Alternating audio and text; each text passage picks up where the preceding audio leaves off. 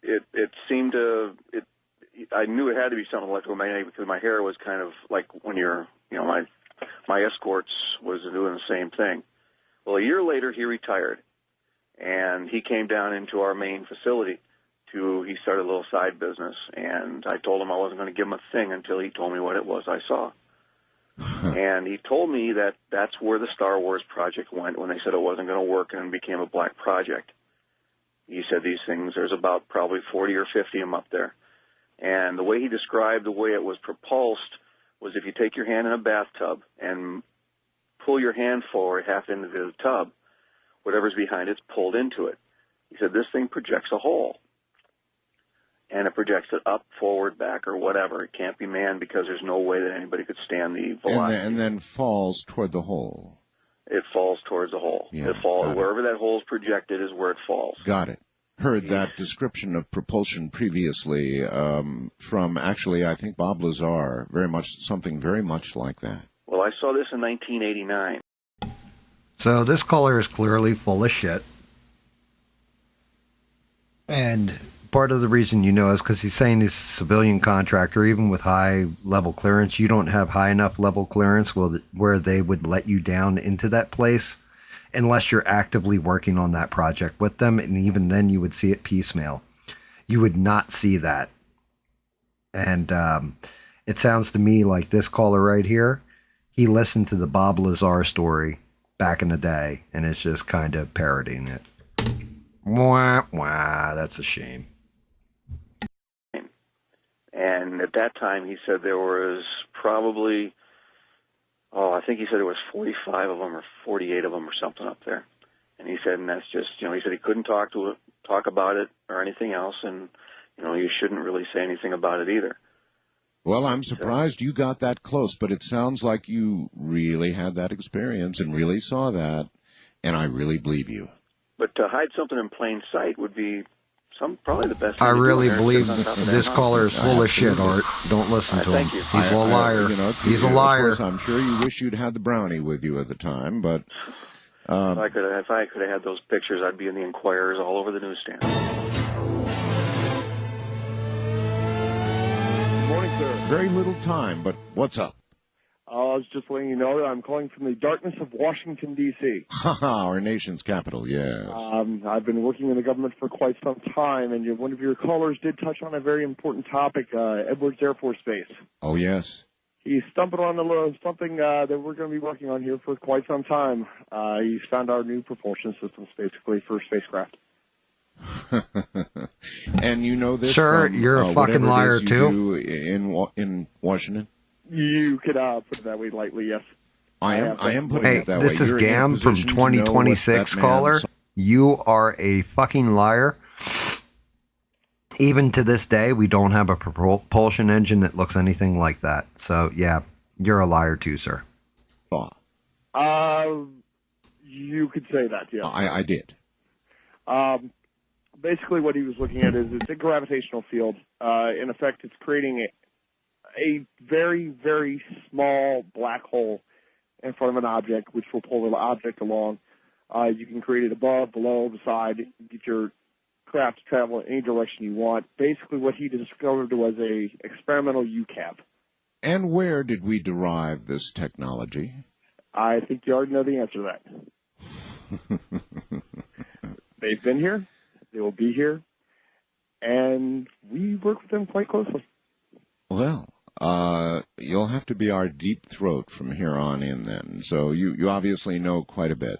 I will definitely check in with you periodically. All right, deep throat, you are hereby dubbed. First time caller line, you're on the air. Hi. Hello, Art. Hello. Hello, my name is Aaron. I'm a police officer in Ohio. Aaron, and a police officer to boot, huh? Yeah. How's policing in how's everything in Ohio? Good so far, but I got a ghost story for you. Oh. About 4 o'clock in the morning one night, I got a call where there was an active burglary. And on my way there, I also hear that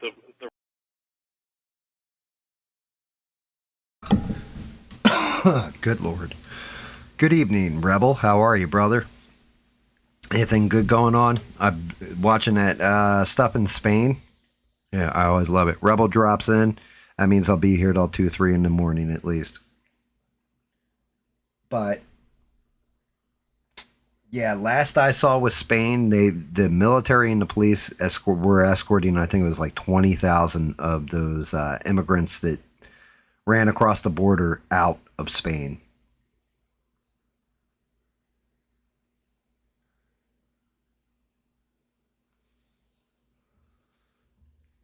Yeah, I've been pissed. That's how I've been pissed, not sleeping well, all that stuff. I told the story like early on, right at the beginning of the stream. I was even late getting here because I sat outside with the outdoor cats watching them eat. I had a pit bull take out one of the kittens yesterday. Like, got a streamed for 12 hours, went shopping for 5, and then finally got home, passed out, and got woken up to my dog going off, and a pit bull was mauling one of the kittens.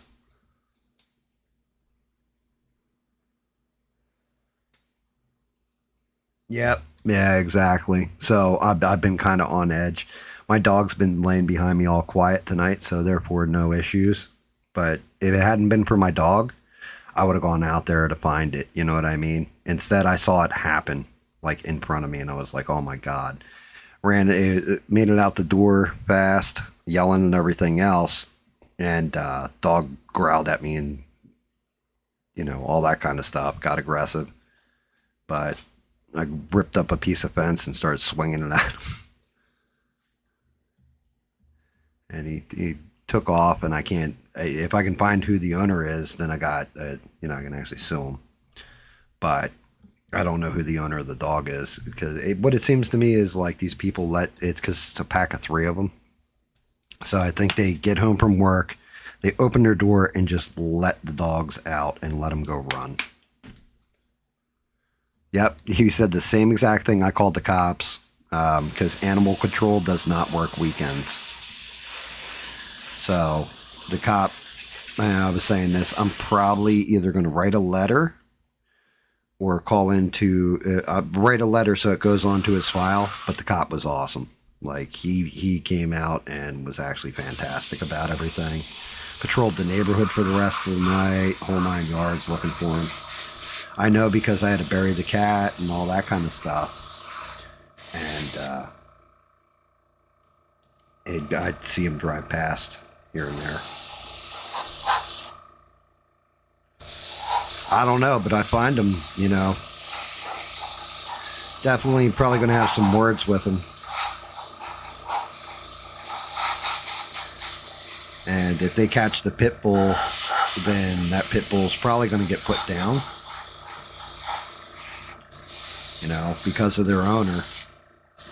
But the moment it aggressed me, now you're dealing with a dangerous animal. You can't control it. You're irresponsible with it. I don't want to see an animal lose its life, but it didn't have any mercy for that little cat. Like, it broke its neck. That's the only good thing I can say, is that it got it quick, like it was over fast. But there was unnecessary loss of life because of somebody's irresponsibility.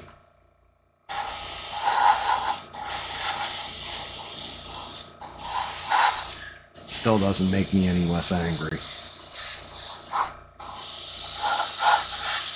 And yeah, it all plays into them cutting down that tree and opening up my property on the corner.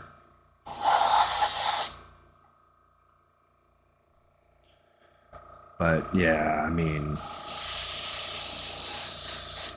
if the person had been walking the dogs off leash and all that and out at the road, at that moment in time, I was so angry that, yeah, I probably would be in jail. We'd be having a different conversation. I'd be like, well, I just got out of the clink and here's what happened.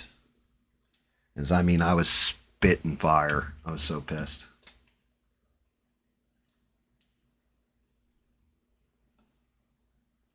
Yeah, poor little guy.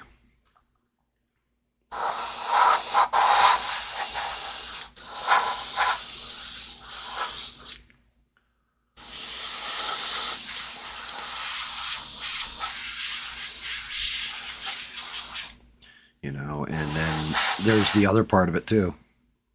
Let's say my wife was walking my dog. I mean, I did see something about that. The In-N-Out shooting. What exactly happened?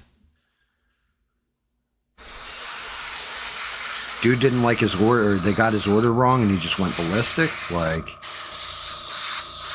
do we know exactly what happened with that? I had seen Idaho. Yeah, it was something with Idaho. Yes.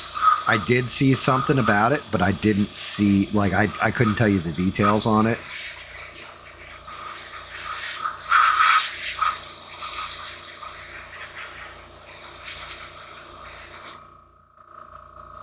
Was it a act of domestic terrorism, or was it just, hey, standard, saw somebody in there I had beef with and decided to open fire and hurt a whole bunch of innocent people?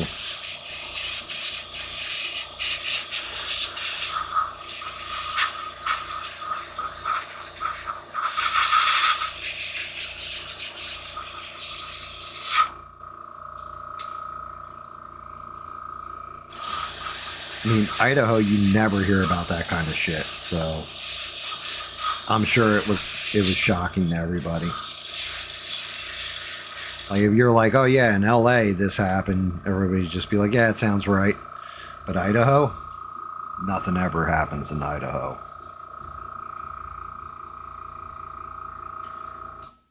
Dude went wild with a long rifle around the drive-thru. He used a long rifle. He didn't use like a pistol. Or a revolver, well, not a revolver. Most people who go on shooting sprees don't use revolvers for a reason. But, not enough shots in them.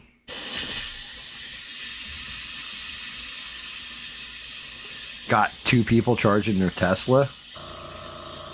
Damn.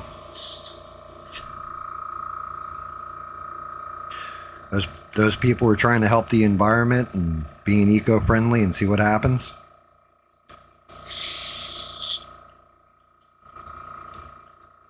An AR, see, like an AR-15 style.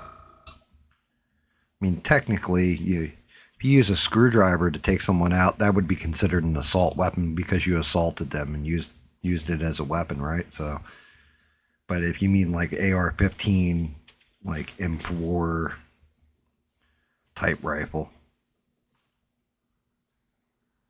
1 In-N-Out employee and 7 others were injured. Yeah, well, I mean, that was going to be my next question. Did they just like take him out, or did they take out the shooter?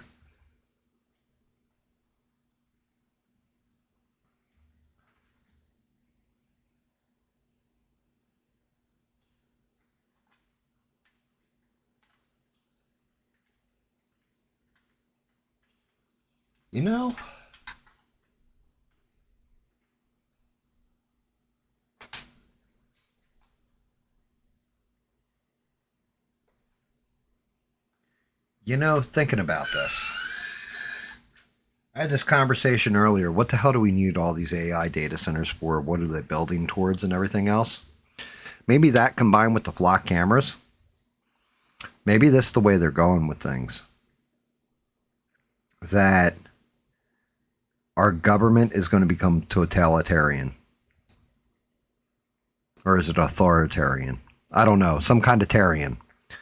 But basically, like, what they're going to end up doing is we're going to end up with RoboCop without the human brain to it. You know what I mean? Where the machines are doing the law.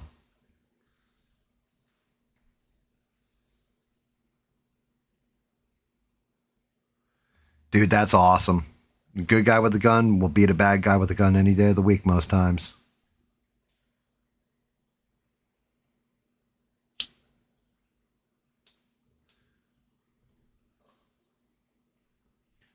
Hopefully that guy gets some kind of medal and recognition. You know what I mean? But yeah, it now, you know what? Because I was trying to figure out, I'm like, what the hell do we need all these AI data centers for? And Stranded kept saying, like, you know, well, they're compiling people and all this. And it's like, yeah, but you can only get so much information. Maybe that's part of it, is to create a police state in America where it's like, okay, so here's where we've gone to. We now have these bots, and they're going to use the AI cameras, you know, like high speed chase or whatever. You know, you get a bot, like an android, that runs out there. Car hits them, destroys the android, no humans hurt, stops the car, things like this, and we know who the suspect is. We're after him this way.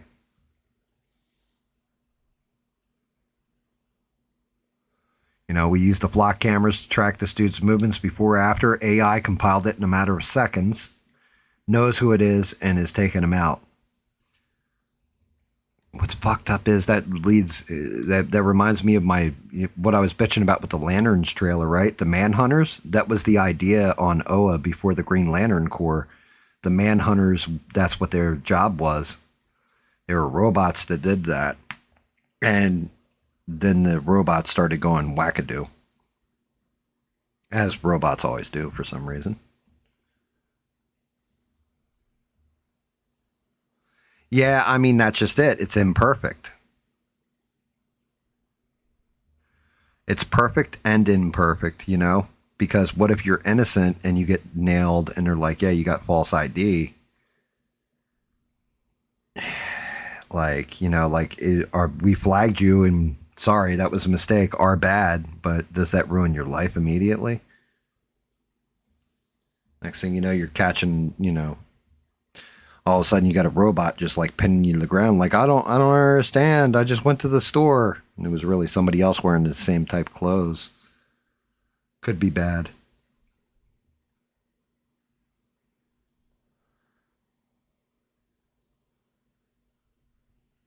I don't trust shit, brother. You're never gonna get me to, say, yeah, this is a good idea. Everything needs human oversight just to make sure that we remain in control of it. Including like 5 different kill switches, you know, at least 20 if you're possible. Including one that EMPs the shit out of everything where it just wipes it. The only problem is, you know, they wouldn't build something that would just wipe all data and everything else. Because it'd be like, no, we have too much money invested in this. Corporate greed would get in the way of protecting the citizenry.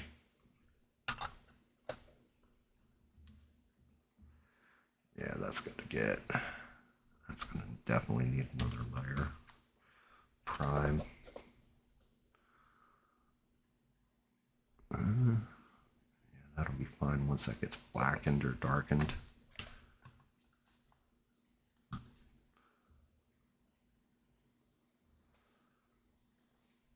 It's a sticky wicket.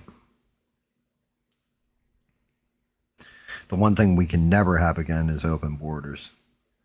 That border's got to stay locked the fuck up. If Spain's any example of what will happen if they open the borders again, we're going to get flooded, and just every man, woman, and children who pays taxes is going to get screwed. Worse than the first time they did that shit.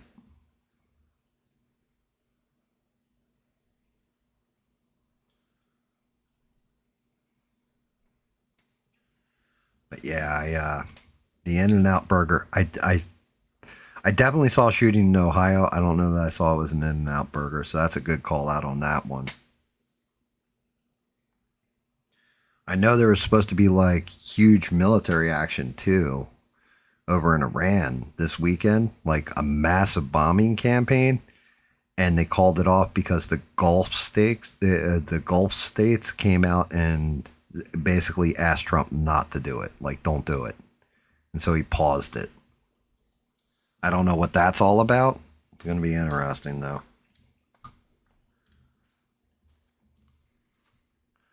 I'm sure there's people somewhere that are real not happy about that pause.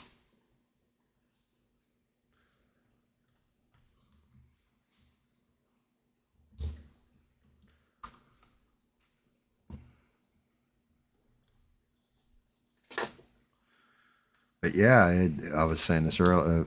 I was just saying this a little bit ago. I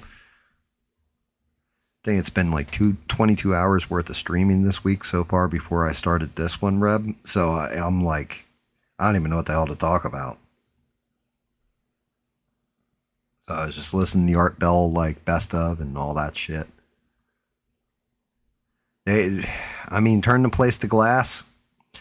That's the only problem is we need the oil. You can't just nuke it. You can't turn it to glass, unfortunately.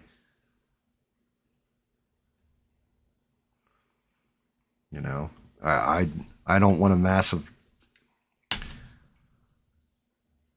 The other thing, one of the reasons they'll never just nuke everything over there, not unless they do it to themselves, is because of all the holy sites. Because you couldn't just nuke one faction, you would have to nuke everything at that point. Because any little faction that popped back up would be worse than the faction you were trying to take out originally. And they would all be united now under a single voice of, we need revenge for all our holiness being destroyed. Like I said, I think if you took religion out of the world, it might be a better place. Everybody, it seems more people have been killed in the name of God than anything else to me. Whichever God they worship, too. It's not just one faction. One faction is definitely a lot more, how should we say, savage than the other. And I'll let you guys all decide which faction you think is proper, but, you know, I have my own opinions on that. I just, I don't know. Just talk about your feelings. Do I seem like a Bob's favorite slur for homosexual men? Do I seem like that to you, Reb? I thought we were friends, buddy. How dare you? I said, how dare you, sir?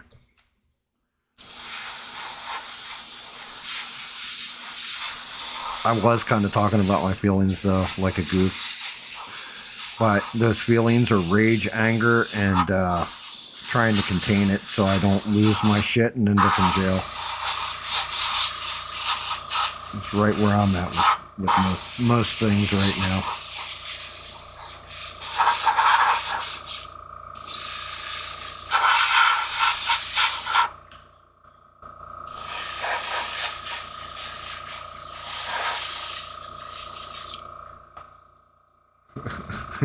Rebel's laughing his ass off. I bet you're in like your workshop or something just laughing hard right now.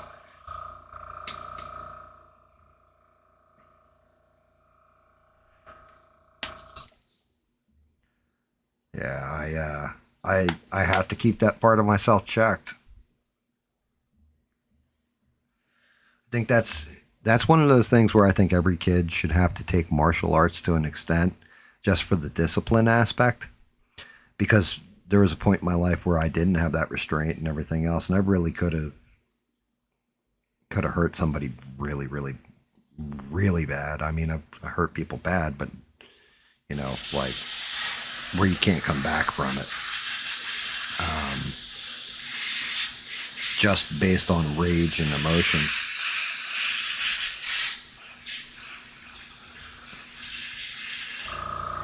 So I don't know. I've learned to check it, and I don't like it when it even starts peeking its head up a little bit, you know? I don't like being in that mindset. I don't like being destructive anymore. It's just not who I am anymore. I've grown. I've evolved past it.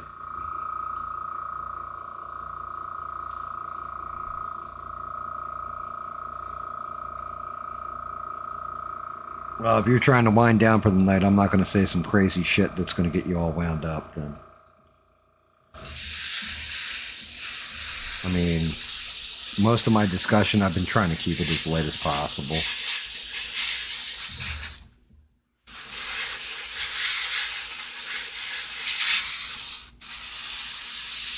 You know, outside the tragedy that happened to that poor kit, and I've definitely just tried to keep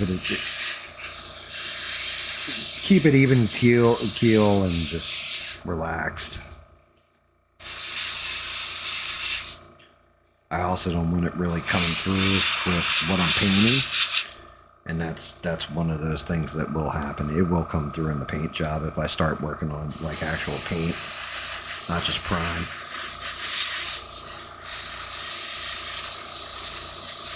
It'll 100% come through in the paint job every time. I still look at Shazam, and I was not in a good mindset when I did the base for it. And Shazam is like perfectly awesome, and then you look at the base, and it's like, oh, not my favorite. I mean, yes, there's only one way to Valhalla. I agree with you.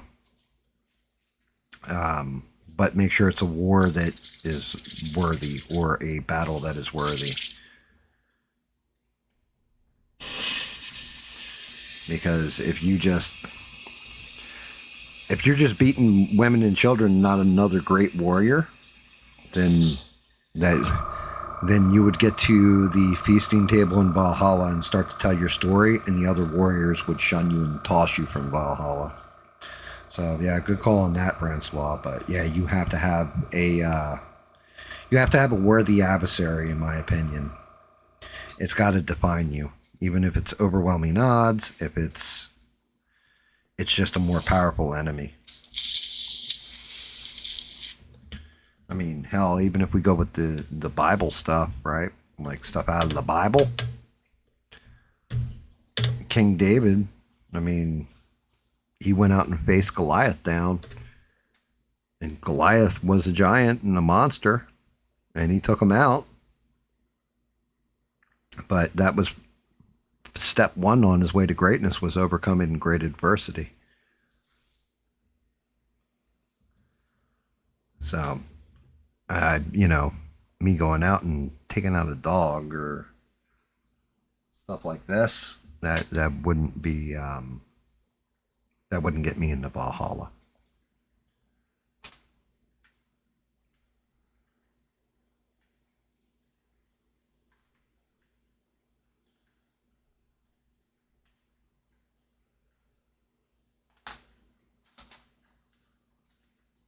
By the way, Rebel, are you a gun enthusiast by chance?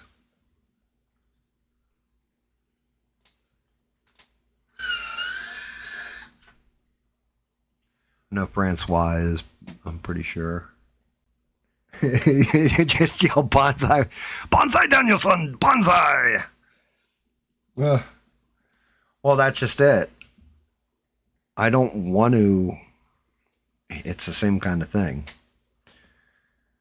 I don't think I've ever beat somebody up who was backing down from me. You know what I mean? I've never beat a person up. I wouldn't do it to an animal either. If they're cowering from you, and maybe the Sun Tzu coming through in me, but anytime your enemy is in retreat, you build them a golden bridge to get out. You know? Actually, it's one of my favorite things in One Piece, too.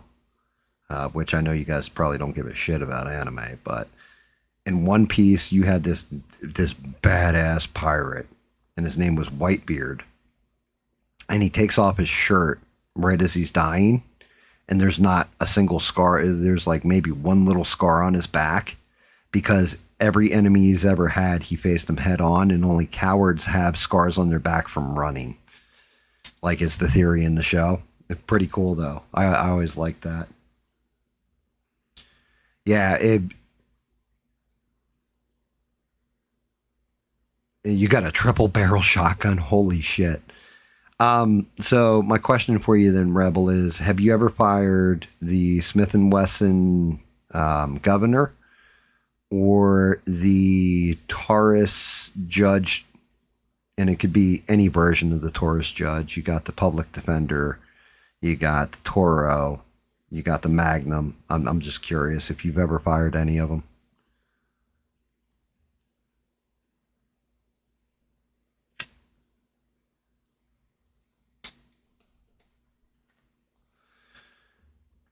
Yeah, well, I mean, cowards will run. They may live to fight another day in some cases, but yeah, I don't know. I've always let any enemy that was in major retreat, unless they've done something so egregious that, you know, they don't, again, I've said this before, some men need killing. If they've tripped a line like some men need killing, that's a different story. But if you're just like brawling it out with somebody and they throw their hands up and they start to, you know, oh, I don't want no more, bro, and you've clearly whooped the shit out of them, just let them go. You have the judge and the governor. Which one do you prefer and why?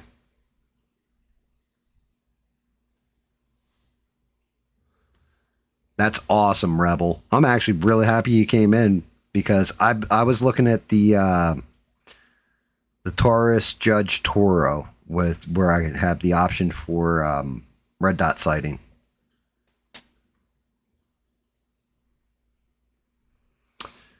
Complete. The only problem is, I would agree if you're extinguishing evil, right? But you have to be careful not to become the monster, Francois. You have to keep that party like.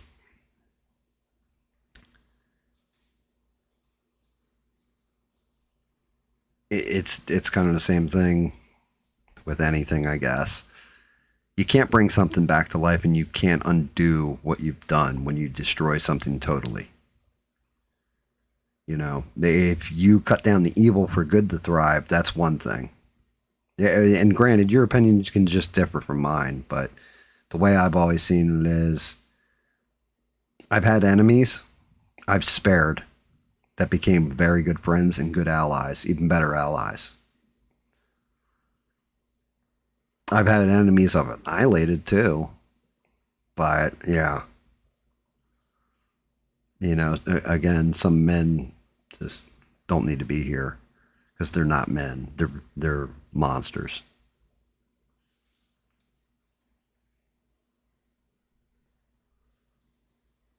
Yes, well, the judge and the governor both take 410 shells, and I think it's the governor.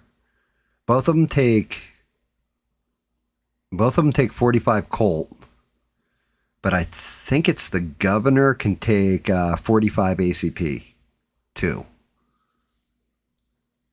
I think the governor takes 3 different type, and the judge only takes 2 different type. And if I remember correct, the judge is a 5-shot, and the governor is a 6-shooter.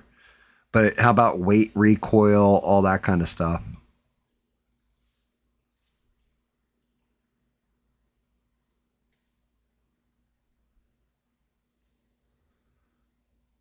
You know, like how's the weight? How's like when you fire is basically, is it like firing a sawed-off shotgun when you go to the shell, or because it's a lower grain?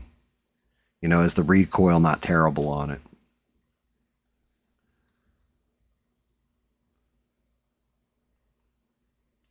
Because I think the governor, I was looking at them, they run right around 900. The judge, I can get as low as, I think it was like 350. I don't want the public defender version, though. I don't want conceal. It's definitely something for, I can grab it and go. You know what I mean?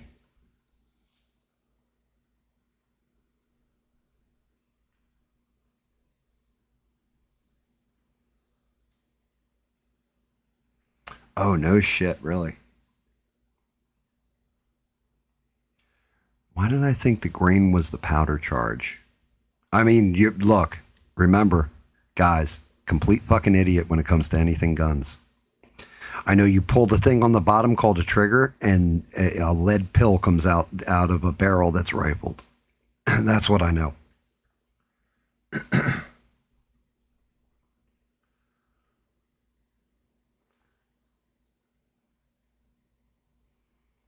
You need or 45, I believe, or 38. I think it converts down to 38. I think I did read something like that. Like, I'm researching it, you know what I mean? Because I'm looking at, I've been leaning towards the Judge Toro with the 3-inch barrel, It seems like it would have just enough accuracy.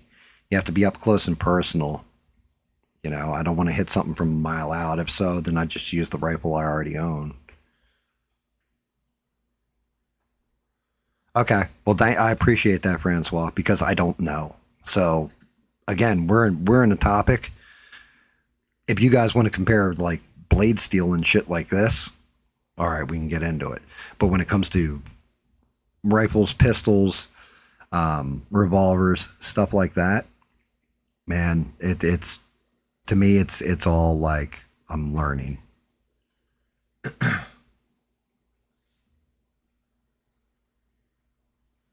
Like I get the mechanics behind each of them, but when it comes to ammunition in particular, I have no idea.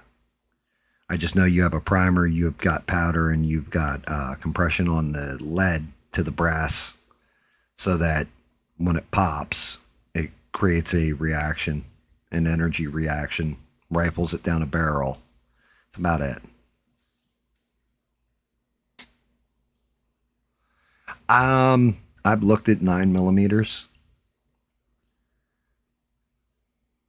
I like 9mm. I fired my 9mm before. I fired a 38 before, because I'm not real good with handguns. But like Rebel was saying, my big thing why I keep going leaning towards the judge or the governor is because it can take those shotgun shells as well as just regular standard 45 or 45 Colt rather. But yeah, like 9mm, less recoil is better. I agree. I mean, I've shot shotguns. I've shot fucking rifles. But handguns, I was never big on, because when it came to personal defense and somebody getting that close to you, it's always been a blade for me. I've had guys that went to pull a gun and, yeah, they found out that the blade's quicker. Plus, no reload necessary, no carrying ammo, none of that. You just got to close range fast with a blade. And know where you're going to hit with it, too. But, you know, there's, again, fighting men and fighting animals, two different things. Blade, you can zone somebody in, get them where they don't draw, as long as you get them first, and you're quick, and not cut them, and just scare the shit out of them where they'll never draw. With a gun, once you pull that sucker out, the way we've already said it, if you point it at somebody, you better be willing to shoot them, you know?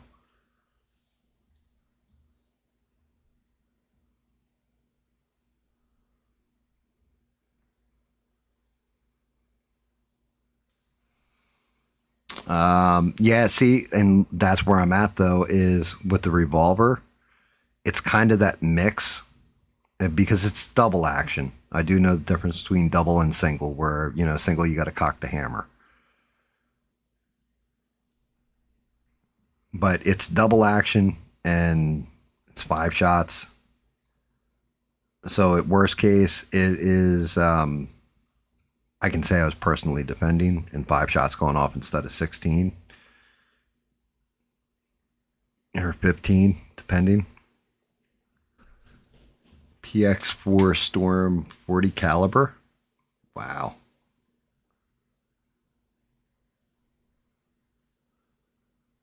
No kidding.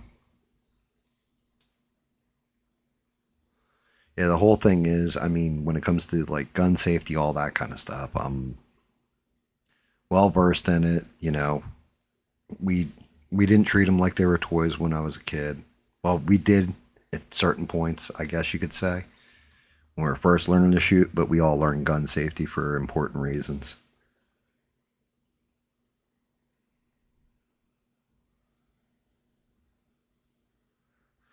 Nothing worse than seeing somebody like pick up, even if the gun's unloaded, and playing around with it. and like having their finger on the trigger and using it to point at things and shit. You're like, what the fuck are you doing? 410 isn't fun to shoot from a handgun. I like the judge and the governor, and there's a place for those. 9 mil as well as many others have a pellet shot for like snakes and stuff. Would definitely get. No, every pistol will go in and out the dog, and I won't likely die for several minutes. You should plan 3 to 5 pistol rounds to get a doggo.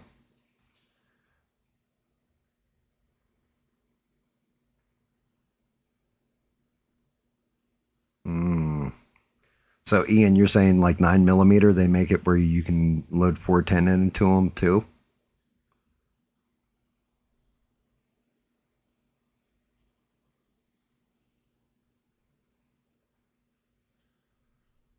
Wow.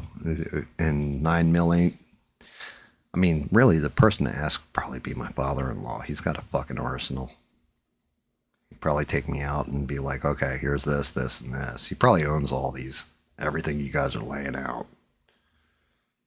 He's like major gun enthusiast.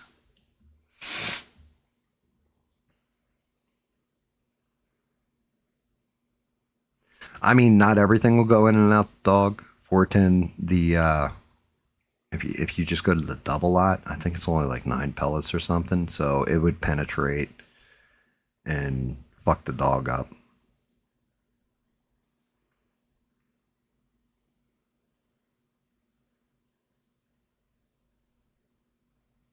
And it's a special round. I mean, my mother passes away. I know I get her 38. She's got a 38 snub and hollow points and everything for that. Maybe I'll just see if I can't get that off her sooner. That may be a way to go too. It's just, like I said, I'm not a gun guy.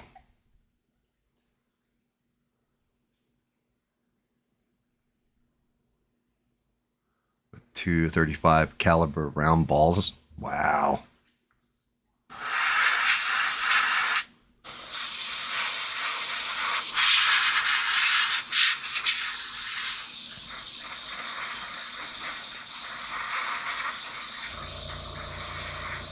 I mean, the problem in where I was looking at like shotguns, because, you know, the wife has always wanted like a Benelli, she's always told me.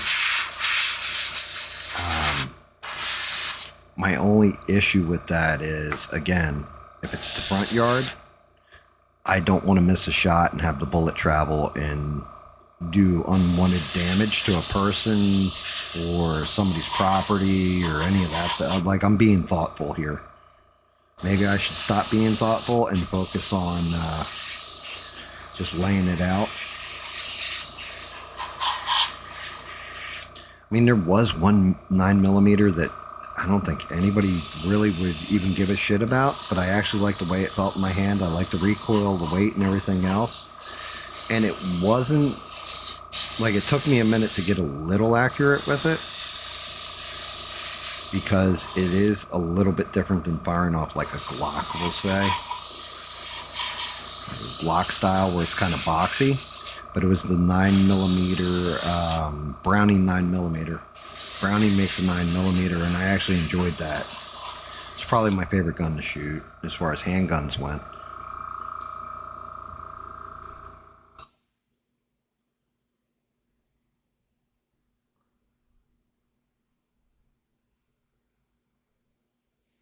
Yeah, I agree, Francois. I think you're right. So you may be right as well. That, but when I got out of the house, that thing, I got it in a freeze position because it's growling at me. So, and like snarling, like getting ready to attack me before I lost my shit and my voice went off. Which is always one of those things that crack me up when people say, but you're yelling or whatever. Like, you guys haven't heard me yell.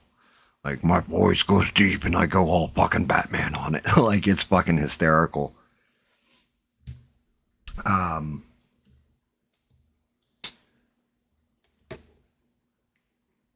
Oh, Yeah. I know what a flechetta is. Flechetta is how I always said it.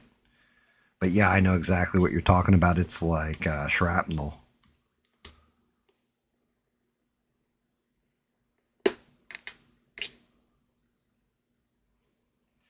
Yeah, I mean, he meant allegedly. He meant allegedly. If it's illegal, then he meant allegedly. And maybe he was at a range where they specialize in that. Same way it's illegal to have a submachine gun that actually, but you know, gun ranges have them. So technically, we'll put that in a gray area.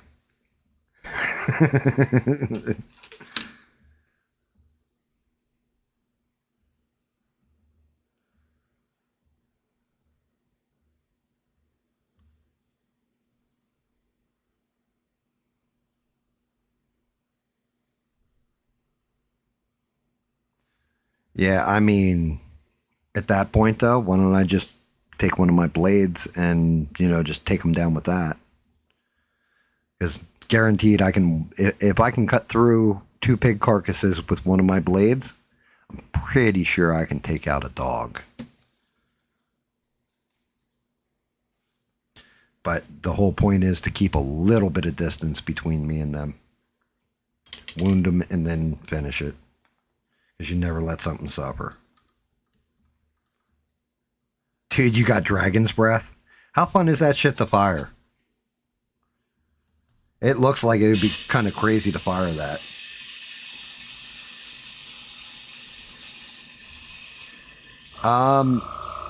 By state, so remember, state federal law, an actual, let's put this in a different term then. You can own a machine gun if it's semi-auto. If you transfer it over to full auto, it is fully illegal. Yeah, that's completely against federal law and guideline. You go to jail for, you can go to jail for that. As a matter of fact, people go to jail for sawing down shotguns. People go to jail for modifying Glocks, making them like automatic machine pistols. Can't do it. That's a hard no. You get caught with it, you're done.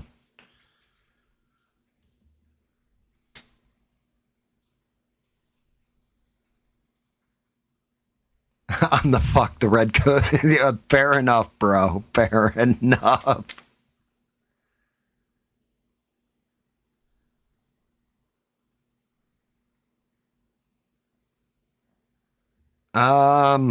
Yeah, again, I mean, what state? Because I don't know of a state, like even South Carolina is pretty damn good with their gun laws. You can't own an automatic weapon here.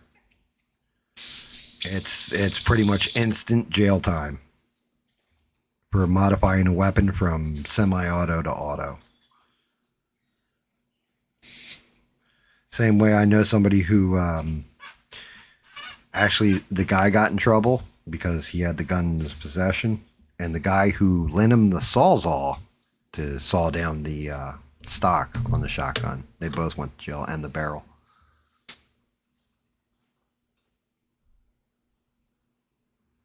I'd have to look into the law. Like I said, upstanding, like out and out. I'm an upstanding citizen. I'm a law-abiding citizen who just wants privacy and peace. That's it.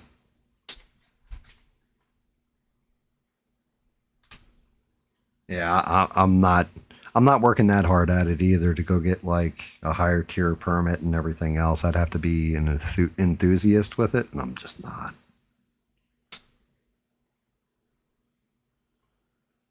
Which fortunately I got, I've got Rogue, I've got, well, it looks like I got Rebel, and I got Ian and you, where I can bounce these questions off you guys, and find out.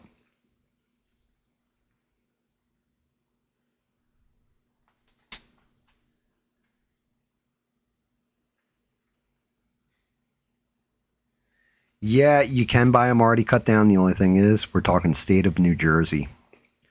You want to look at some dog shit gun laws? Go look at state of New Jersey. State of New Jersey, it's half castle doctrine. If you're on the second floor of your house, you have a gun, somebody breaks in, they're coming into your bedroom to get you, and you shoot them, they will throw cuffs on you, and then you're going to have to answer for it. And the reason being is because half castle doctrine, there was a window in your bedroom, and you could jump out that window and escape. You didn't have to shoot somebody. So it's crazy. South Kakalaki, like I said, a lot different, but learning the laws and stuff, that's one of those things. Got to know the laws, where you're at. I mean, that's honestly not a problem. That part of it right there, the price tag.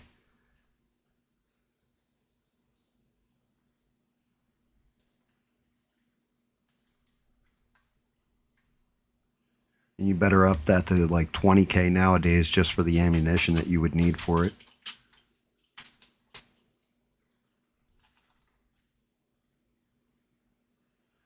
I can't remember which comedian it was that used to do a joke about gun control, and they're like, all you do is you just legalize every gun and make the bullets like $100 a piece, you know? And that's kind of what they're doing. Still doesn't matter. They won't, unless you're going to claim you're a sovereign citizen. Law's the law. It's what they got on the books, and they will enforce it and lock you up. And there's more of them than there are of you. And because you'd have to find enough like-minded people to lead that revolution against tyranny.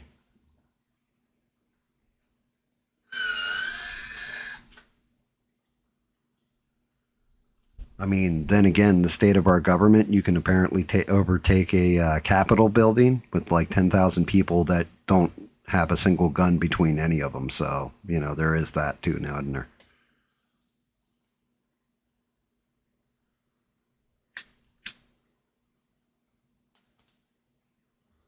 Yeah. Yeah, it's all fun and games until you're in the cell shitting in front of other men, you know. That's no fun. Yeah, again, you would have to find a constitutional lawyer, argue it out in front of a Supreme Court that goes either way nowadays. So, good luck. But I wouldn't want just the legal costs on that case. You're talking millions for all the filings and everything.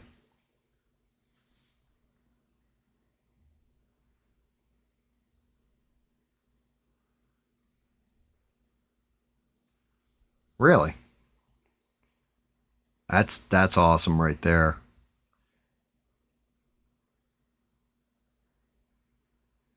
That's awesome, Reb.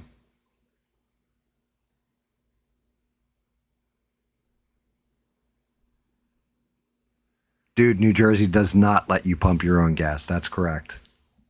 The first time we're driving down to South Carolina, me and the wife, I pull into the gas station because I was driving, and I'm sitting there in the car, and she's like, "What are you doing?" I'm like, "I'm waiting for the fucker to come out and pump my gas." Why? And she's looking at me, and she's like, "You got to pump your own gas." I'm like, "I'm not allowed to. It's illegal." She's like, "That's New Jersey, you fucking idiot." I'm like, "Oh, well, I don't know how to pump gas. Is it easy?" And she's just like, "Oh yeah, just pop it in, squeeze the fucking handle, put in how much you want, and let's go." Like, oh, okay. Dude, if they throw a $2 million bail on you, that's $200,000 because 10% you would have to post. I wouldn't, even $200,000, unless you got that as like fucking pocket change. Like I said, some stuff you're going to fuck around and find out. Just, so the big thing, here's the hurdle with our legal system. Innocent until proven guilty. Yes. 1,000% accurate. Debating stuff, all that in a courtroom and finding precedent in law, accurate. The cost legally and the processes you have to go through, the legal loopholes and the paperwork that has to get filed and everything else, that's the punishment. The process is the punishment. You can be found innocent of something and have to come out of pocket $10 million to get there. And if you don't have the money, you're screwed.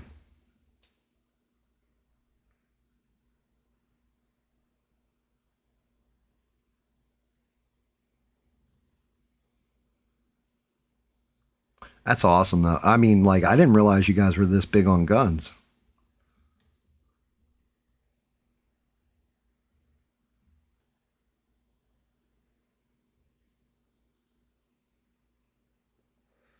Like one of my favorite things that I hear from people, because like I said, I know blades not guns, is when somebody says, "Oh, I bought an actual Damascus sword," and I'm just like, "How much did you pay for it?" It was like $300, and I'm like, "Dude, it's not a Damascus sword." They're like, "Yes, it is. Look at the patterning and all this other stuff." I'm like, "No, true Damascus is a certain type of steel that doesn't exist anymore. They mined it out." Back in the day, if you're not paying tens of thousands, it's probably not real.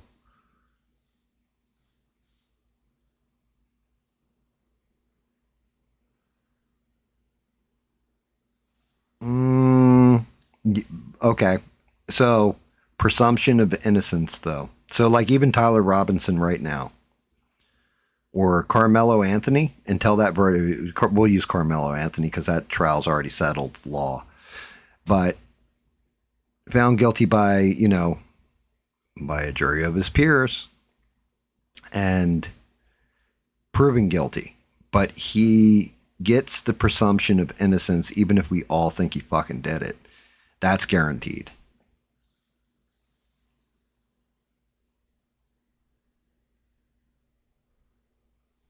But yeah, everybody can think you're fucking guilty. You still have the right to the presumption of innocence until proven.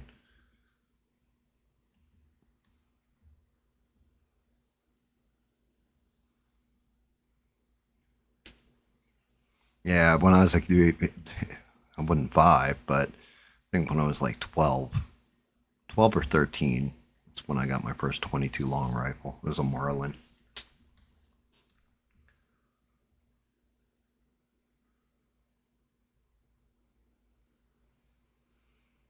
You can walk around free until trial. Carmelo Anthony wasn't, I don't think he was in jail until his trial. I think he posted bail and he was walking around free. I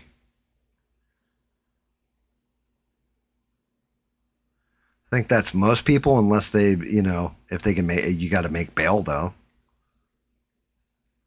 which means putting down money again. That's the whole thing with the legal system. It's all about money.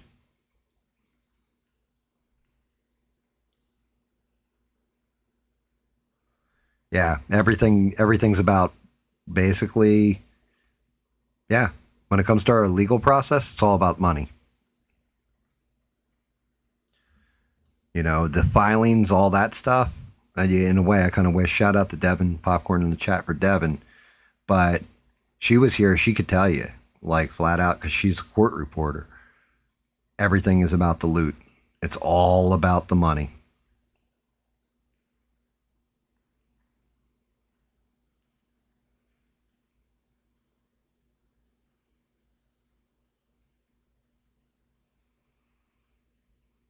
Well, that's just it. You are still presumed innocent. Your bail is paid out, and then if you're found innocent or guilty, you get that bail money back. But basically, what you're doing is buying your freedom for a minute. I mean, it's still presumption of innocence. I've got to presume everything going on, like I said, with Charlie Kirk's shooter right now, that we got to look at it like he didn't do it until they can prove beyond a reasonable doubt that he did do it, especially in his case, because that's a death penalty.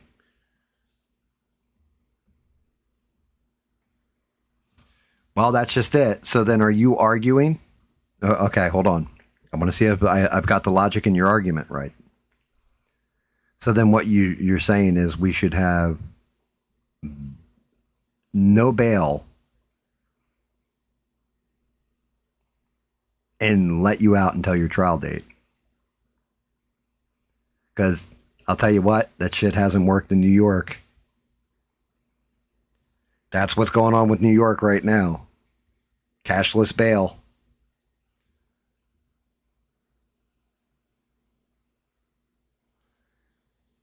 Yeah, well, a good call on that one too, Rebel. But innocent people usually don't say, yeah, I fucking did it. Usually, then you're presumed guilty at that point because it's self-admission of guilt.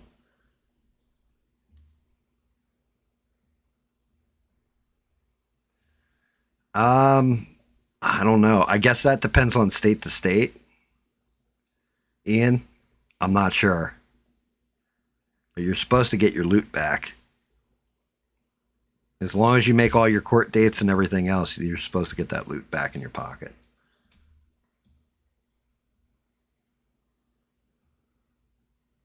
And yes, presumption in innocence means treated as innocent.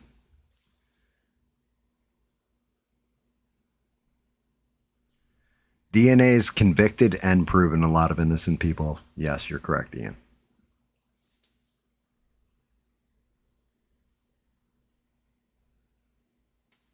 Well, yeah, in some cases, you get what's known as ORO, on released on own recognizance. ROR, released on own recognizance, something like that, where they won't even set bail for you. That's pretty much your true presumption of innocence, or there's not enough evidence where they believe they can get a conviction out of you.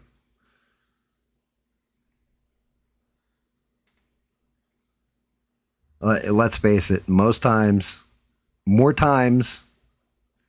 than not, if they're grabbing your ass and they're taking you to jail for like a murder, then they're pretty damn sure you did it, and they have some kind of chain of evidence to kind of prove you did it. You know what I mean? There's something there where they're even going to bring you to justice like that.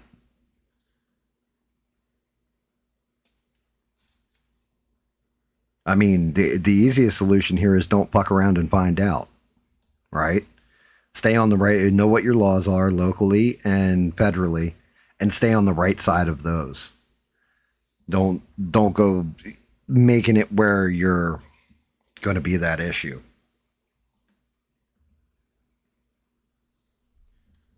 They do illegally, that's exactly what I said, but more times than not, it's actually somebody guilty that they're taking in.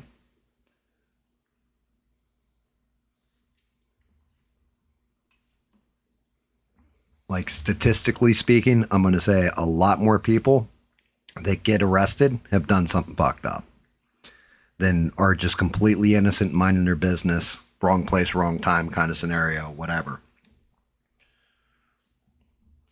You know, you got to figure, even if we go back to the Charlie Kirk thing, how many people did they took what? At least 2 people into custody that had nothing to do with it as people of interest.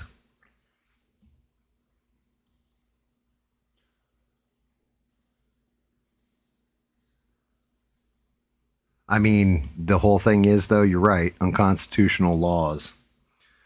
The only problem is you've got to get that fight before the Supreme Court to have them ruled unconstitutional. Again, it all comes down to money. Guilty by association, yes, has screwed a lot of people, but it also depends on the severity of the crime. You know what I mean? Like if somebody goes into a store, shoplifts, gets arrested, and you're hanging out with them, you didn't know they were shoplifting, you get nailed because guilt by association. It's one thing. A guy goes and is going to, go shoot up a high school, and his parents know about it and did nothing. Could you have prevented that as a parent? You could have. So in a way, you're not getting screwed, in my opinion, in that case.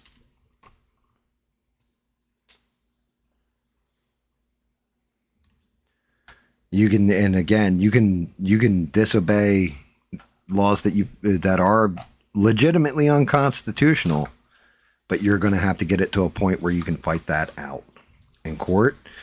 or make sure you have studied the law well enough, which I haven't. I'm not a lawyer, but studied, especially not a constitutional one, studied the law in whatever case you're looking at deep and hard enough that you can, it already has precedent set by the Supreme Court. That'll keep you out of the fire.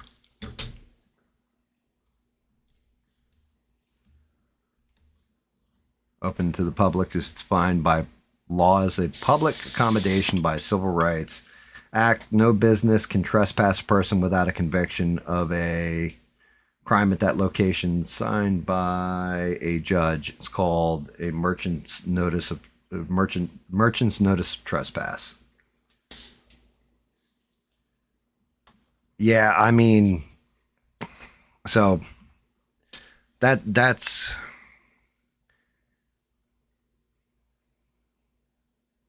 okay. So let's go into that. Let's look at what you just talked about. If a store, just because they are a public accommodation, a store has rules.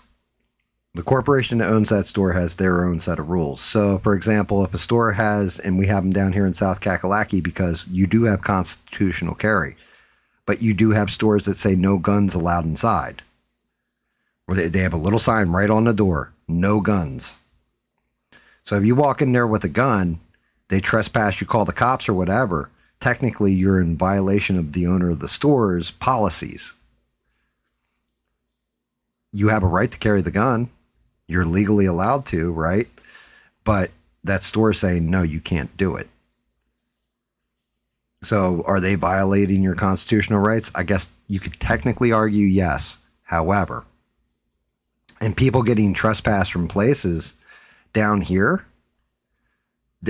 there's vagrants that, they're transient homeless people, and they'll go into a store and stay in there for like 8 hours, just stinking the place up, harassing customers for money, stuff like this. It's not like they're going in there and just chilling out. So that's a sticky wicket in and of itself, because it's also civil.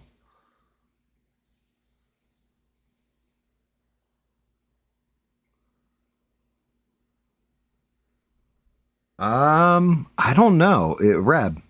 Those are the big headlines, but my question, and I agree with you. You know what I mean? Now I'm thinking about bigger headlines, because technically, well, no, Carmelo Anthony's parents didn't know what the fuck he was going to do. Actually, they probably didn't give a shit. And you can tell that as long as they were making money, in my personal opinion, I think as long as they were making as much money as they could, they didn't care what he fucking did. But those are the bigger news stories. I don't know about the little news stories. I'm not sure. But yeah, I mean, as far as I know, the bigger news stories, I think you're correct in that.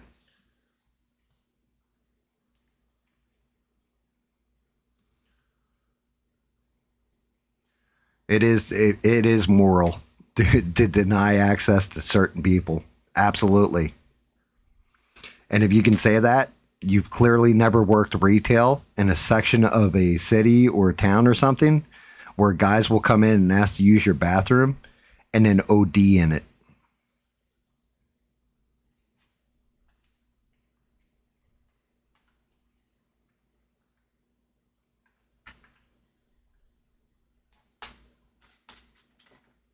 The part of the problem is, again, it goes to, I think there was a contract with everybody at one point in time where people had moral decency when it came to public and being in public spaces.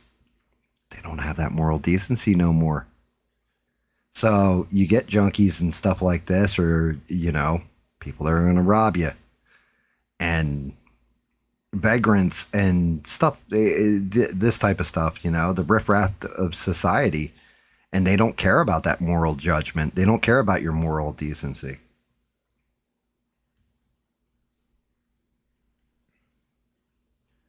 No, I don't think. As a matter of fact, if you want to know the truth about that one, the grocery store that you just said where somebody smells bad or whatever, no. I don't. I don't think they should deny them stuff. What I'm saying is a transient. For some reason, I have this weird feeling you've never been somewhere where there's a lot of crime. A lot of crime. You might feel a little different.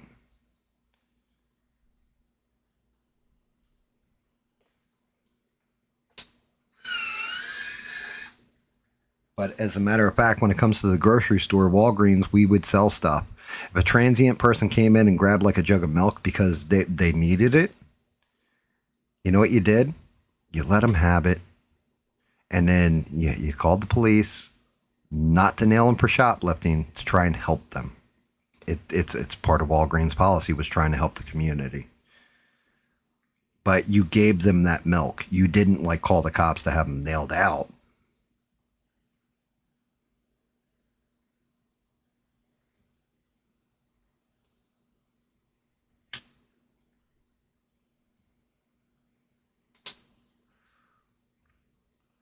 Yes, you're correct on that too, Ian. 1,000%.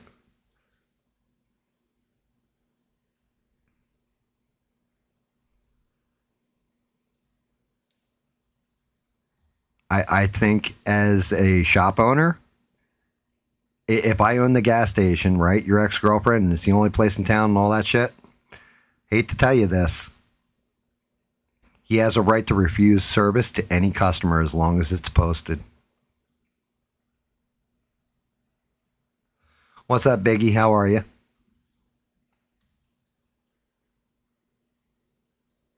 Uncle Sam may want the taxes from that, but it doesn't matter. You're still talking about a business. You can refuse service to anybody. Anyone you want. If you didn't want to sell to somebody, somebody came into your store, made a huge scene or whatever, you could literally throw them out and say, yeah, I'm sorry. You were in here, you did this, this, and this. I'm not helping you. You need to go. So yeah, unfortunately, that's the way it does work. I always remember the raid, Biggie, and I always remember you being here because you've been here for every damn stream ever since, and I appreciate you for that one, brother.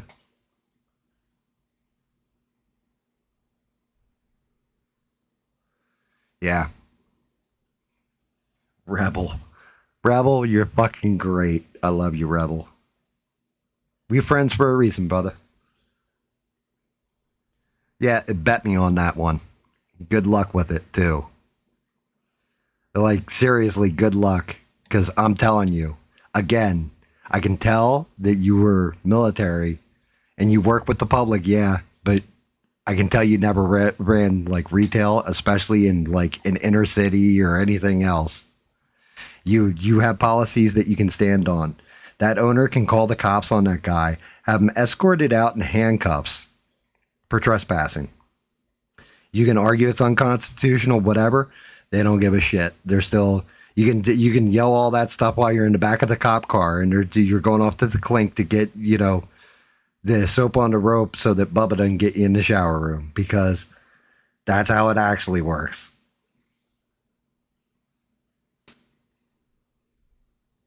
Well, that's awesome. I mean, that's great. I mean, how much did it cost you for that legal fight? Because I'm not willing to drop that money. It's simple. Somebody doesn't want me somewhere, I'm not going.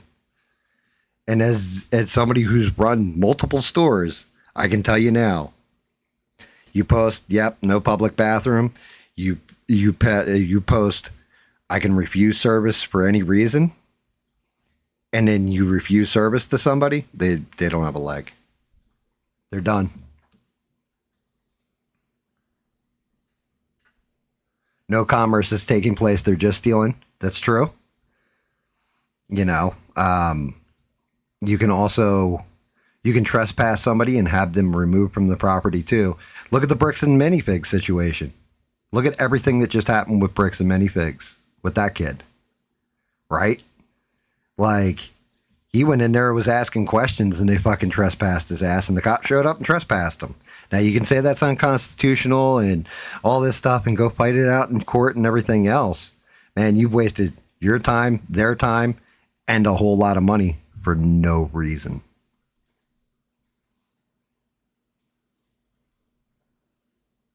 Again, like I said, you can stand on that belief and you're more than entitled to it. I'm just telling you. In Philadelphia, $20 is $20. And trust me, they'll just grab you. Sir, you need to leave the premises now. Okay, now you're resisting an order from a peace officer. Now this, now that. And it's just going to stack on you and they will drag you out. And in South Carolina, they'll drag you out and turn off the body cams. I'm just going to tell you that for free. In the inner city, you might just get shot.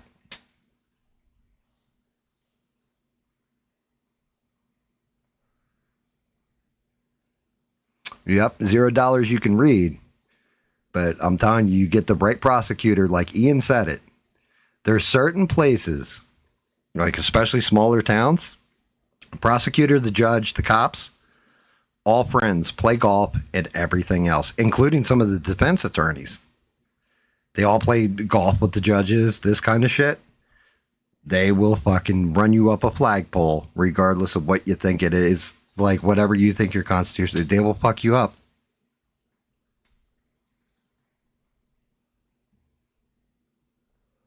And if it was the Wild West and somebody came into your saloon, you didn't want them in there, you just shot them. You didn't kick them out of the bar, you just had them shot. Because that's the Wild West. But yeah, you can refuse service to anybody.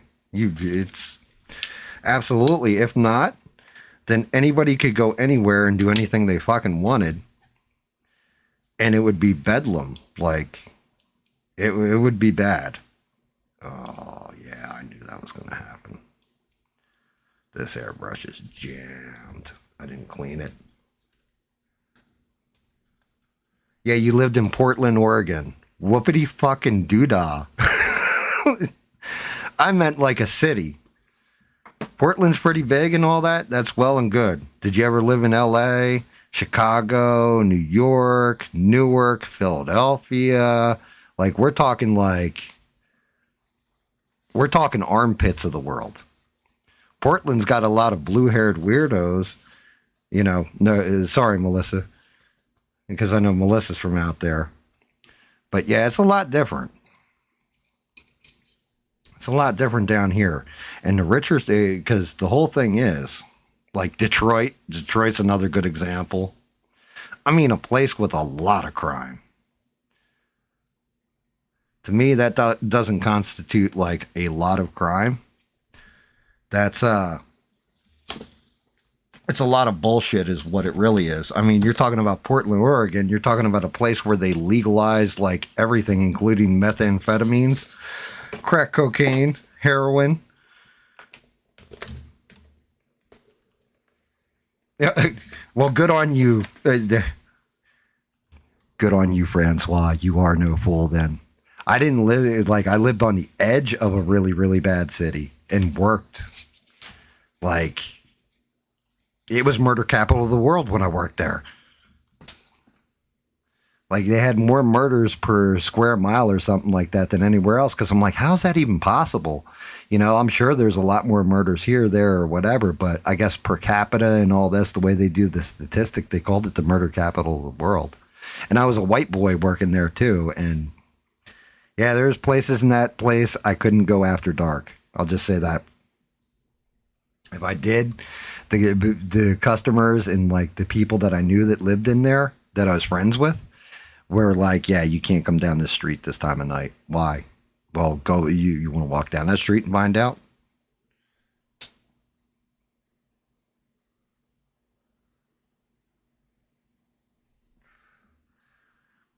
Part of the problem here is you're assuming they won't figure a way of making it a crime either. They will figure out how to make that criminal. You know, you get a rotten enough cop, and I support law enforcement, but you get a bad enough cop that really has a hard on for you, they can hit you with anything. Now, I'm not saying that's correct or that's right. I'm just saying that is actually a thing.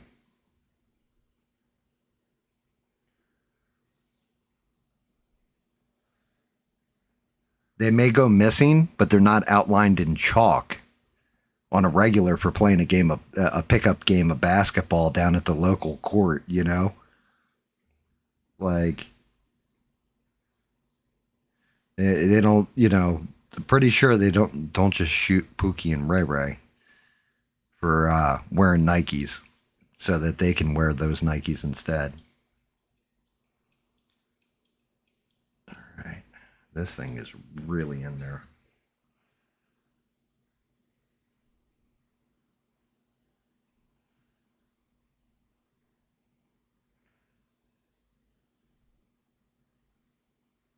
Good news on this gun is the needle's at least sharp.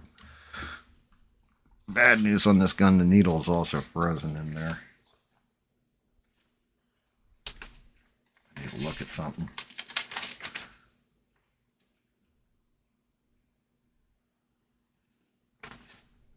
No. Of course not. No breakdown.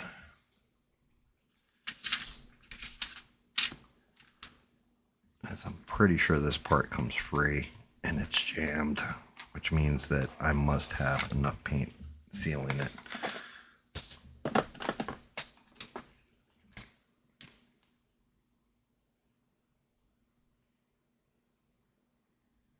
Because I know my cup's attached.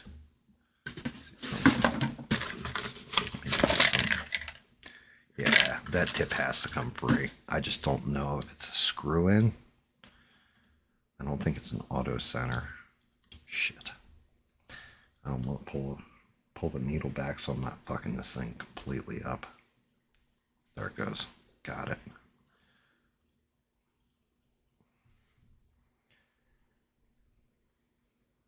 See what's going on. Oh yeah, that's what's going on.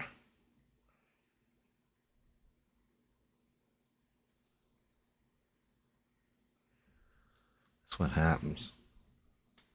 Start jaw jacking. We get late, and then, you know, I'm like, I'll clean my airbrush later, and never clean the fucking thing. 100% my fault. Then it gets all funkified, and I'm like, all right, I need to use my airbrush. Why isn't this thing working? Well, because, retard, you didn't take the time to clean it after you're done using it. It's more like deliverance kind of thing.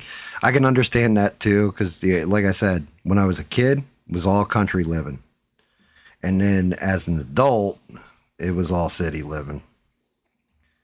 And I ended up back out in the country. And even though I get shit that pisses me off, like, you know, pit bulls killing kittens and goofballs fucking firing off, you know, like rifles right out my damn backyard and stuff like that. Instead of going to the range or going off into their own property, I'll take it 1,000% of the time over the shit I saw while I was on the edge of a city. That shit's fucking just astoundingly bad, and plus, you know, no place to hide the bodies. You gotta know somebody in waste management to hide the body. Like where I live, it was funny. When I first bought my house, because I worked graveyard shifts, I would get police officers from the one town that would come in every night. And because it's right on the edge of a tourist trap, it is mainly drunks they were nailing out. Like people drunk drive and shit like this. They come in, spend the last like anywhere from half hour to 15 minutes of their shift in my store, just hanging out, bullshitting with us and everything else. And I told them I'm moving here, and they're like, oh, you're moving out to the Wild West. I was like, really? And they're like, yeah, it's like the Wild West out there. They're like, if you have to call 911, then you're already dead. I'm like, really? They're like, yeah. As a matter of fact, out that way, if somebody really gives you an issue, just take them out and then call the police. Just make sure that they have at least like part of them, like they were trying to break in before you shoot them. I'm like, really? And so far, It's been kind of accurate advice. It is kind of like the Wild West out here. And I love it.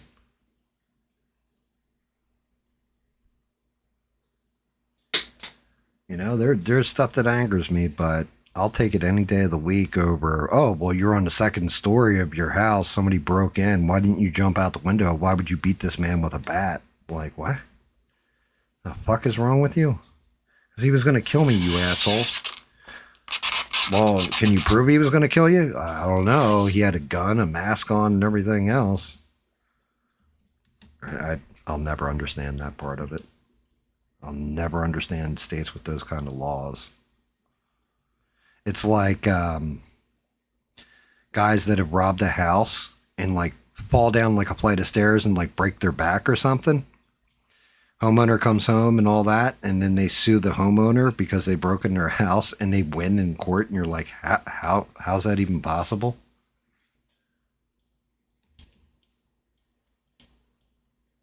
Like, how is this even a thing? And like when I was running GameStop, there was a policy. Actually, most stores have this policy. You are not allowed to chase somebody. Like, say somebody comes into your store, grab like, I don't know, an Xbox controller off the wall and then runs out of the store. You're not allowed to chase them out of the parking lot. Like, you're not allowed to cross the threshold of your store to chase a person. And the reason, and that's your policy. Like, if you did, say you caught the person out in the parking lot, beat the ever-loving teetotal shit out of them, or just held them there. We'll say you did it gentle. You tackled the guy, you hold him there, cops show up, arrest them, all that for stealing. You would get fired. And the reason why is because I think it was Philadelphia. Like not like in the city, like major part of the, well, it was major part of the city, but you know, one of the little sub stores in shopping center. A guy and his assistant manager, a store manager, assistant manager, had a guy that they knew was like casing them and stole, I think, like 3 or 4 accessories, controllers, whatever it was, off the wall.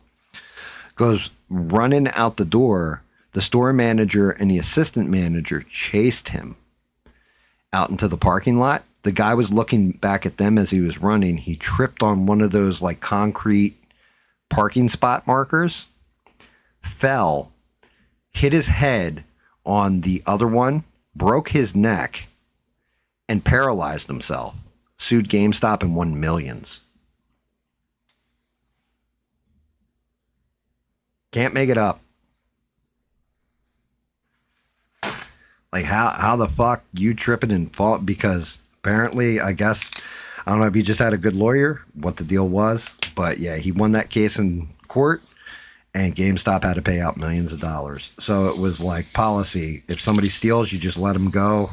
Get like a tag number from the window, call the cops, blah, blah, blah, blah, blah, file the police report, everything else. There's a whole policy procedure behind it.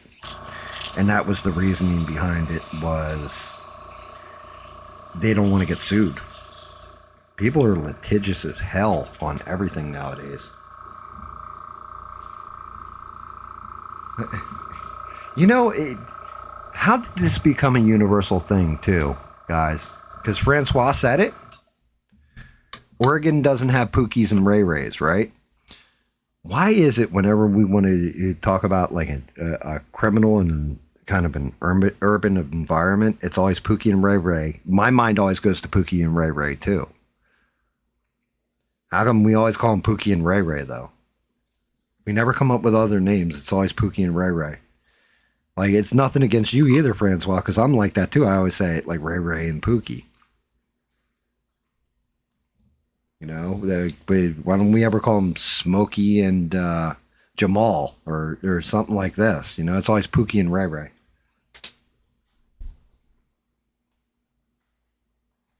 Just an odd, interesting observation there, guys.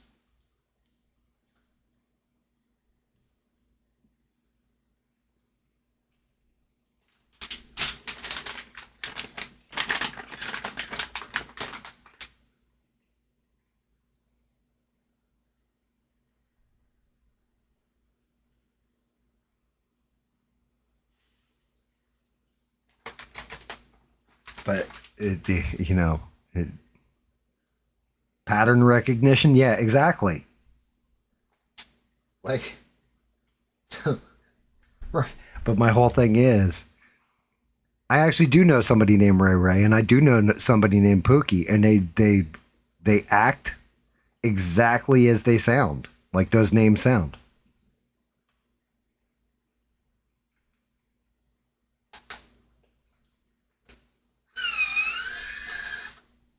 I'm just saying, like, it's funny. You know what? I think I know why Pookie sticks so much.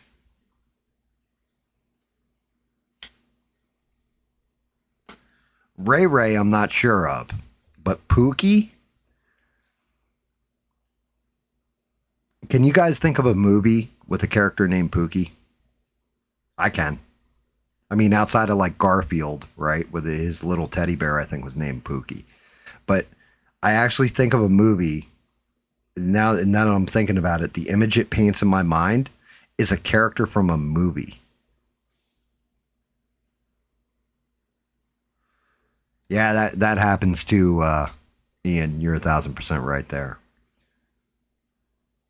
But yeah, I want to see if any of you guys that are in here right now, if you can nail out a character named Pookie, the person who played him, and the image it puts in your head and what the movie was, all that kind of stuff. I just want to see. I want to see if you guys can nail it. Because when I thought about it just now, I'm like, Pookie, Pookie, Pookie. Oh, yeah, okay. This is the image it calls upon.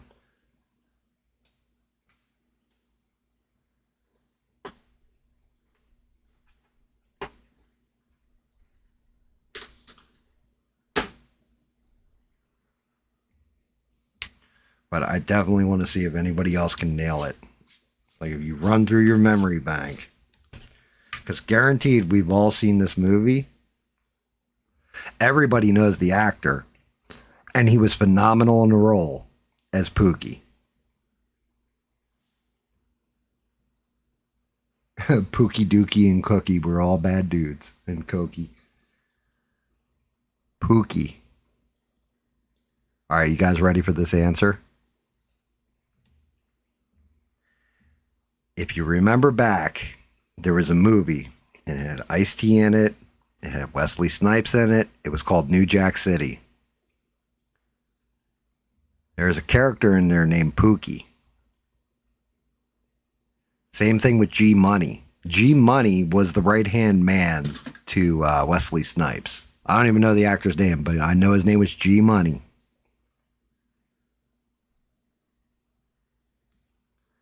Pookie was played by Chris Rock. And he was a crackhead. You guys remember this?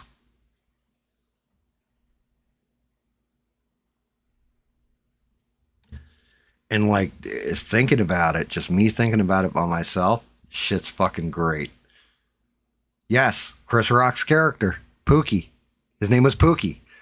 And like, what's his name says it in the movie? Judd Hirsch, or not Judd Hirsch, Judd Nelson. Judd Nelson says it in the movie. He's like, I used to be a little white Pookie. He's like, we all know a Pookie.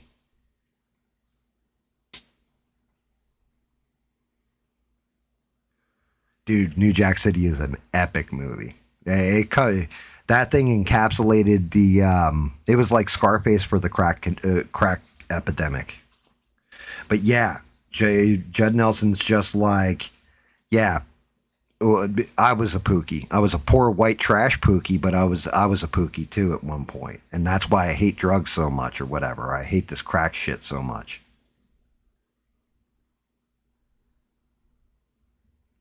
But yeah, Chris Rock's character was Pookie. And that's, I think, one of the reasons why whenever we refer to somebody who's like a crackhead kind of dude, you know what I mean? Like that, I think Chris Rock encapsulated that archetype in that role so much that it's stuck in everybody's head.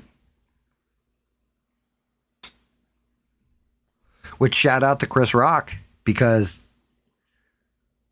he did something that's going to way outlive him, because anytime we're talking about it, it's always Pookie and Ray Ray.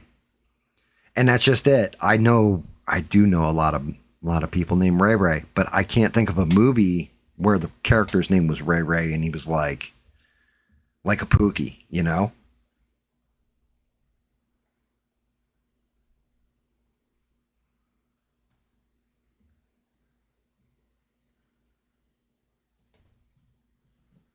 But yeah, as soon as you think about New Jack City, Pookie and Ray Ray. And I know I've seen a character named Ray Ray too somewhere. I'm just not sure where. I can't remember what film it was. You know what? I don't want to go to this one just yet. I want a tamer green. The smack heard around the world. I mean, I kind of felt bad for Chris Rock in that moment because I think he played it off right. But what the hell is he supposed to do? You know, like start throwing down with Will Smith right there. I think he handled that shit right. I mean, I don't know that I would have been able to hold my temper at that moment. I definitely think I would have swung back. But I think Chris Rock pulled that off in spades. Like, he looked like the good guy out of it, and Will Smith looked like an asshole. And I don't think I heard anybody say, oh, Chris Rock's a bitch, he should have, like, hit him back or anything. I think everybody was just like, yeah, he was the better man on that.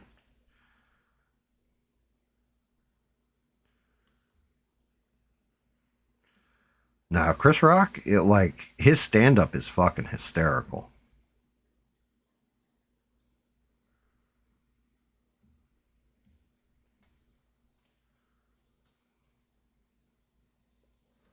Dude, Jada deserved her ass beat when she went on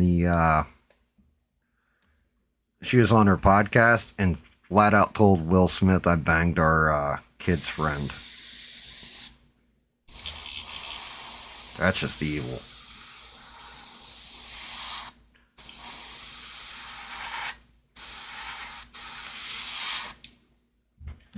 Yeah, I'm definitely going to come over this with the dark green.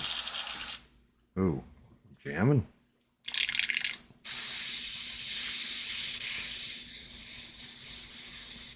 I don't know why that was jamming up so bad. Bubbles on the top and everything.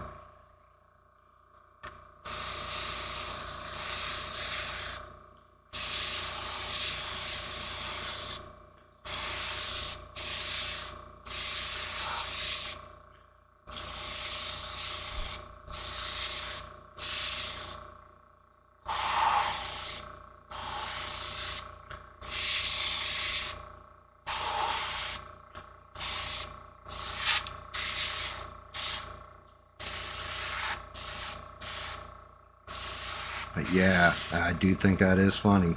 That is where I think that is our origin story for the name Pookie and why it's always used.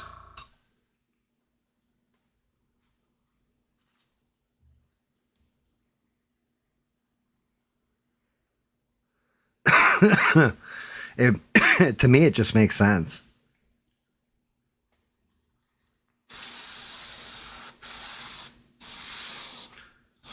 Usually when it's a universal name and we all draw the same conclusion from it, like saying someone's a Karen, because we all know somebody who is a Karen, you know what I mean? And more than likely there's a woman named Karen that was a bitch like that. And it just translated to every woman that acted that way.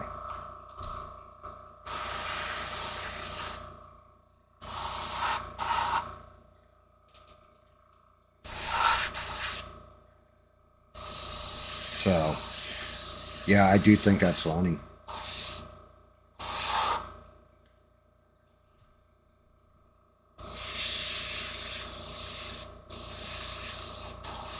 Because, yeah, I definitely knew a lot of guys we called Pookie working in that one store.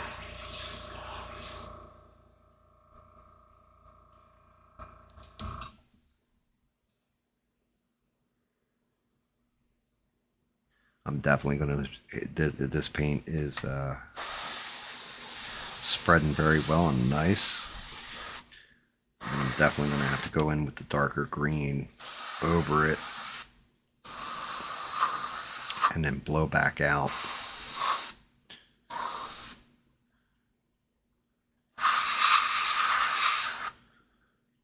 Because it is a nice olive color green for Croc skin. And I really want to get the shadowing in here deep. So it looks like I'm going to be working green to yellow on this a lot.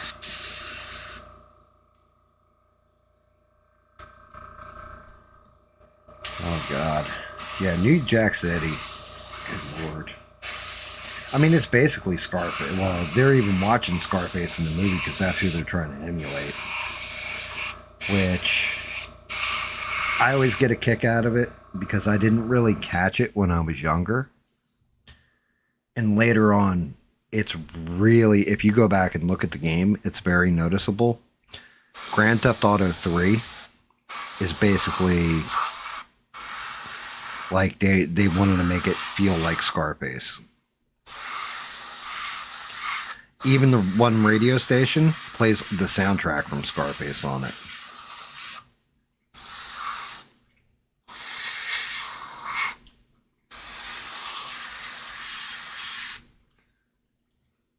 It's just amazing to me how sometimes you'll get like those movies that, I don't know, to me when I was younger, it was not a big film, that take on lives of their own.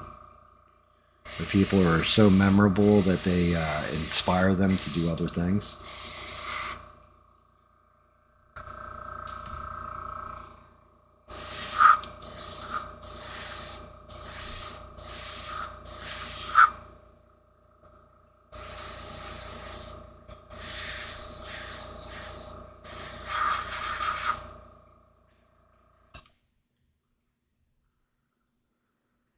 Oof, I gotta be careful here.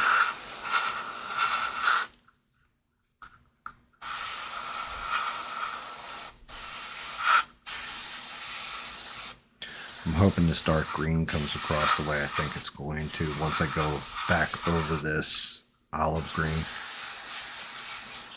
I'm going to get a lot tighter with my focus. So it's just hitting the main spots of the crevices and cracks.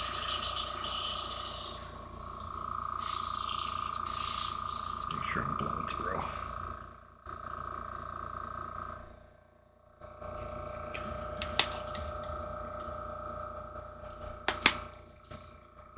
Oh my goodness, boys and girls. Everybody's all quiet again. That's what happens. I stop talking about guns, we start talking about law. This is how our conversations usually go, though, I swear. Like, we'll be talking about something. Everybody's got an opinion, everybody's firing it off. Everybody gets their say in it, and then it's like, yeah. It's almost like everybody just kind of kicks back with either... It's like when you're in a smoke session with a bunch of people and everybody's just like enjoying the high or the ride. I swear to God it is. All of a sudden you just start chilling, like, you know, enjoying your beer, enjoying this.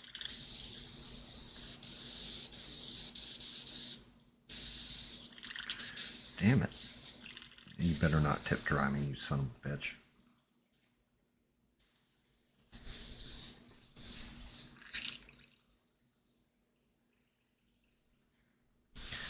I don't know why. I gotta have a piece of pigment stuck in there somewhere. I'm not getting blow through again. I must have gone in too intense with the fucking paint. You're listening? Yeah, exactly. That's what I'm saying, Reb. Like, you know, everybody will be interacting. And then, like, it's like, you know, when you're hanging out with your buddies around a campfire, or you're sitting around having a smoke session, and then sometimes you just chill out and enjoy the fire, you know?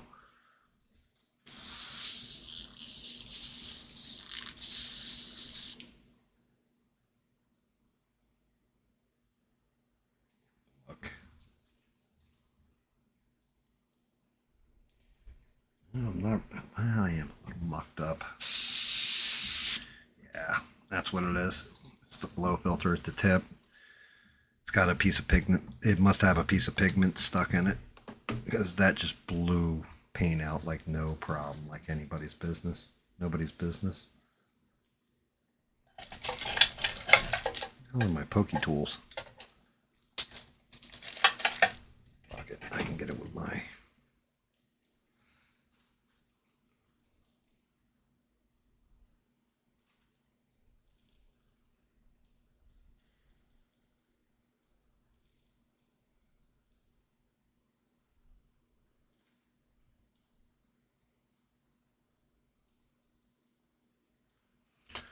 There we go.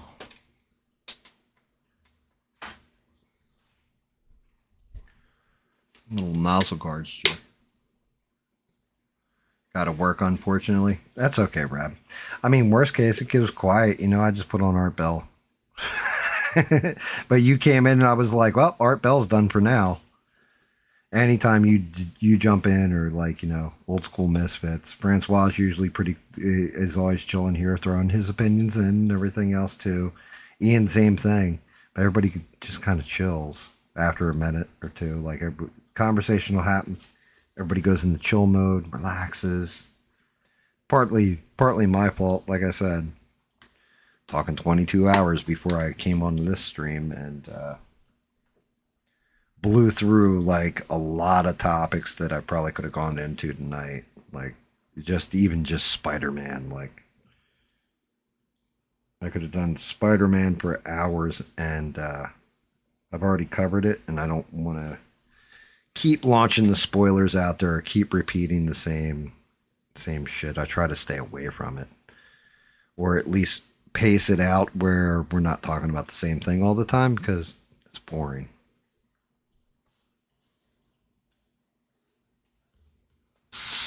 Although I do gotta say, looks like Spider-Man is making all that money at the box office.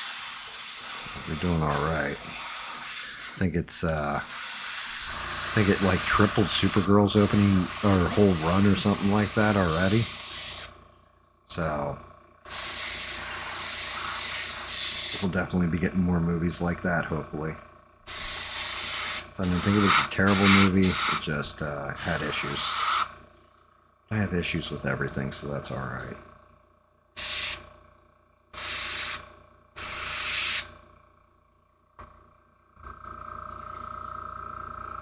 All right, let's see. I guess I'll get to painting. Shut my mouth for a little bit. Shut the old yapper. We're back on art. We'll get art going.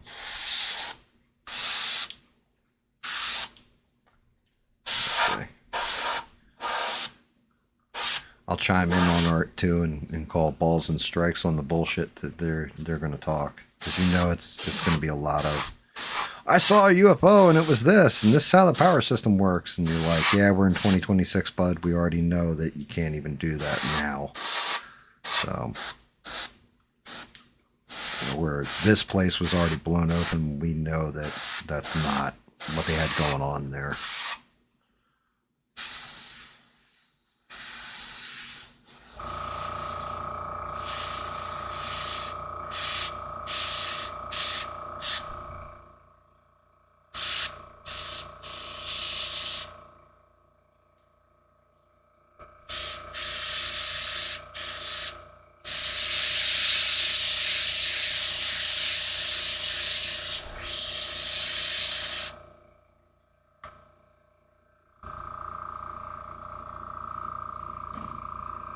Nice. Which McFarlane figures?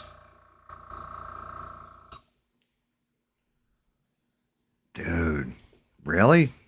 I didn't even know they made a brand new day book. I'm guessing it's a limited run series.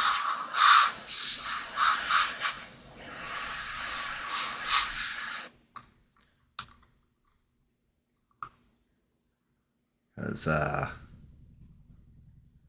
like McFarlane, he does some killer ass sculpts.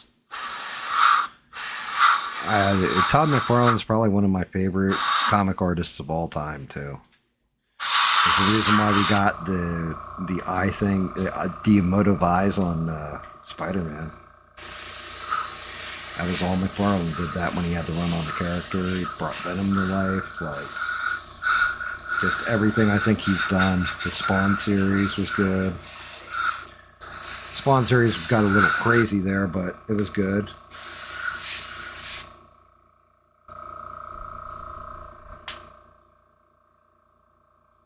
Dude, that is the best part of the Art Bell stuff.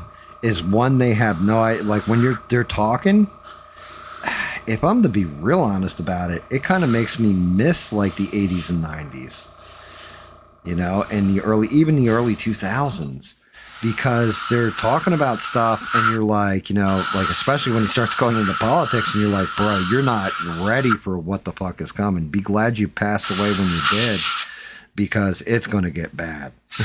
Like, you have no idea what's coming up, and some of it they'll say and you're like, yeah, it's kind of spot on with what actually happened.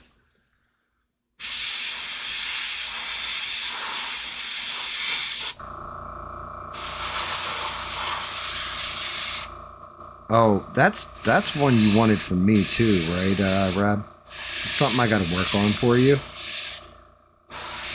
I actually downloaded the file again, and I think I have it in my cut down folder. I just, with everything going on, I haven't been able to fuck with it yet to cut it down. I think you wanted Gunslinger Spawn, right? That was the one you really wanted?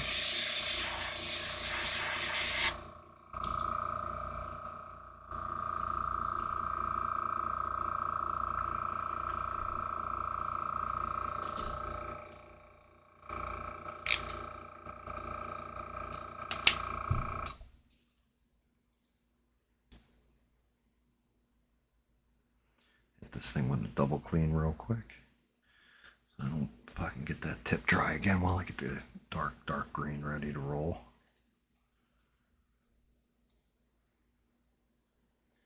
What's up, Rocco? Welcome back, brother. Ain't seen you in a minute. Well, actually, no. I think you were here Friday. I mean, of course you were here for the raid, but you were here Friday too. It's like you and Biggie Cheeseburger. You guys, and Lynn as well. You guys are always hanging out. It's awesome. I appreciate you. It's like anytime I go live, you guys pop in, chill. Whatever, brush. I actually do like having the camera where I can see the cup and just watch it drain. Then I don't have to keep looking at it from up top.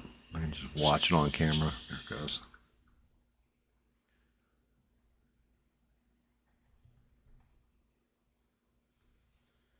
Yeah, I'm going to have to work on the Spawn Gunslinger then, just for you, Reb. Maybe we'll have to figure out how I can ship that out to you, but I'll work out that email situation. Like I said, it's terrible. I don't even use my email. I have no idea, but I think you deserve a print. I think Ian wants one too. A couple of you guys really want to fucking print painted and everything. Let's see if I can't bang them out. And if I do them, you know, more than likely, just shipping. I did watch the new Spider-Man. I broke the entire movie down on... I did a live stream Thursday. I also did a non-spoiler video.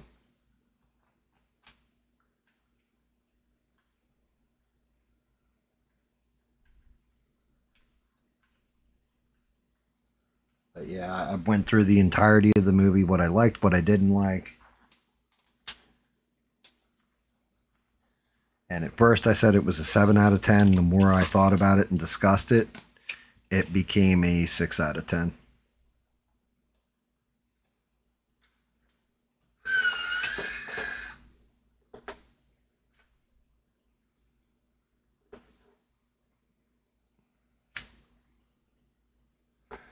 Reb, you're good people.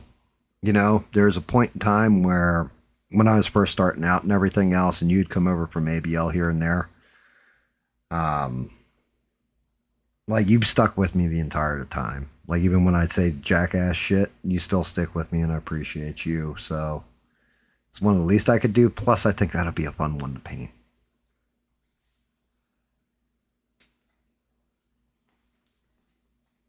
I really do think that that'll be it'll be something different, you know?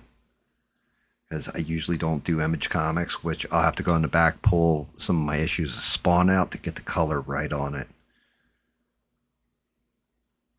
Because a lot of these, I know how they look, or I'm used to the comic. Spawn, I've read for a little bit there and then stopped. But with Gunslinger Spawn in particular, there are certain colors in there that McFarlane used that applying them is going to be interesting.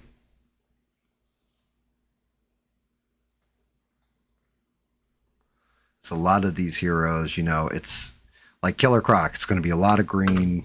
I think I'll probably go orange with, I haven't decided if I want to go blue jeans or I want to go orange jumpsuit with the pants yet. But it's a lot of greens, right? I do Shazam, it's a lot of reds.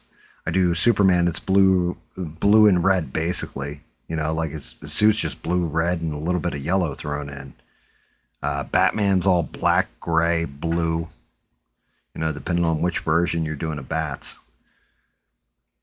And it's like, you know, with Spawn, yeah, his main suit's kind of black and white, but all the little accoutrements for the gunslinger style, they're like, you're working in browns, you're working in all different colors.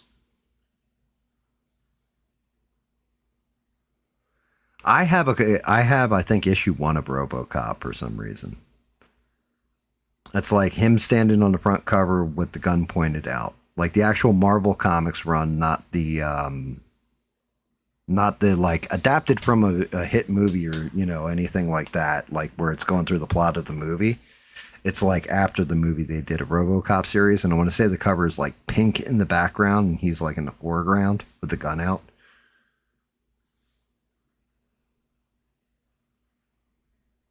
I can't. Yeah, exactly. On the Spawn, a lot of cool colors. Very cool. I mean, some stuff I do. Like the superheroes are cool, but a lot of times they're like 1-2 note color and then variants of it. McFarlane, he would go a little bit crazy with his colors and get like off mixes to them. And like, I don't know how he pulled it out, if I'm to be honest. But yeah, you know what? Now I'm looking up, I gotta look up the cover of RoboCop because I'm pretty sure it's like pink with him with the gun out. Let's see if I can't find a picture real quick. I don't feel like digging through the long box. Let's see.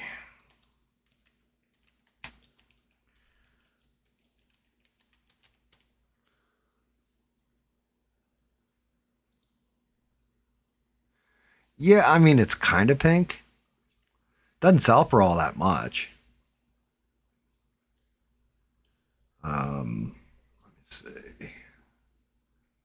The big cap up. Shit was still set to Sherry Moon Zombie. I love my robot. But yeah, here's the cover for number 1 of RoboCop. Yeah, see what I mean? How it's kind of like pink in this background. Like it's got that pink tone to it.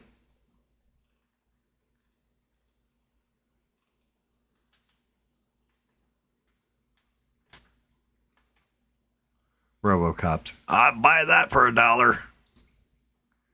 It's an old classic. All right. Well, I mean, I guess I can go back to. I'll go back to Art Bell. Like I said, I'll chime in when if you guys got. I got one today that RoboCop with the. Huh. I don't think I have that one.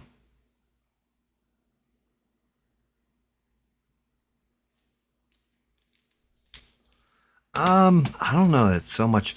It's weird because I didn't know this till I reboarded and bagged all my books. Like my 80s, 90s books, I had to get Silver Age, I think it was, covers or boards and bags. Versus modern day, like the books are actually smaller in modern day. But yeah, I mean, when I was a kid, I loved RoboCop. That movie's great. I think it was always my favorite part. There's a reason I like Ed 209 over RoboCop, and it's basically that opening scene. You have 5 seconds to put down your weapon and surrender. You have 4 seconds to put down your, and he's like running through the room, like, oh shit.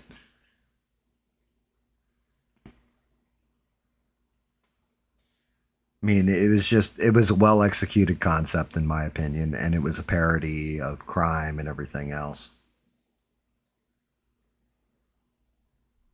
Might also, at this point, be a prediction for the future. Murphy, it's you. Murphy, it's you. 6, it's you. 6, it's you.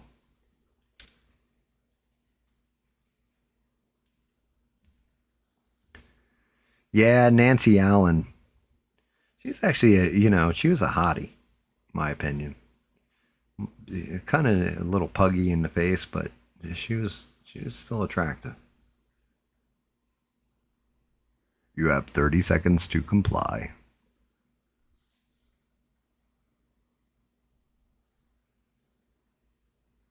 That's how these streams always go. 6 will roll in. Ian pops out of nowhere. Francois spitting out stuff.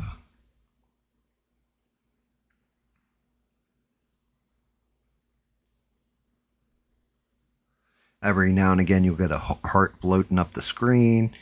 You get Melissa will pop in and out, but she's going to Cali, so if she's going to Northern Cali, she might lose signal. Not real good signal in the mountains.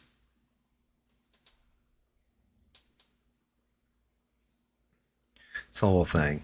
I always got to be specific. You should always be specific, because you can say I'm from California, and if somebody's like, "Oh, what, L.A., San Diego, San Francisco, something like this," like, no, I'm from Northern California. It's like, oh, you're a mountain folk.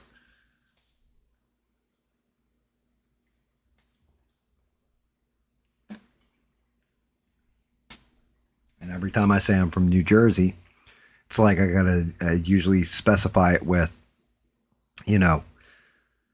Camden, just outside of Philadelphia, or from the Pine Barrens from southern New Jersey, and worked in northern New Jersey, closer towards Newark, Red Hook, all that stuff.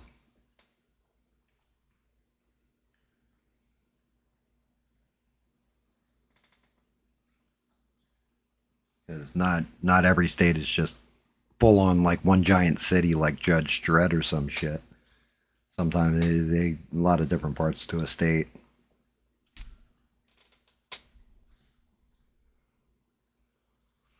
Alrighty, well, let's do a little Art Bell. Let's see what our next call is. I think let's see, I'm gonna rewind it a little. We'll start it up. Here goes Art Bell. I paint a little bit more. And a police officer to boot, huh? Yeah. How's policing in how's everything in Ohio? Good so far, but I got a ghost story for you. Oh. About 4 o'clock in the morning one night, I got a call where there was an active burglary. And on my way there, I also hear that the resident has shot some shots into the basement because the person was trying to knock.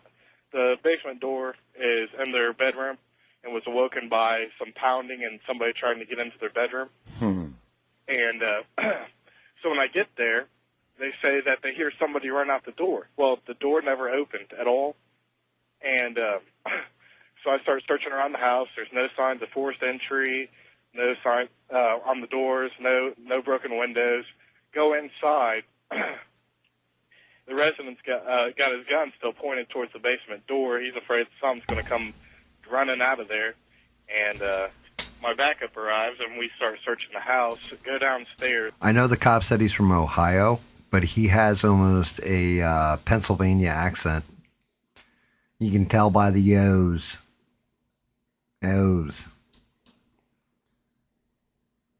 I digress. And there's a blood pile on the basement floor.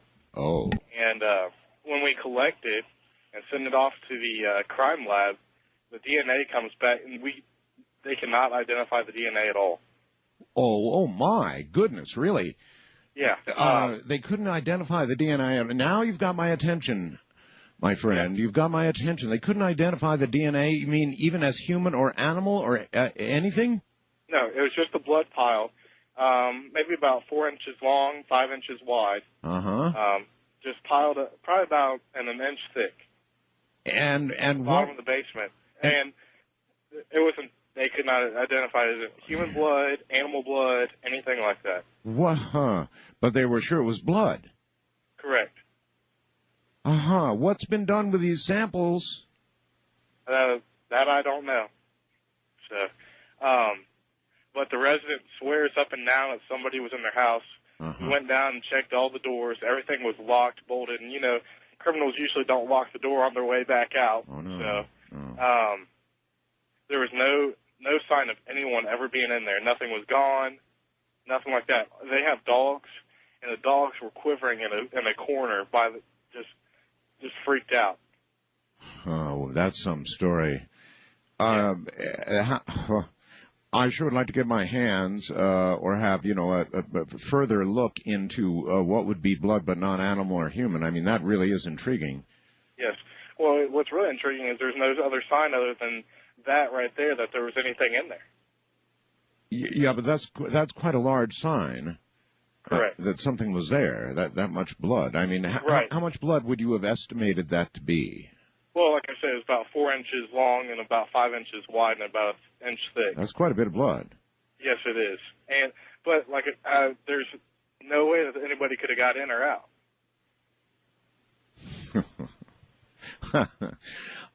Here's what I would ask. If you could go down to the department, maybe the evidence room, whatever. I mean, surely somebody kept a little bit of such an interesting sample, you would think, you would hope. And could you find out for me if in fact they did? And if in fact they did, could you email me or get hold of me somehow? No, I could try, but I personally can't get. The only person that can access that are the higher ups. So. Of course. Mm-hmm. It's always the higher ups. Well, do your best, if you would, please. I mean, that's totally fascinating, and I sure would like to have a scientist take a look at some of that blood if they've done it. I'm not a bloody corp. Thanks for the story. No problem. And I'll look forward to, that's interesting. And I would look forward to the follow-up. Blood, that much blood, but not animal, nor is it human. What does that leave? If it's not animal, it's not human, what does that leave? Well, it's kind of a crazy subject, and I got some crazy ideas about it. Well, this is the home of both, so go right ahead. Okay, well, the Roswell thing in 1947, who's to say when that craft crashed, okay, Yes. that our government might be rebuilding these crafts and using them for whatever, They've had 50 years to do it. Why does everybody go Bob Lazar with this shit? I wouldn't deny it. It's absolutely possible. And who's to say, now here's the crazy part.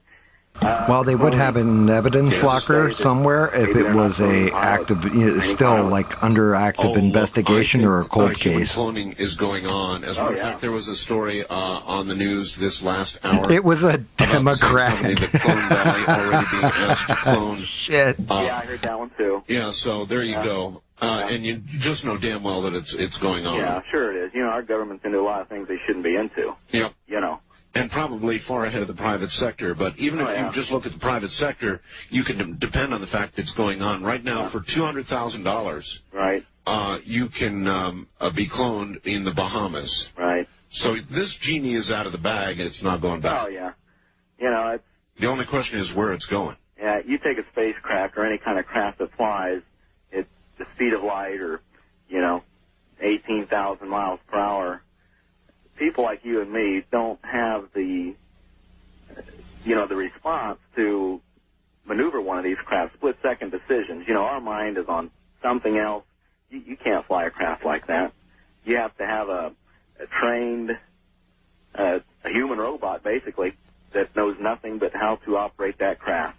Couldn't agree with you more, sir, and thank you very much for the call. I'm calling up from Speria, and I have a story to tell you. Basically, I'll make it fast because I know you have a lot of callers. This clown appeared to me and my wife at night. First, I just saw some bushy orange hair in the doorway. A clown? Yeah. You should be calling George with this, but okay.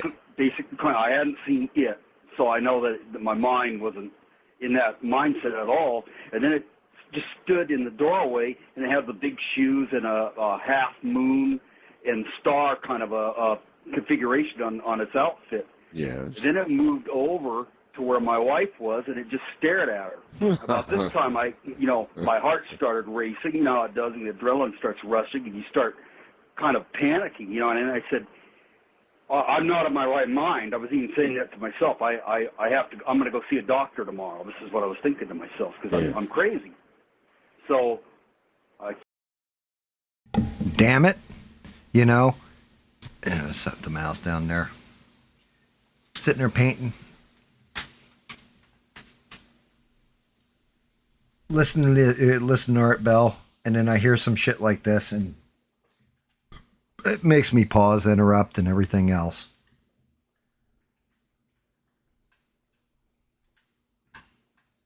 So, there was a point in time when a whole bunch of different people dressed up like clowns and would just mess with people. I'm wondering if that's the time frame from this call. So he might have actually seen like a clown or whatever. People were dressing up like clowns and just standing around in different places and acting odd on purpose.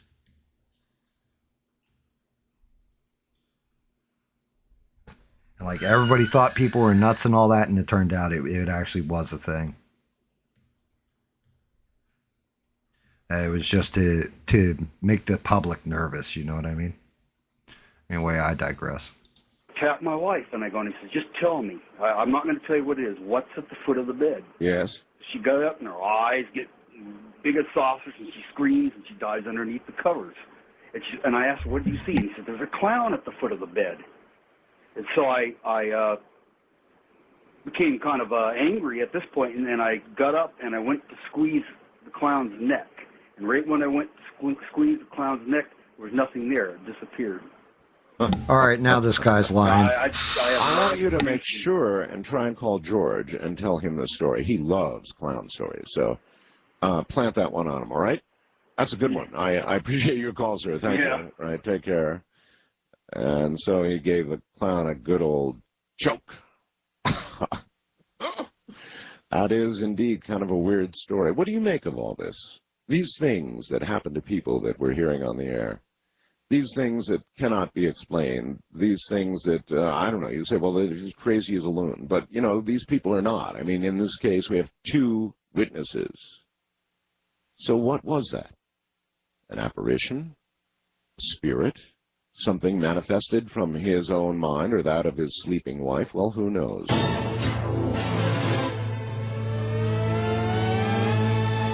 Hello?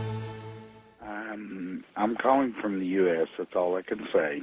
All right. A few months ago, I had one of my tech sergeants call in. He was guarding faculty, if you will. And, he asked me to call in. He was guarding a faculty? Let's just say he was guarding something that you guys are looking for. And he convinced me about 2 weeks ago to call in. I'm his commander. I'm post commander. Sir, the moonshine had kicked in at that point. That's what happened with this story. You guys, but here I am. You keep saying faculty. Do you mean facility? If you will. Okay. And what is it that your facility does? Well, let's just say I'm looking at something right now that wasn't made in this world. Well, all right. Then why don't we go ahead and just... What? Why don't we go ahead and describe it, whatever Okay. it is? Or is it beginning to take off as we speak? I hear some weird noise. 1979, order came down to terminate an unidentified flying object. We terminated it. All life was hunted down and terminating within 24 hours as per the order. And we recovered what was left of the craft. And my superiors, if you will, well, let's just say it's about 280 foot long, probably about 150 feet wide, and there were 17 occupants on board, and it was deemed fit for the human race that we exterminate with extreme prejudice. The life forms on board. We, with the technology that we had at the time, we froze what was left of the occupants on board. You froze them? We froze them. But I had one of my tech sergeants call in a few months ago. Yes. I believe he talked to a George Norrie. I believe that was his name. That's the information I have, yes. And they told this is why we got to be go careful when Bob calls in when he's drunk try to right get in here. Contact. I kind of dissuaded him from that. I said, we don't need to do that. Like I said, this is something I think that the people need to know about, and it's come high time that we all realize that there's life out there elsewhere. A lot are good, but and some you are bad. are guarding it. Well, I'm in command of this whole facility. I see. And about, I guess it was 19 months ago, Wait, now we gave the president so a new you're in briefing command of this whole on the faculty or project. facility? You did. 'Cause, We you know, have, President Bush. I'm we having have a feeling this $17 man's million barely in control of budget his for that faculties. space. Yes, would that be President Bush? Yes, it would. Uh-huh. We gave him we told him that we were asking for an additional $24 million a year, and he told us. Yeah, I know whenever I need money, I go Oh, directly not a to good the idea. President You got a of the big secret United like that? States that does not just control our that. purse The reason strings. we terminated these people was the total amount on board, and in order to terminate them, which we ended up doing, we ended up losing about a quarter of our people, which is, I'm not going to say, but it was a lot of people. Well, We so you terminated with extreme prejudice. In other words, how did you kill them? I can't. Well, we called in the Orchid Man. He just came in, and he was like, How'd you kill him? Orchid Big Man, whack over the and head took or them what? all out, and that's how we exterminated let's them, just son. say that how we killed them would offend a lot of people. I won't go no further than that. We ended up taking them out. You reached down their throats and yanked out some vital alien part. Sure, if you want to say so. You know, I'm not sure I'm buying all this. You understand that? Oh, I understand. I mean, that's mass for one He gave thing. him AIDS. The That's rest became genocide. MK Ultra. Why did you kill them? Well, let's just say the way that the way they took out our people so quickly and so efficiently. Yes. We used 2 tactical nukes to bring down their vessel. 2 tactical nukes. Now, don't you think that we would have noticed that? Oh, yeah. Did you hear the little thing I read from Thomas in Canada? The government is lying about Osama, terrorist threats, nukes, 9/11. Yes, I did. And so forth, because they need to put fear into the people. Are you in general agreement with that? I am. I think that there is a use of fear, and the entire war on terror is nothing greater than the anomalies in the way that they scrutinize people at the airports. It's not an effective way, and we still have huge holes. And of course, we have massive holes in our border, which pales in comparison to, or the airline problem pales in comparison to how many terrorists can walk across the border with loads of explosives. Holy shit. This guy got it in one. How the fuck did that guy nail all that? Sir, this is me. This is Gam. I'm catching you up from 2026. You called in, and you were 1,000%. But if I could actually talk, you were 1,000% spot on, sir. You are absolutely fucking correct.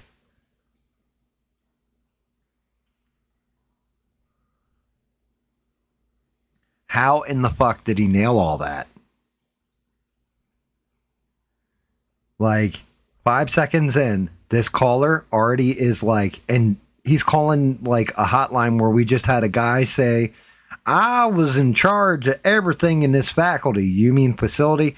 Well, some would say, like, how the fuck do you get a based caller like this that knows exactly what the hell he's talking about? And yeah, I mean, that's craziness. Well, let's continue with the call. Let's see how this guy goes. We might have to pay attention to this one. You mentioned Roosevelt Yeah. and the attack on Pearl Harbor. You have mentioned that you think our government's lying to us about Al-Qaeda and the whole business. Let's test it a little further. Do you think the government lied to us about 9/11? I certainly think that they're withholding some crucial pieces of information, and we have to ask why. For example, that ad that ran before this latest session talked about the 9/11 anomalies. There are some huge ones that the U.S. could easily uncover and explain to the public. For example, on the Pentagon crash, which has tremendous anomalies, they confiscated 2 videos which showed the crash, and they've refused to make them public. If it really is according to the government's version, why not just let us see the videos? There was a lot of people contend that a plane did not hit the Pentagon. Are you one of those? No. Something obviously went in and crashed into the Pentagon. I think it's very problematic. Yeah, you're not wrong, Reb. That the Boeing did that kind of damage. The Boeing was clearly there. There's too many witnesses that saw it, but there was also a C-130 chasing it. There was also a 4-engine airliner that the BBC had video footage on the next day, and they showed it. I saw it of an aircraft doing vertical dives in the same vicinity, and it wasn't a Boeing 757. It had 4 engines. You can clearly see it on the video. Okay. It seems to me it's hard to be a little bit pregnant on this issue. I mean, you either think the U.S. Orchestrated this, if not ordered it, which a lot of people think. I'm not one of them, but a lot of people think that. So you kind of either lean in that direction, or you have to recognize that it was a perfectly executed terrorist act that came off virtually flawlessly, and that's quite a bit, for an organization that you say ain't much. So it's like one or the other, and you can't. That's exactly the anomaly I'm working with, Art. If they could pull off that kind of precision with people who couldn't even fly a Cessna aircraft and who can't penetrate the borders and do the most minimal normal terrorist act, that's a contradiction that I can't. Well, what road does it lead you down, Joel? Well, it leads me down the road that there seems to be, at best, as I talked to George Norrie on Coast to Coast last year, I said it seems to be at best that there was some facilitation, some looking the other way. For example, one of the biggest anomalies of the... You mean just like Roosevelt? They saw it coming, and they said, meaning they, our government, said, okay, we need this, scare the hell out of everybody, so we're going to let it happen. Is that what you're saying? That's a possibility. Bro, that's exactly how I see it too, caller. One of the biggest pieces of evidence that simply cannot be explained by the events is the large pools of molten metal in the bottom of the ruins of the World Trade Center. What's up, Biggie? There's only one way you get those huge pools of metal, and that is you use thermite burning charges inside the huge 42-inch or square pillars that are in the bottom of the Trade Center. That didn't happen with airplanes. Somebody had to pack those with charges. The building was shut down the week before for major maintenance. Whole sections of the buildings were cleared out. Okay, then there's only 2 possibilities, Joel. One is that Al-Qaeda was even smarter and more adept and more infiltrated by a giant margin than we even imagine when we're talking about 9/11 as we understand it, right? Right. They'd have to be to achieve what you're talking Exactly. about. Or, Joel, it was an inside job. Yeah. It has to be one or the other. And I'm just saying that I can't believe Al-Qaeda can do that kind of sophistication, and they can't do anything more with open borders. I mean, it's just too big of a contradiction. So I'm leaning in the other direction. Leaning. But this is one where I don't know how you can be a little bit pregnant. Either you think that we were in on this, that it was some sort of inside job, that we knew about it and let it happen, something that awful. I refuse to believe something that awful, but, I know that opinion is out there, and it sounds to me like you're leaning toward that. Well, I try to be an objective researcher on these things, Art. Let me tell you, it's almost like the JFK assassination. The longer time goes by, That's right. The more people come out of the woodwork. Dude, yeah, Biggie's always whooping someone on soccer. I was carrying the photographs of JFK's autopsy when the wife in the casket came in the front of Bethesda Naval Hospital. He was already in our hospital when that casket came in. Now, those are the kinds of evidences that say, wow, the government's just plain lying to us. And the longer we go through this, the more evidence comes out that the government's lying. And I have no illusions. Yeah, that's what they were saying in the beginning, and I Rab. have no illusions. I know we are propagandized. However, I haven't taken that leap, that Roosevelt leap, or that 9/11 leap that a lot of people have taken. I think that what happened on 9/11 is what seemed like it happened. They crashed airplanes into these buildings. I mean, clearly the airplanes did crash into buildings. We have lots of video of that.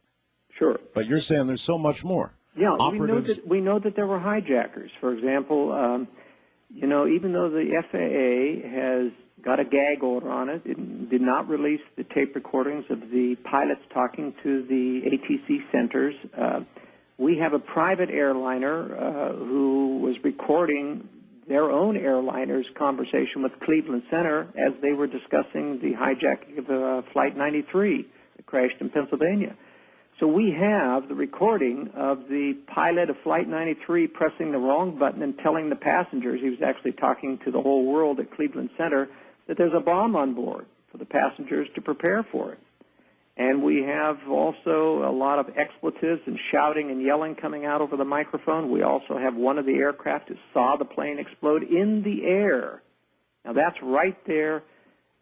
Cleveland Center knew that. That was never told to the 9/11 Commission. That means the government had told them not to tell. Why would the government do that? Do you believe the 9/11 Commission report in its finality was a complete whitewash of what happened?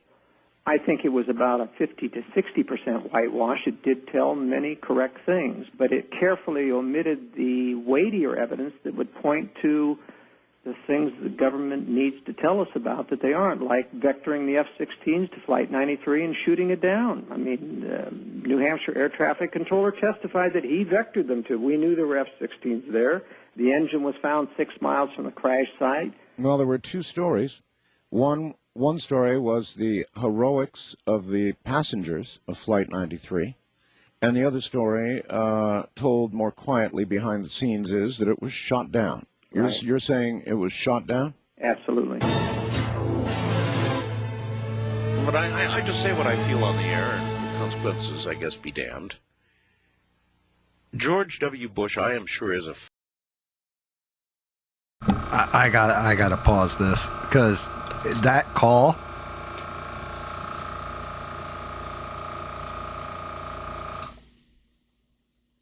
right there, man, talk about a snapshot in time that if you're older, it's going to bring back a lot of memories. But listening to that man speak about all these anomalies he was seeing back then, and then now where, I don't even know when that call was done, probably sometime in the 90s. Well, it had to be early 2000s, right? Because 2001 was 9/11. So I'm going to say it's probably like 2002, maybe right around there, 2001, no. It would be 2002, 2003 at that point.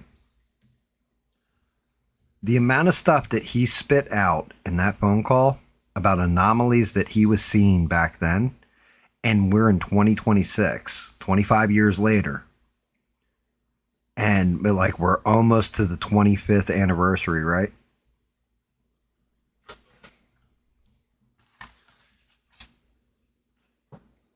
How the fuck have we not set the record straight on it? How is that still... How's all this stuff still in dispute where we look back at it and still go, was that an inside job?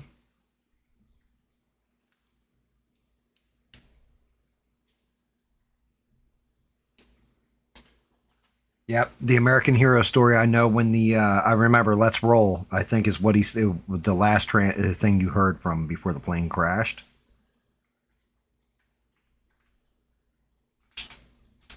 But it was like the plane that hit the Pentagon. I'm like 90% sure that one got shot down. The one over Pennsylvania, possibly. Like I give that one a 60% chance it was shot down, because I'm not sure that even with the entirety of the plane full of men trying to get through that locked door to the cabin, that they were able to break through it.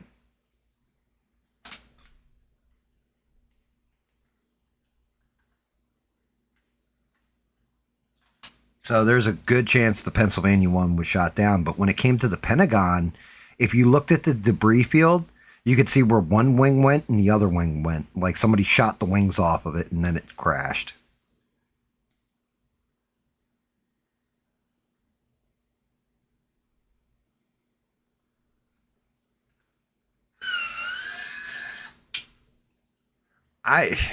Man, brother, I will tell you what. I don't know what to make of New York. I don't know what the fuck they're thinking. Like, what the citizenry of New York is thinking. At all. Like, there's... You can go crazy to an extent, but what they've done to New York is just like... And I don't watch, like, local news... Well, not local news, but... You know, like, I don't watch... I stopped watching like CNN, Fox, and MSNBC. I used to get all my information from there. Now most of it's secondhand, and I might get like a clip about this or that, and it's always somebody doing political commentary. Usually when I'm watching that shit when they're covering the news, and I now look at it through their perspective because I'm sick of the narratives in all the major news stations.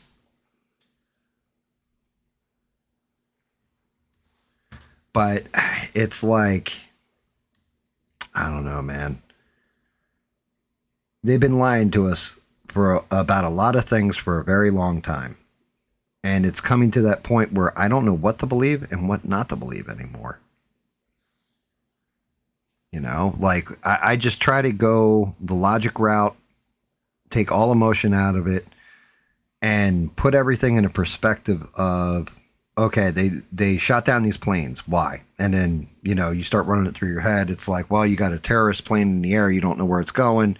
It's full of civilians, but we can't pitch it that we shot down a bunch of civilians in a fucking plane, right? The one with the Pentagon makes perfect sense to me. It's like, oh yeah, you would shoot that down. If you could control, for the most part, your debris field, but it's going to hit the Pentagon. You know it's going to hit the Pentagon. Just take it out. But I don't understand why you need to lie about it. Just tell the fucking truth. Yeah, like confusion, misdirection, and psyops. The other thing was, you got to remember, you know, and it's always confusing for people that don't remember this time. But back in the day, when you had 9/11, you know, 2000, it was Gore versus Bush. Bush won barely. And the county that decided it was Miami-Dade. And it just happened that Jeb Bush was like, I can't remember what he was for that county.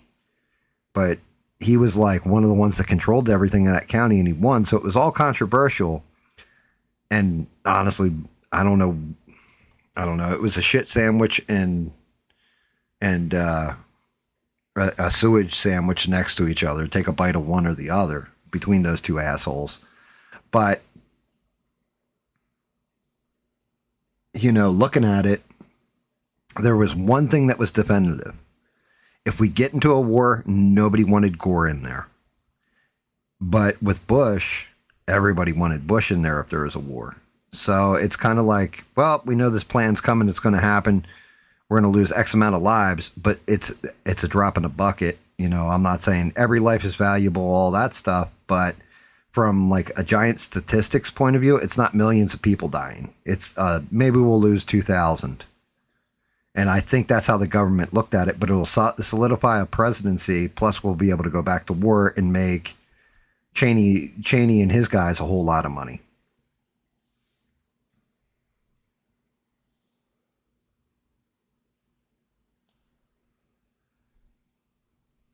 Is that one of the audits they failed, Reb?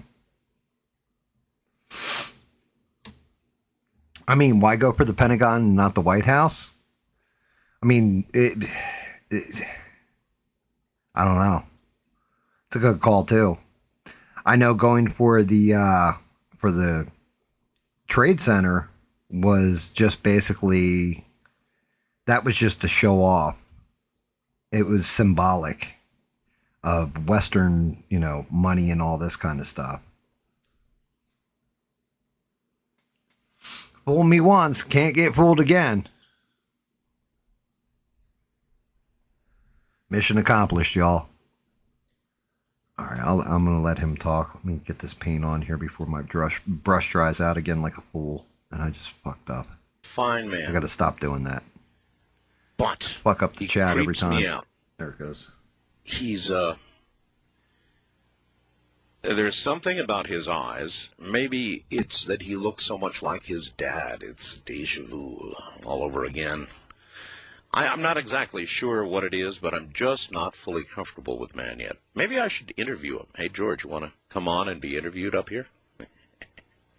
Maybe that would help. There's just something that does not make me comfortable with him.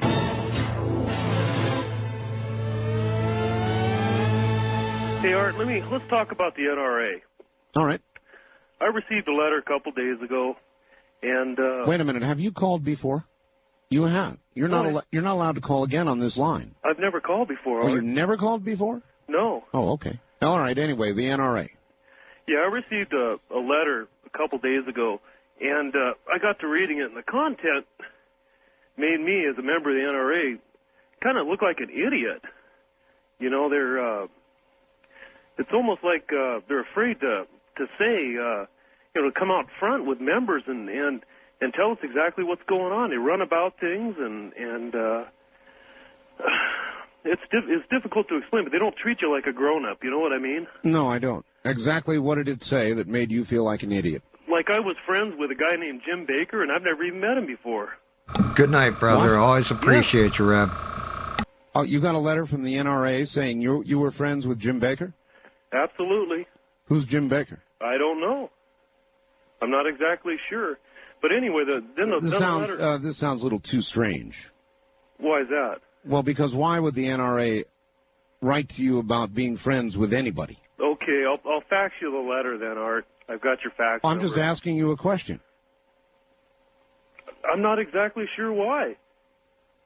But anyway, the letter goes on and continues to say some of the stances that the NRA, the upcoming legislation that's coming as far as the Senate and the House. Yes. And and that's all straightforward and stuff, and that they want my contribution and things like that. But it was just the beginning of the letter just kind of struck me as it's just like an eye catcher, and I was really disappointed in that. I like everything else about the NRA. I'd like to see LaPierre come on your program, but I think until they start treating their membership with letters, like these, you get these doomsday letters. That when they start treating their membership like grown-ups, like I disagree with you. Defending their Second Amendment rights. All right, I get letters from the NRA all the time. Well, read them. I do, and I have never seen anything of the sort that you're talking about. But I'll tell you what, you go ahead and fax me that. I shall. All right. Thank you a lot, Art. Right. Take Bye-bye. care. I'll take a look. Hi there. You're on the air, Coast to Coast AM with Art Bell. Hello. Hello. Hello? Yes, hello. You're on the air. This is your moment, so. Who or what runs the universe? Who or what? Is there a plan behind the daisy, the hummingbird, the whale, the world? Who created the eye and primeval darkness? I've been listening on the phone. I've been on the phone since the last 3-4 calls. Well, who are you tell me, who were you talking to when I picked up the line here? What do you mean, right now? Yes. I'm talking Art Bell right now. No. When I picked up the line, you were chattering away to somebody, not me. Who was that? What do you mean? You've been on the line. No. What you mean? No. But when I picked up the phone just now and said, "Hey, you're on the air," you were chattering away to somebody at that moment. No, because I've been on the phone with your last 3-4 callers. I've been. I thought there was, No. I don't know if you could hear me, but I was talking anyway, and I thought they could hear me. I see. So you thought you were on the air the whole time. I see. Well, No, I knew I wasn't on the whole. I mean. Okay. Well, then you were just rehearsing then. I don't know. You're putting me on the spot here. You were talking to yourself. Fine, sir. Go ahead. What is it you want to say? Well, I believe I saw Virgin Mary. I believe I saw a ghost in 1977, around that time. I believe I saw my mother's ghost, and she's still alive. My father died in '98. I believe I heard his whisper a week after he died. And I believe I was in a comatose state of mind for a little while one time, and I believe I seen a black-haired Jesus Christ appeared in a coma to me. Lots of your stories. I've been talking for a long time. Too bad they didn't all record. I thought in case I thought it was all. Forget what to say, that you have it all on tape or something. You could tell me what I was talking about if they, so I wouldn't miss anything. But all right, listen, I got to scoot. I appreciate the attempt and all the things that you apparently have seen, and even all the things we didn't get to hear about because you were doing them 4 to 5 minutes before I arrived on the line.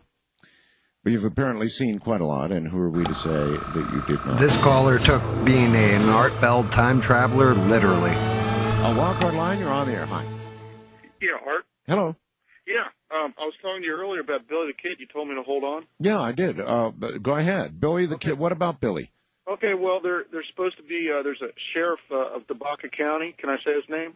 Well, it's not necessary. Okay, well, anyway, he's a sheriff of Tobacco County, yes. And he's getting a court order to exhume the grave. It's been on the news all over the country the last couple of weeks. And I think the reason why they're doing it is because there's always been people that were close to Billy that claimed that was not him, that Pat Garrett killed, that the whole thing was staged so the Calvary and everyone else would quit looking for him. Really?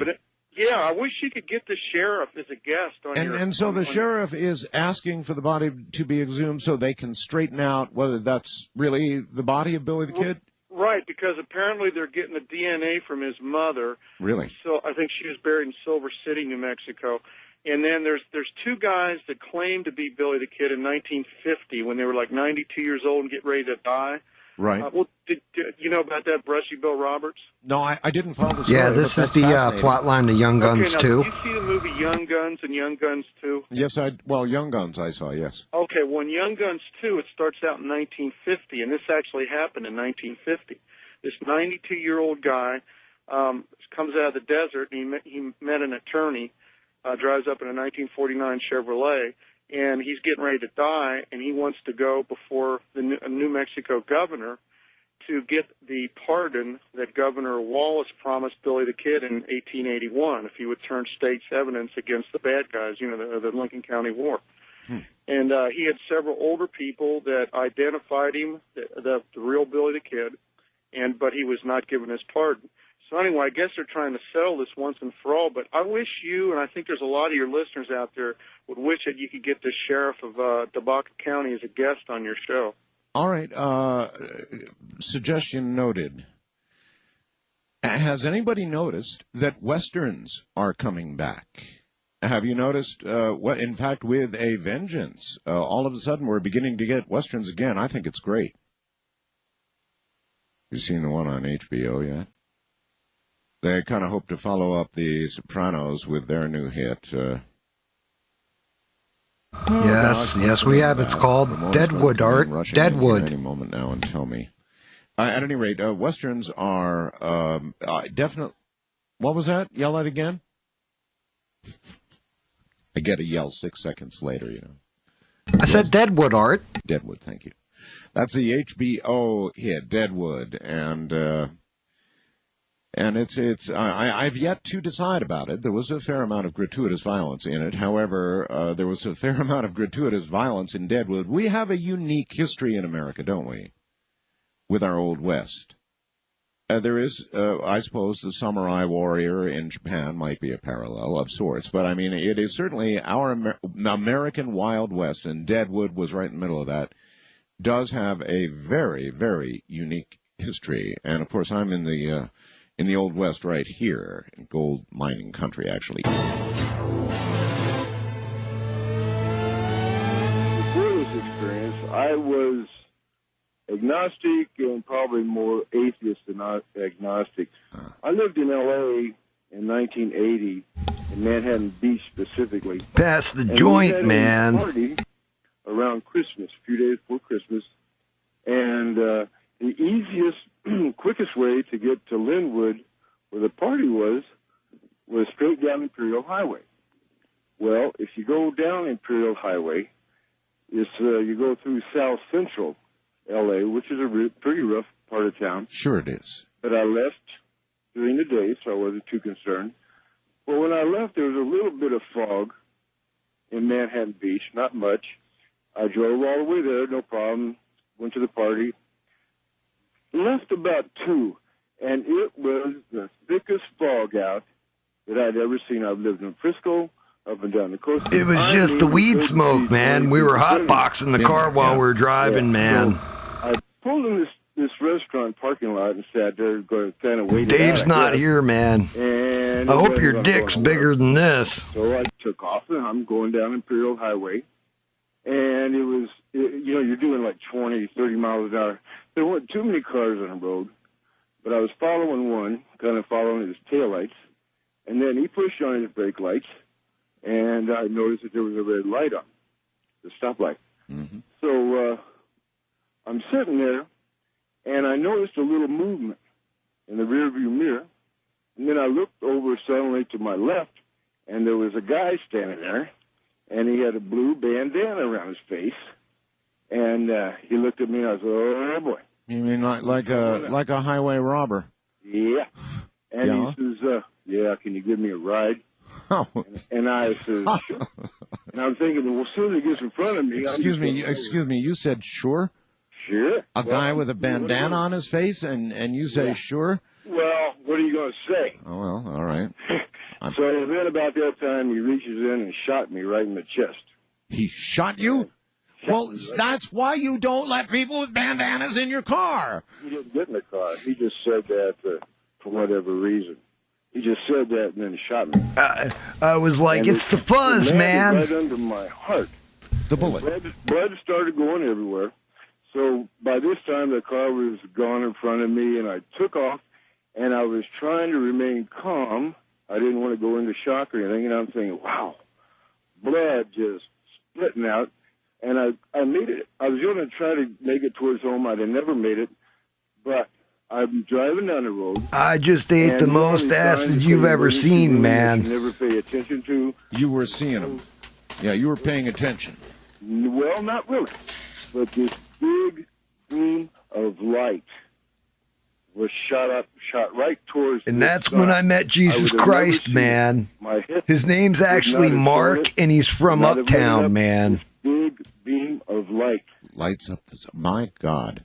Went up. It said emergency room, and it had an arrow going to the left. This was like an Imperial and Wilmington, and then going west. And it was Martin Luther King Hospital. If you're going to get shot or stabbed, that's the place to go, because they got a trauma center on standby. Holy smokes. What's your first name again? Steve. Steve? Yes. That's an incredible story. So Steve you Kerfuffle? were shot. It was near the heart. We missed you, brother. How did you make out? Well, I drove. I saw the sign, and I thought, well, hell, that's probably a pretty good place to go right now. And I drove down there, and I parked right in front of the double doors and went crashing through. And that was the last thing I remembered till I woke up. And so they successfully Holy retrieved shit. the bullet. You're alive, telling the They story. left the bullet in. They said it would have done more damage If they'd have gone in... So I got a bullet in me, man, but the acid's good. And sutures of the... Yeah, a what couple about the masked man Quaaludes that next, shot man. you? Did they catch anybody? Nah. It was, they got so many shootings down there. Why were you shot? I mean, usually it's a carjacking or something, right? I had a brand new Chrysler. Oh. And, all he would have had to done was say, hey, man, I want your car. Yeah. Point the gun at me, and I just thank God he didn't shoot me in the head. But, just an instant before he shot me, he turned his head to the left like he didn't want to see the blood. Yeah. He was going to pull me out of that car, leave me right in the middle of the highway, Imperial Highway, and jump in my car and go. And I've often wondered what he thought when he saw me driving down there. He probably thought he missed. Yeah, he probably did. If I hadn't seen that sign with that big beam of light that came out of nowhere, I would have never made it. I'm with you, Steve. All right, that's an incredible story, man. Thank you. Yes, sir. Yeah, take care. That's an incredible story. Shot in cold blood. And for I guess probably as part of a would-be carjacking here or something. Wow, what a story. And a beam of light down on emergency. I just wanted some Quaaludes, man. He shot me, man.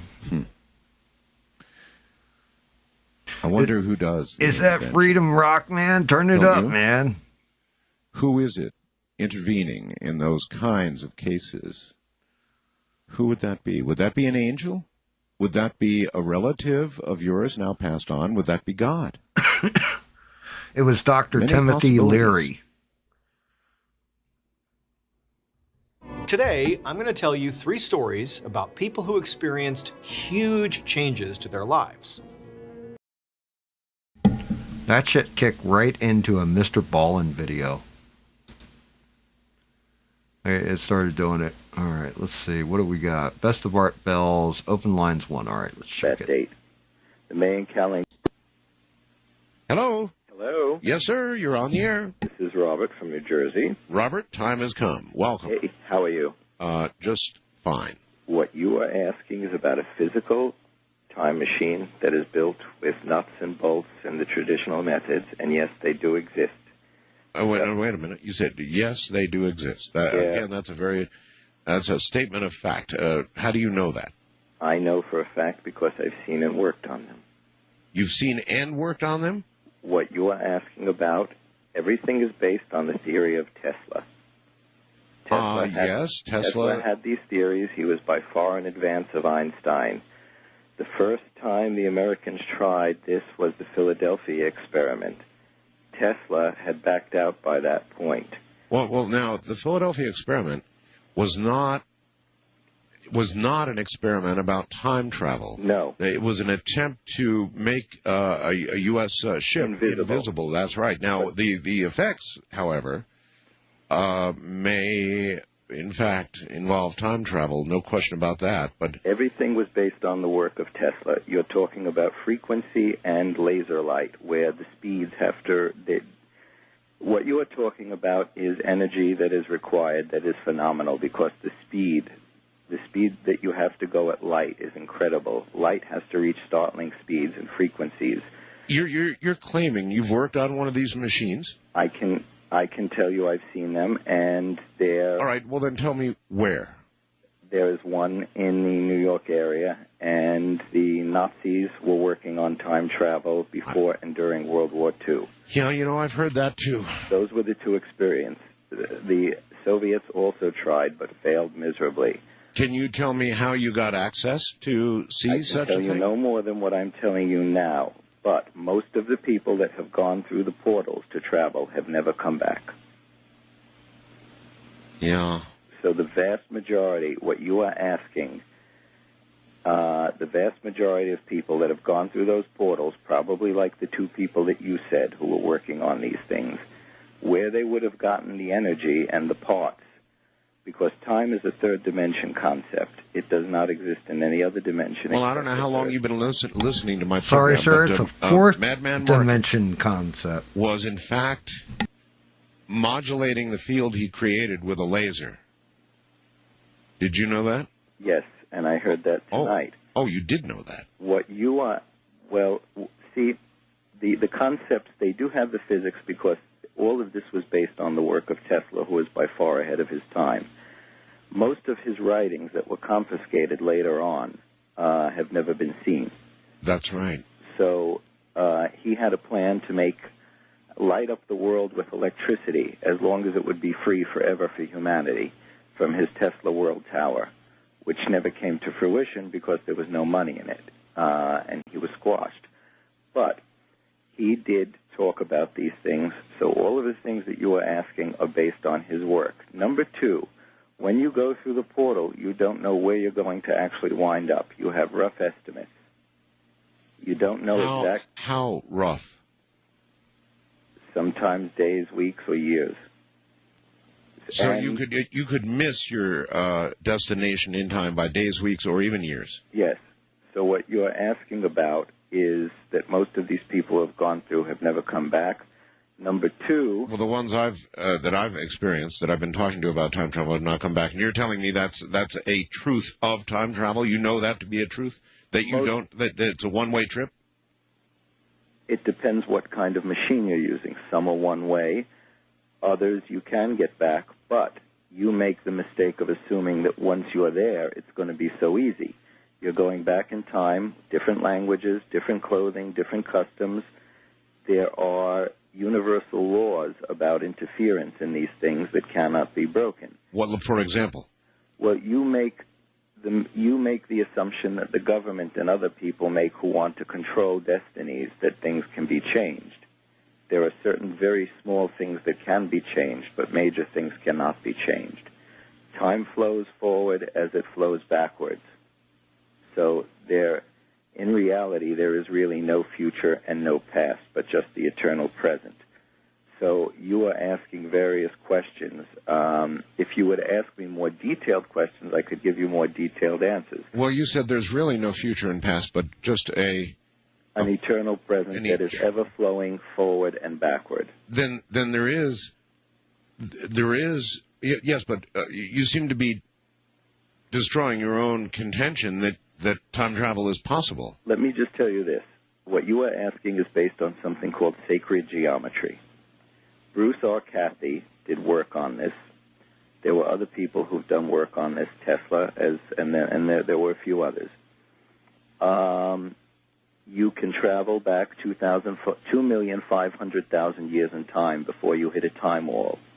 You can travel up to 2012, and you cannot go beyond that. There's another wall at 2012? The end of the main calendar, yes. Is there any detail with regard to particularly the future that you can tell me? Yes.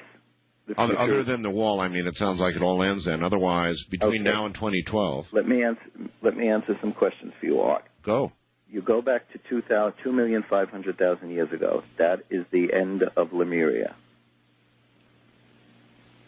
You can go forward to 2012. There was a cataclysm on the planet 2,500,000 years ago that had to do with the sliding into a new time dimension that we are in now. It was a cataclysm at the end of the Lemurian civilization, which had lasted about 3 million years. So if you were to go back, if you could traverse that wall, which you cannot,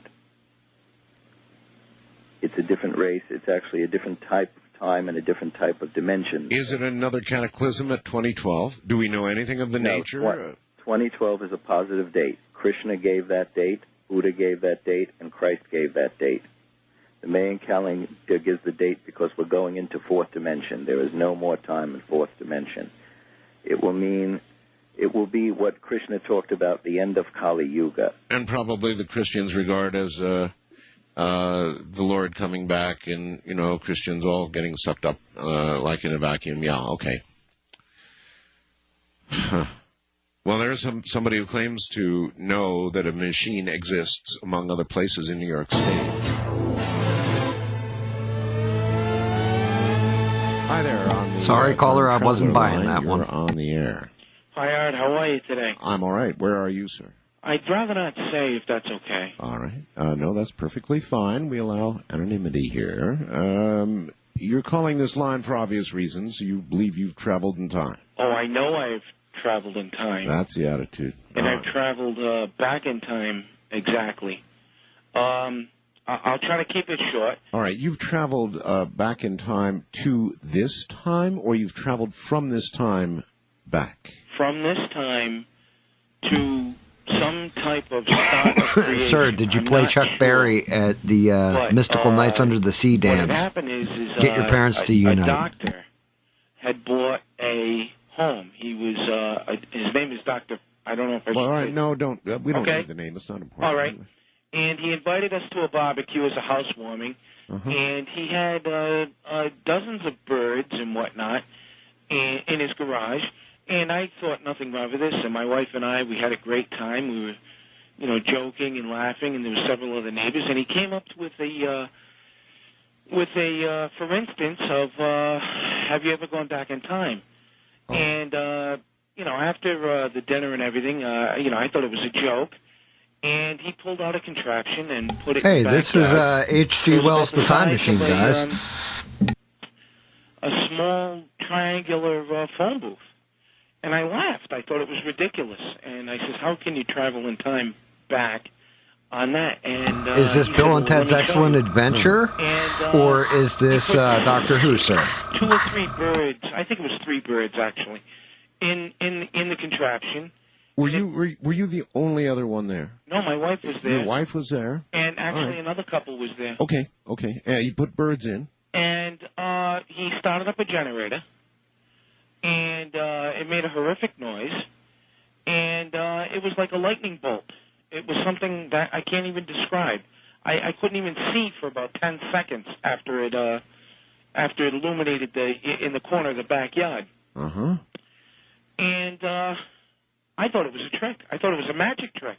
And I laughed. I thought, this is fantastic. He's a magician. Right. And probably what I think, too.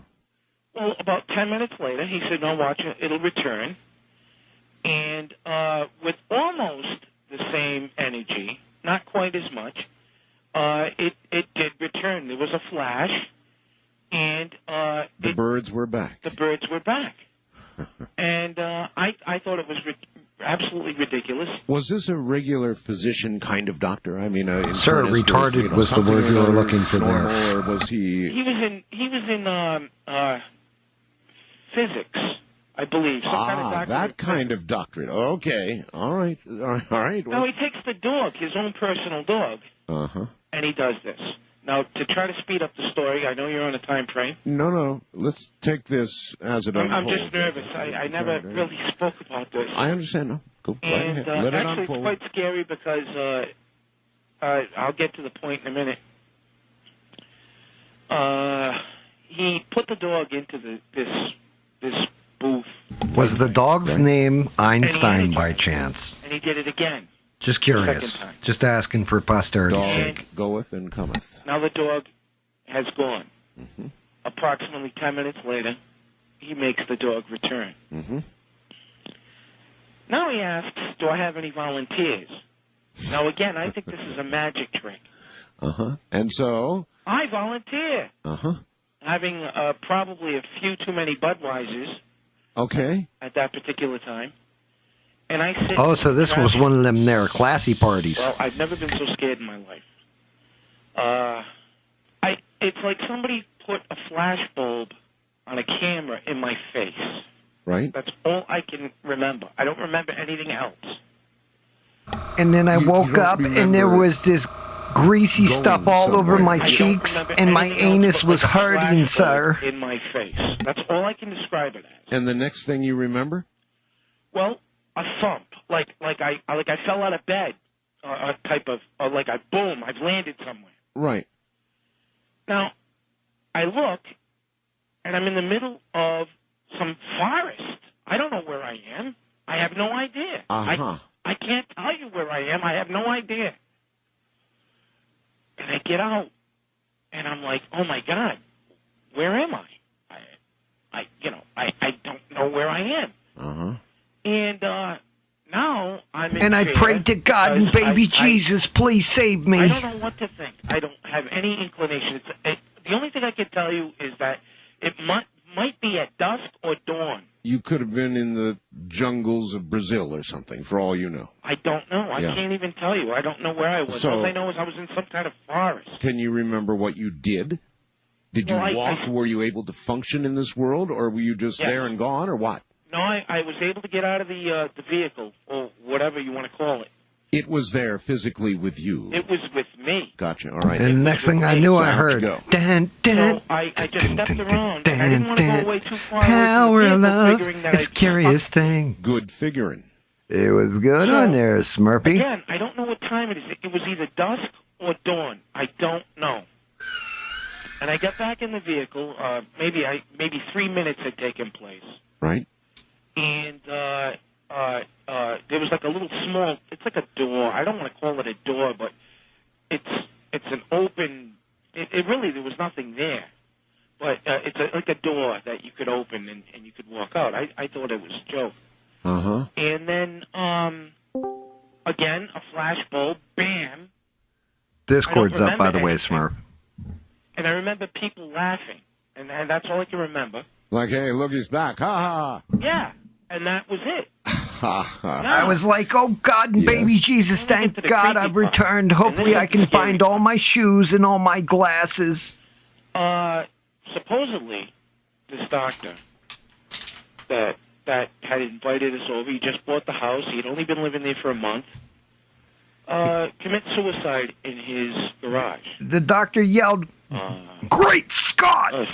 We need to make it to the clock tower, Morty! Sometime later. How much? This is approximately 3 weeks later. 3 weeks later, you find the doctor is now, the PhD has committed suicide. Yeah. Uh-huh. And there's nothing on the premises his car is gone. And we're all, again, we're wondering what happened. Yeah. And there is no basis for why this man has done this. He was a jubilant- Sir, you got hot single man Cosby'd. And is 59, 60 years old. Sounds like Smurfs in the chat. I think it was 59. Yeah. Pause that real quick. What's going on there, Smurf? How you been, buddy? Yeah. 6 says hello. What's up, 6? You got some kind of cross-contamination in the background. Yeah. What's going on?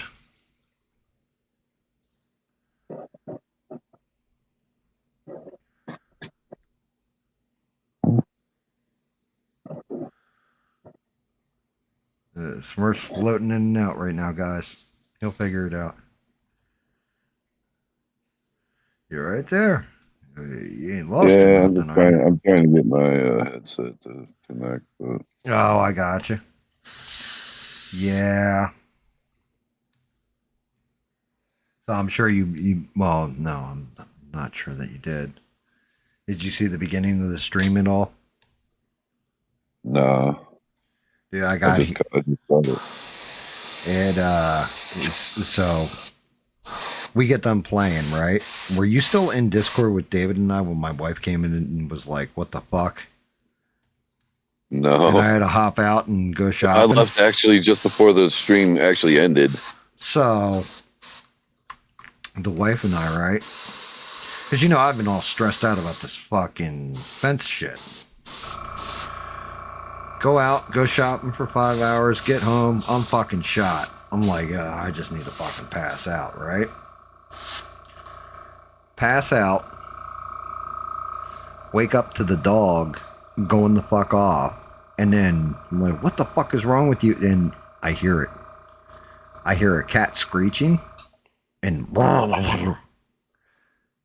front door, fucking pit bull tearing apart one of the kittens. Damn.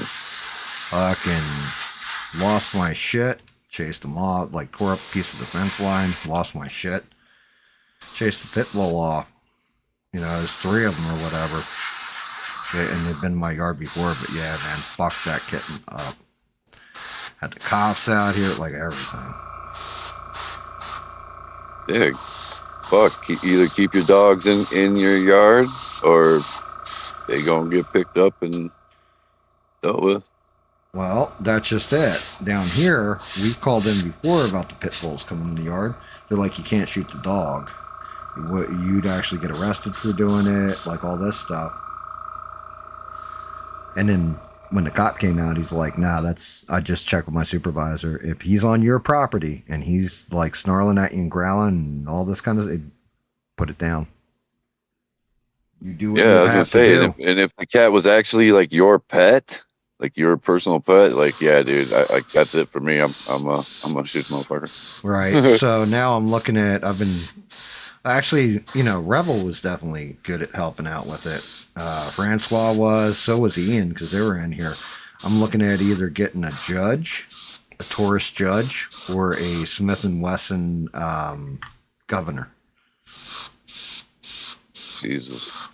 So I can load it up with shotgun Those shells fucking and 45 cal. big, dude. Those aren't big. They're little revolvers. Yeah, I know. Ain't like I'm like a 44 Magnum. I've shot a judge before. I mean, with the little shotgun shells, 410s or whatever. Yep. How's the kick on it?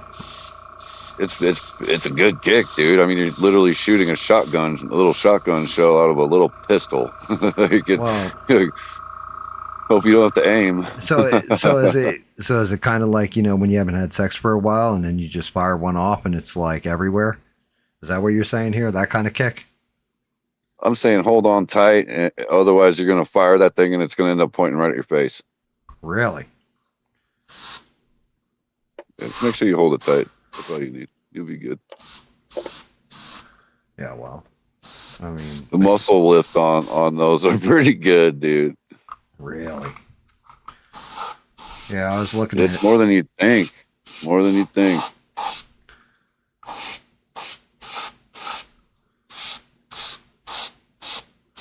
I mean, definitely worth it. Those are the two I was looking at because I can use different type of shot with it and everything. Yeah.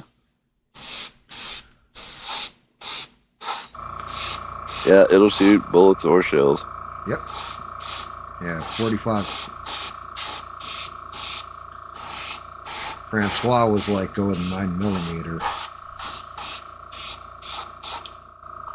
That's what I got, 9mm. Well, yeah, but I didn't want to copy. I didn't want to copy you. The lever rifle. Dude, that's actually a decent, cheap way to go. Is a Canic 9mm. They only come in 9mm, no matter what kind of Canic you get. Yeah. I mean, I'm not. Those are the easiest striker fire pistols that they got. I'm not a gun enthusiast, so for me, I'm like, yeah, maybe a revolver. I can put multiple different types of shot in this. Yeah. I mean, I could just go the AR route and bastard. I wish I could. Go blah blah. Doesn't look like ours doesn't look like ours is going to get lifted until 2027. This was one of those things. The cop said, it's not guaranteed because I was talking to him about drugs in the area, stuff like this. Because he's like, yeah, believe it or not, there's more meth out here than there is anything else. And I was like, it kind of makes sense, But then I was like, yeah, and, I was like, what's going on with state regulation, like as far as you guys go with, I know weed is still not federally decriminalized, but it getting knocked down. What about the state? And he's like, well, yeah, state law, it's fully illegal. So you get caught with it, you're done. You might as well have a pound of coke on you if you have a pound of weed on you. Which is stupid because I think Trump just signed a thing that made it like Schedule 3. Yeah, well, that's what I was asking him about. How's the law in South Carolina changing? He goes, if I'm to be honest with you, my own personal opinion, he's like, I'm pretty sure whoever the next governor is going to fully legalize it down here. I was like, really? And he's like, he goes, all the other states are doing it. It'd be stupid for that one not to. Well, to especially because here it would be a cash crop for the state. That's what I'm saying, dude. That's what I'm saying. Like here, you could just throw it on the ground, that shit will grow. But what he was saying unless to you got me, a governor like Pritzker who's just pocketing the money, motherfucker. What he said to me was, I was like, really? Why would you think that? And he's like, because they've got us where we're taking the dogs out of rotation, like our canine units, that smell specifically for weed. He goes, you usually don't do that unless you're going to change the law because it would be illegal. We couldn't pull somebody over with a canine unit in the car and it pops for the weed and then we search their car. He's like, it'll do away with the warrant on it or the probable cause on it. So yeah, and they'll get in trouble. Right. He's like, so they, you know what I mean? The fact that we're doing away with that kind of tells me where we're at with it. And I was like, oh shit. Like, I didn't even think about that aspect of it. You would have to fucking like take dogs off because you would get a false positive hit and then it would kill your probable cause because you think, you know, like, oh, we found weed. He's like, so I think it's going to come down to the next governor and he's probably going to, you know, they'll probably do it. He's like, let's just hope it's not the one chick. I was like, yeah, she already lost the race, so you're good, bud. She already conceded. And it was cool. He would, like I said, he was awesome. We talked for like an hour.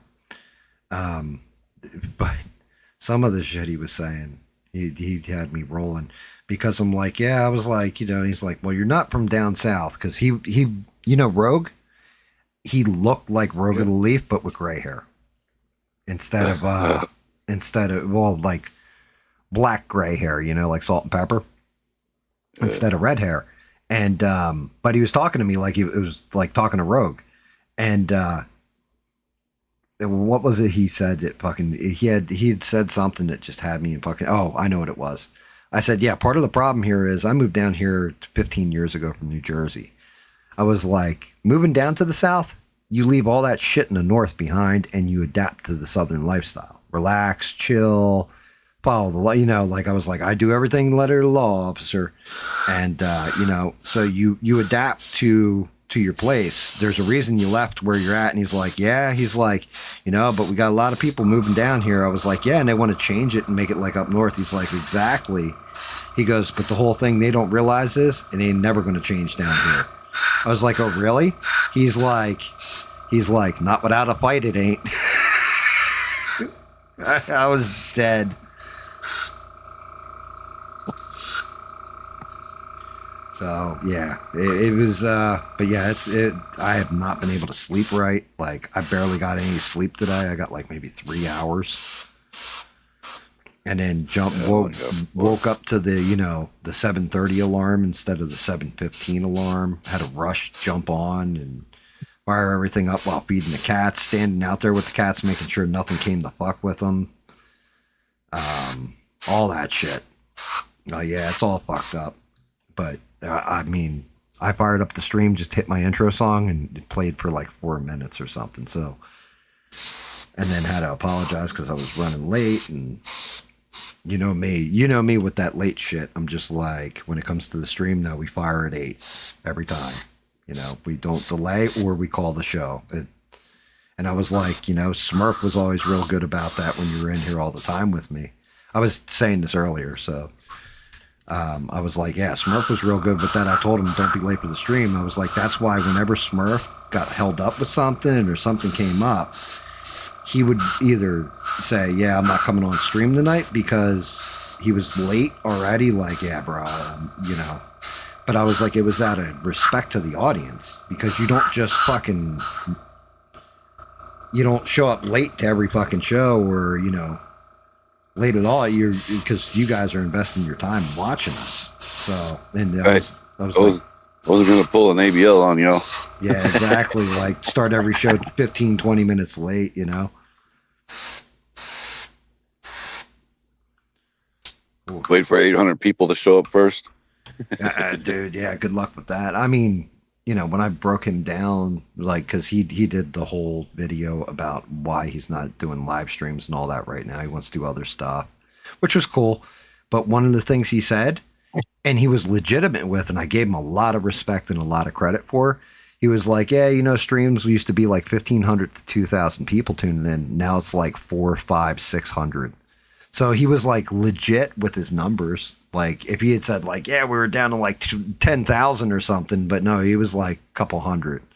So I I could respect them for that one. Like, that's cool.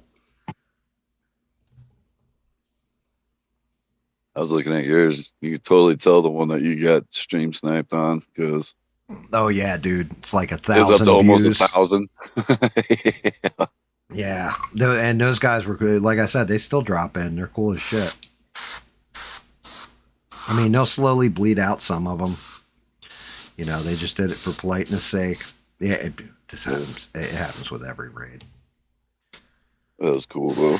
Yeah, but I mean, it was crazy. Like, and if you go back and watch that stream, it's like, oh shit, I love it, I love it, I love it, I love it, because it was just like high raid, like 5,000 different new names. You know, you're just like, oh my god, what do I do?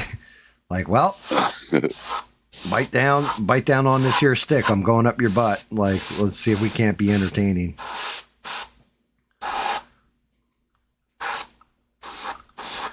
Sitting there pulling all these colors out. I watched Conan. Well, I had it on in the background earlier the other night. It's still a fucking great movie, dude. I'm about to start watching Spartacus again too. The original one? Yeah, oh yeah, Conan the Barbarian. Yeah. Yeah, I just went through it because Stranded said that was the. She said I had never seen Conan. I just watched it for the first time the other day. I was like, "What did you think?" I just watched it a couple months ago. It was a good movie. Yeah. It was always a good movie. Yeah, well, I mean, they're talking about doing King Conan. So yeah, with Arnold. Yep, where he's like old as shit, like the end of Conan the Barbarian, where he's sitting on the throne, and then he's like reflecting. They're going to get a new actor to play him when he's young. I can't play Conan. Good old Bob. Dude, and now, see, like you showed up, and then Bob just popped up. Like, can't even make that part up. Like, Bob ain't been here all night. I think maybe he has been. He's been jumping in and out, and Bob was just like, is that Smurf's voice I hear? I'd like to call him a son of a bitch. Can I get in Discord and call Smurf a son of a bitch? Who's that sexy voice? Hey, what's going on out there, people? Okay, ladies, thank you for calling in. It is the spanking hour, okay? I'm the Smurf, and I'm here. I'm guessing Bob just got done probably taking his daughter out to dinner. Oh, yeah. Well, I'm sure he was done a little while ago. He couldn't sleep, so now he's hopping in to say hi to everybody. Well, we'll see in a second if Bob's going to come in or not. I don't know if he's going to come in tonight. We'll know. He'll say, I'm in. With my brother, and I was in a cave, and I ended up getting the cave sickness. And my brother's like, where are you at? I'm like, I'm in this cave over here. I was like, come on in. And he starts to come in, and I was like, come on, get down.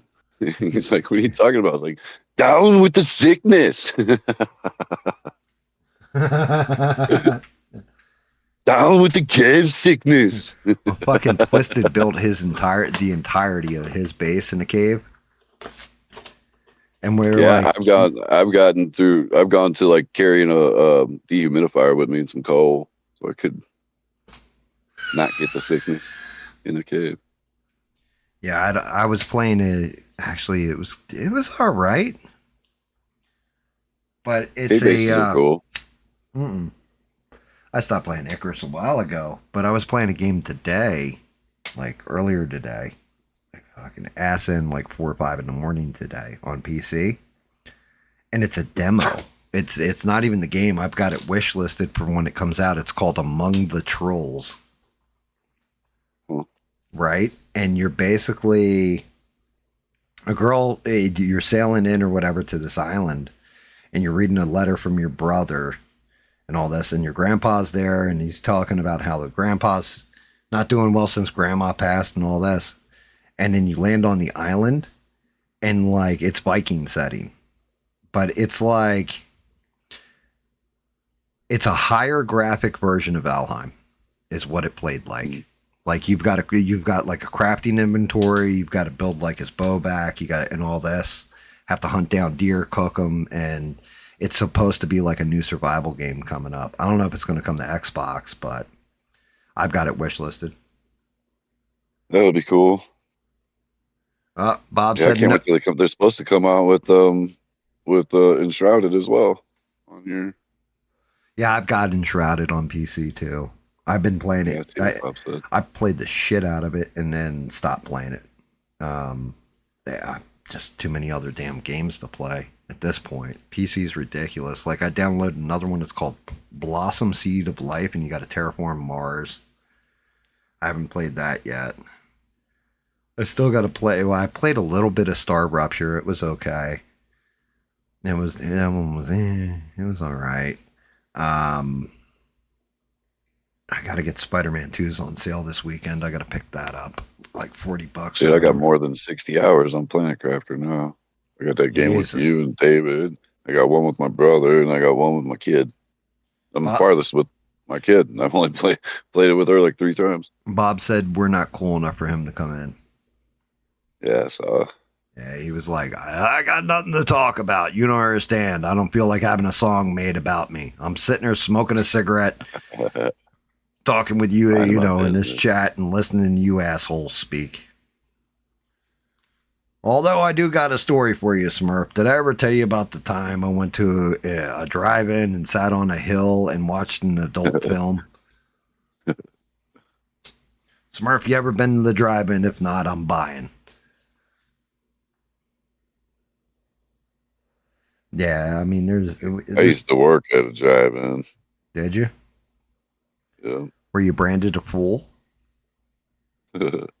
What will they say? Messed up shit there. Monday at school.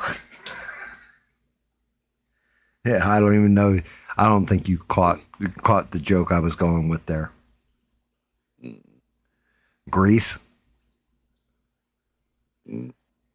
Hey, so I think it's called Suddenly Sandy is the name of the song, where they're at the drive-in.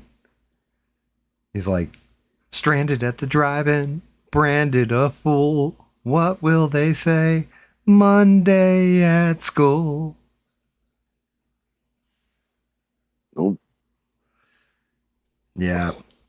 I had a little sister, so I've seen Grease probably about 5,000 times. She used to love that. I actually have one of the last ones around this whole area. It's called Skyview. It's literally like... We got one down here, too. It takes me like 3 minutes to get to the drive-in from where I live. It's right down the road. It's weird. I like the old way it used to be, where they had the speaker boxes that you would like hang inside your window. Now you have to like sit there with your car running the whole time so you can listen to it through your radio. Oh, really? Yeah, and have the AC on because it's too damn hot. No shit. Yeah, like there's a specific AM radio station you have to tune to hear the movies. No kidding. That's kind of cool. I mean, how did Bob it just get like you have to have your vehicle running? You know what? I just realized this. How did Bob get sound from that adult movie he went to with his buddy? Sitting up on a hill. They didn't need it. I mean, it was one of the movies you didn't need the sound. I mean, back then it was probably black and white, and like they had the card that had what the lines being said on the screen. It probably had the speakers. It probably had the speakers, and you could probably actually hear it. Bob's like, old Navy trick. I just stole one of the radios out of the operator's room. Used to go up on the hill and listen to it. I mean, it was just a lot of heavy breathing and do me, daddy, do me.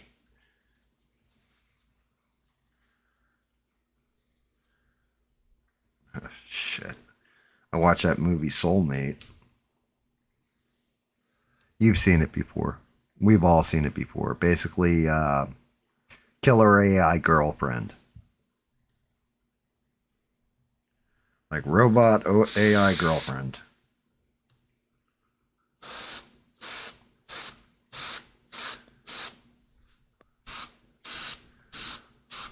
That wasn't terrible. I have not seen that. Yeah, it just came out. It was all right. It was okay.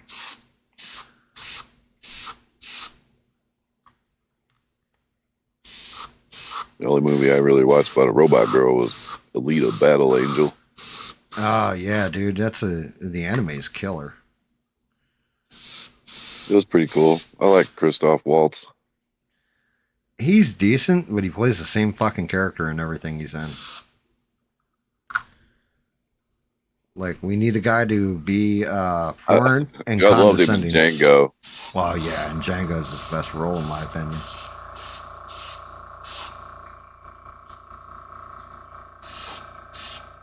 That probably was his best role. Yeah, it was a good movie. Django was cool. He was Blofeld in Bond. He was fucking scary as hell in Glorious Bastards. Dude, in Glorious Bastards, yeah, that probably is his best role. You're right. Wow, he was scary in that one. Yeah, like, well, I mean, that's how they were too.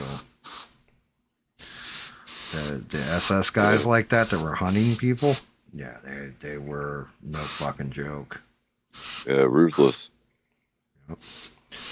That's why I like Brad Pitt's character there at the end. Christoph Waltz got was coming to him. He's like, "You're gonna go try to blend in, aren't you? Well, we got something for you."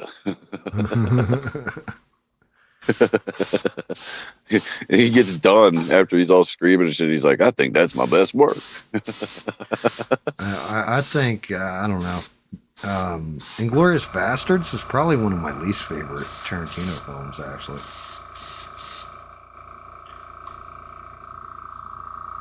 Yeah, I think my it was all right to watch once. It's hard to watch again.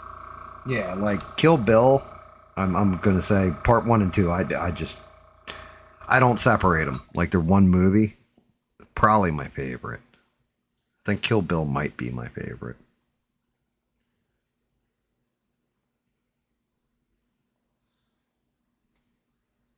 It's, Pulp Fiction's kind of up there. Yeah, there's so many parts about that movie I don't like. Yeah. Well, I mean, but you remember all of it. So maybe that's why.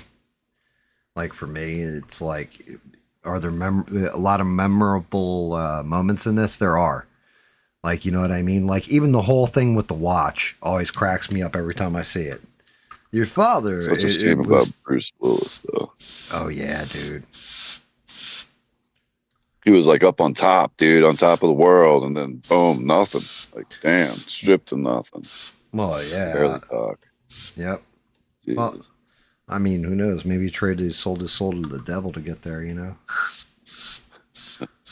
Like seriously, something. Because hell of a sentence. Bruce Willis is also apparently kind of an asshole. I don't know how true that is, but I don't know. I can totally see that. Yeah, I could see it too. Like when people were saying it, I could see him just being kind of full of himself. He's not as cool as old Rocky, you know what I'm saying? He doesn't do autographs or nothing. Yeah. I mean, that's just it. You make those movies because, like, I can't remember what it was. I think it was Sixth Sense.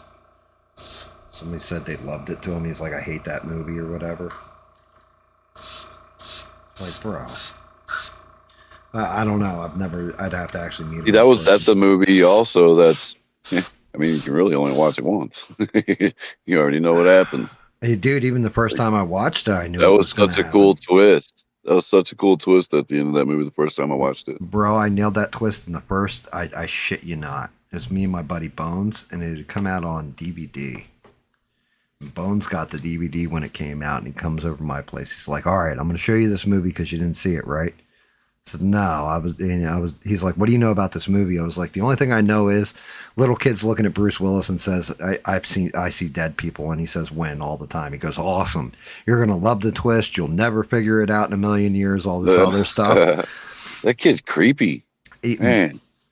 Dude, He even played in that Artificial Intelligence too. That kid is just creepy. Oh yeah, you ever see him as an adult? Yeah. Yeah, he's in the I did. He Boys. was in the new Happy Gilmore movie. Yeah, Happy that's right. He Gilmore was. 2. He was. Yeah, you're right. But yeah, my buddy's going on and on about how I'll never figure out the twist all this, and then it came. Bruce Willis gets shot in the beginning, and it's like next fall, and I paused the movie, and I was like, he's dead, isn't he? And that's why the little kid can see him. You fucking asshole. Yeah, you just ruined the whole movie. Just watch it like you didn't know that. But I'm not gonna lie, the best part in that entire movie, in my opinion,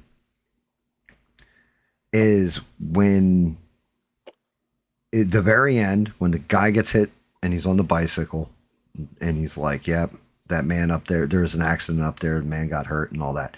And he's talking to his mom, and the mom is just like, he's explaining to her, like, I have this power, like I have this gift, I have this power. And then and he tells her about grandma. And yeah, dude, the part where he's just like, I see grandma too. And then she's like getting pissed at him. And he's like, she said, you used to think she didn't come watch you dance and all this. And you were always afraid she wasn't proud of you. Or something. Yeah, she was hiding in the back and watching you. She watched you all the time. And you always wondered if she was proud of you. She was proud of you all the time. Bro, I look over at my friend. He's looking at me. He looks over at me, and both of us got tears coming out of our eyes. Yeah. It's like... That was like the most powerful scene. Dude, I was like, the way it's delivered, the way it was written, and it's such a shame because, what's his name? M. Night Shyamalan, that scene was so good that it was just like, bro, I can't wait to see what this fucking guy does going forward. You know what I mean? Like he got me to cry, because everybody wants to hear your parent tell you, you know what I mean? That I'm proud of you. I've always been proud of you, that kind of thing. And I shook my fucking head. I was like, then Unbreakable came out, all that. Every one of his movies coming out, and I'm just like, how come you don't have this emotional punch like you did in that one? Like, with that was your greatest height, and you're never going to hit that height again. Oh, apparently. he had like The Village, Lady in the Lake, weird movies. What was the other one? Old. I saw that one. That was weird. Old was interesting. I didn't nail what the fucking twist was in that one either. Pretty much because I didn't really give a shit. It just kept going, but they tore him down, got him. Got it all ended at the end. Yeah, I don't know. I was not a fan of that. I don't know how they had it to where if you were on that specific beach that you start growing old faster. I don't know how they managed that one. I think that one's based on like a comic book or something, or a Japanese manga or some shit. I can't remember. There's definitely something to it. Fuck, bro. He had one. What I've come to find about Shyamalan, I like that lady in the pool or whatever the fuck that movie was. I actually liked that one. I was like, I was all right with that one because I'm like, it's a bedtime story. You know what I mean? Like it's like a fairy tale. I thought it was hilarious that the one guy's all jacked up on that one side. Yeah. But what I found about Shyamalan is the next movie that he did that I was actually like, that actually wasn't terrible. And I don't know what the hell it's called. I think it's called The Visit or Visit. I think that's what it's called, but it's these two kids and they've never met their grandparents and they've been sent off to go visit their grandparents. And like the grandparents are weird as shit. Oh yeah, like demonic or something, like try to cook them. Yeah, no, it turns out they're like escapees that killed the kids' actual grandparents. Oh. And like, you know what I mean? But the kids don't know at first, not until their mom sees the people in the background. She's like, who are those? Who are they? And the kids are just like, that's grandma and grandpa. She's like, that's not my parents. But yeah, like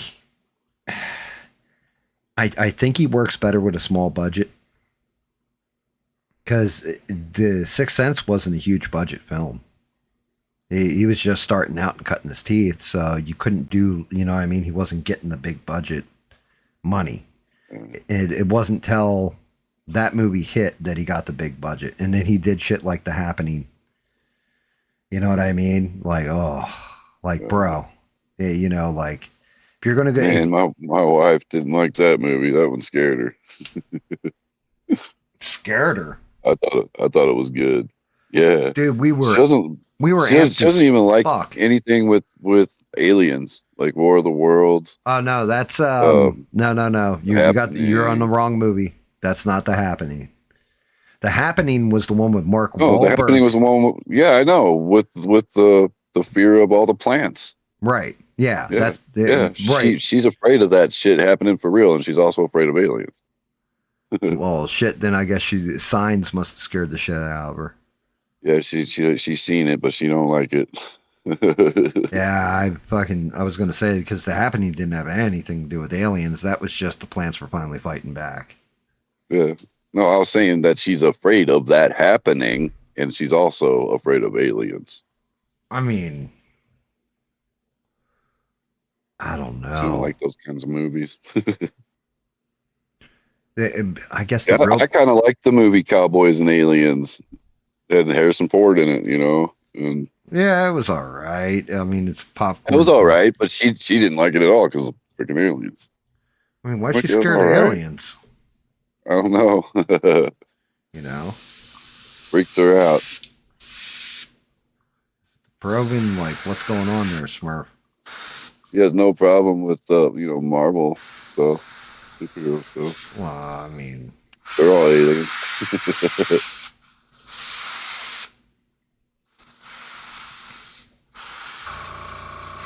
Like, I can understand the xenomorph from the movie Aliens. That thing's fucking scary as shit.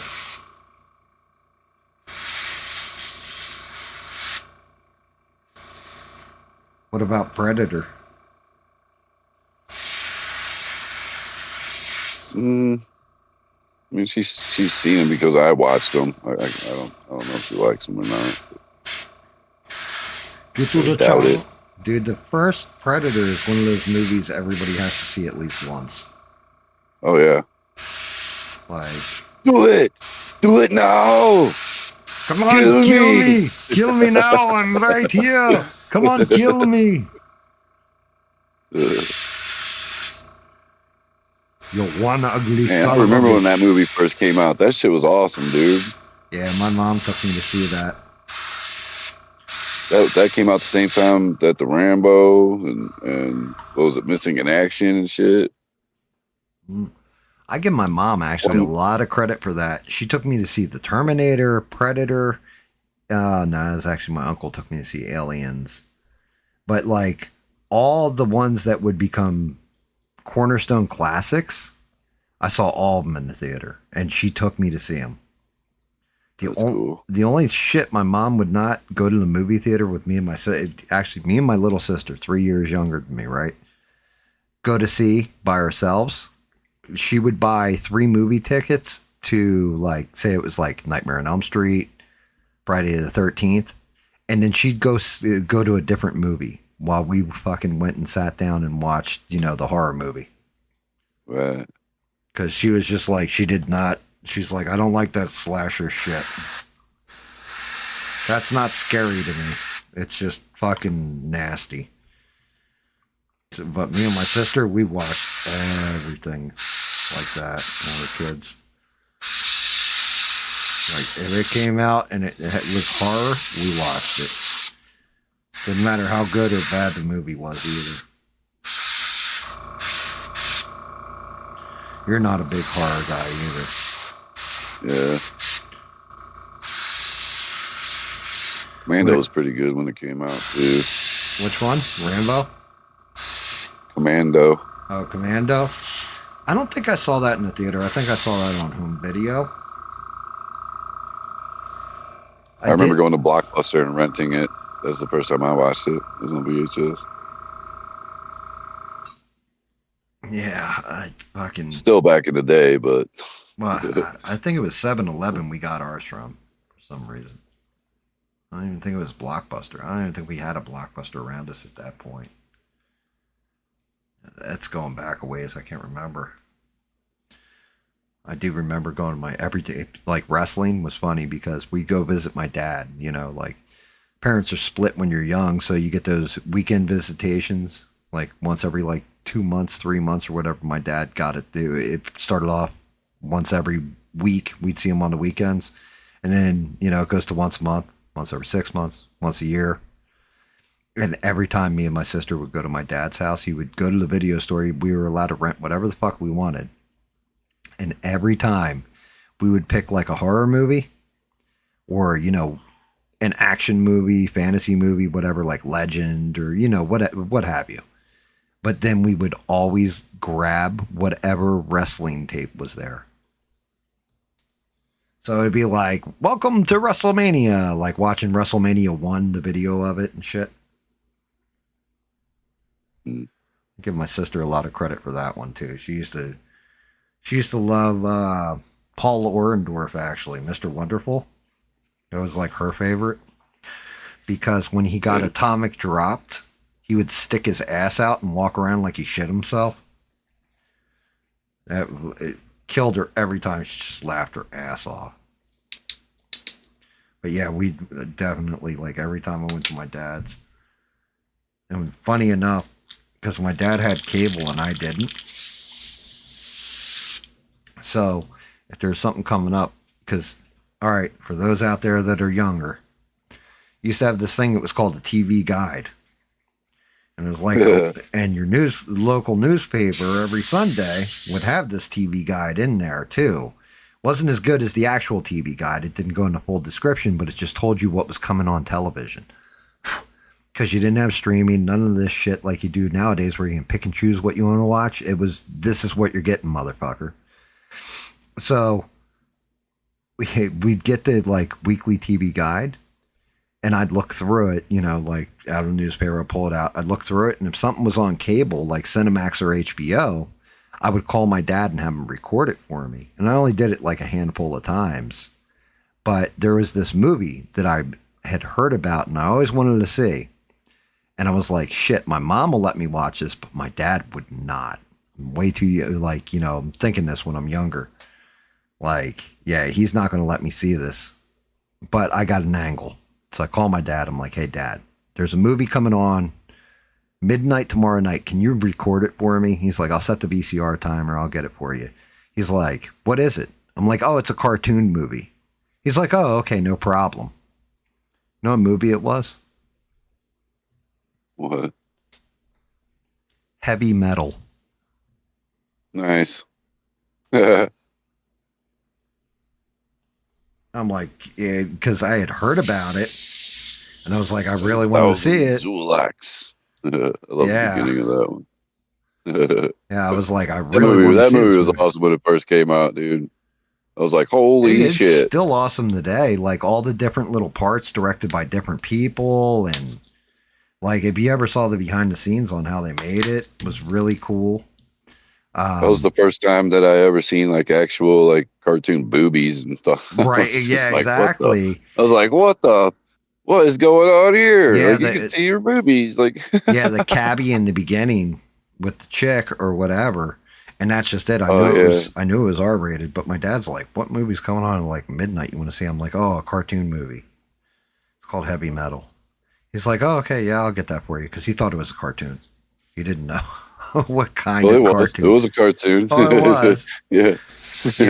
Yeah. That scene is kind of iconic, though. Thinking about it, with the chick in the cab, Harry. Yeah, he disintegrates her in the back. Yeah, at the end of it, she turns on him. He disintegrates her. That scene is pretty damn iconic because it's like the music that's playing in the background. It's "Open Arms" by Journey. Like when she gets naked and they go at it. Oh yeah, yeah. Yeah, it's got dude. The soundtrack to that movie is epic, dude. Yeah, you got Heavy Metal by Sammy Hagar is on there. The Lochnar. And then, yeah, because my mom ended up, I loved that movie so much when I was a kid. My mom got me a subscription to Heavy Metal Magazine.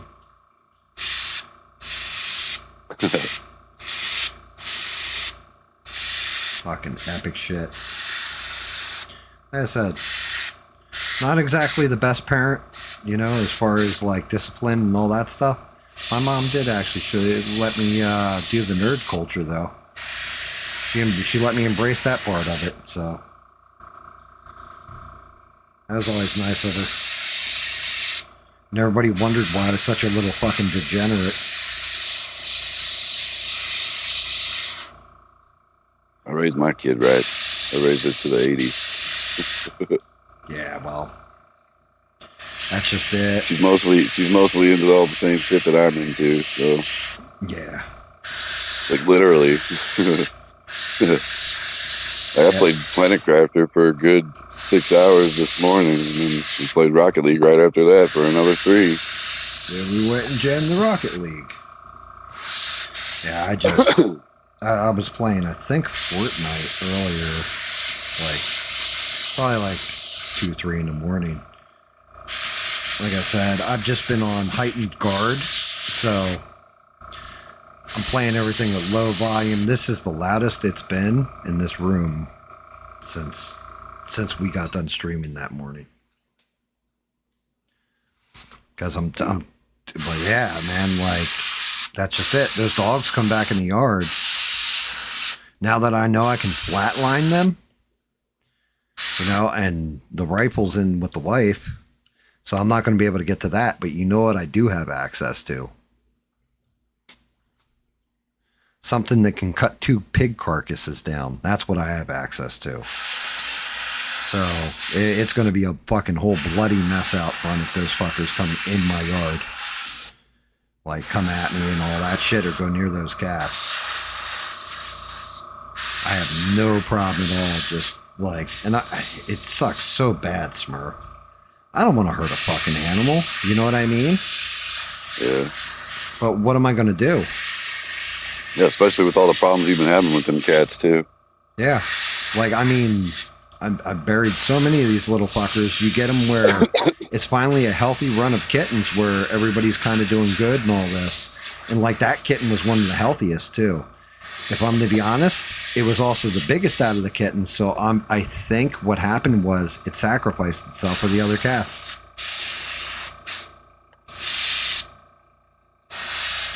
Because the other ones don't run as fast as him as that one did, or anything like that, so I really wonder, did it sacrifice itself? Like, it's like, fuck it. I'll protect the other ones? Yeah, you know what I mean? Like, I'll square up with you, motherfucker. You're probably going to kill me, but my siblings will get away. Evil fucking motherfucker. I even told the cop, I was like, yeah, you know, I'm glad you got here as fast as you did, because he was here in like 5 minutes. And normally you call him, and like half an hour later, these fuckers roll in like, oh, is that all? And he was all serious about it, took it, like, he was awesome. But I told him, I was like, yeah, I was about to go looking around town and then having a conversation with the owner. And I wouldn't have had polite words for him. And he's like, yeah, we don't want that going on. He's like, but I can't blame you. I'd want to have... Yeah, better just to... He's like, nah, just next time shoot him. He never said shoot him.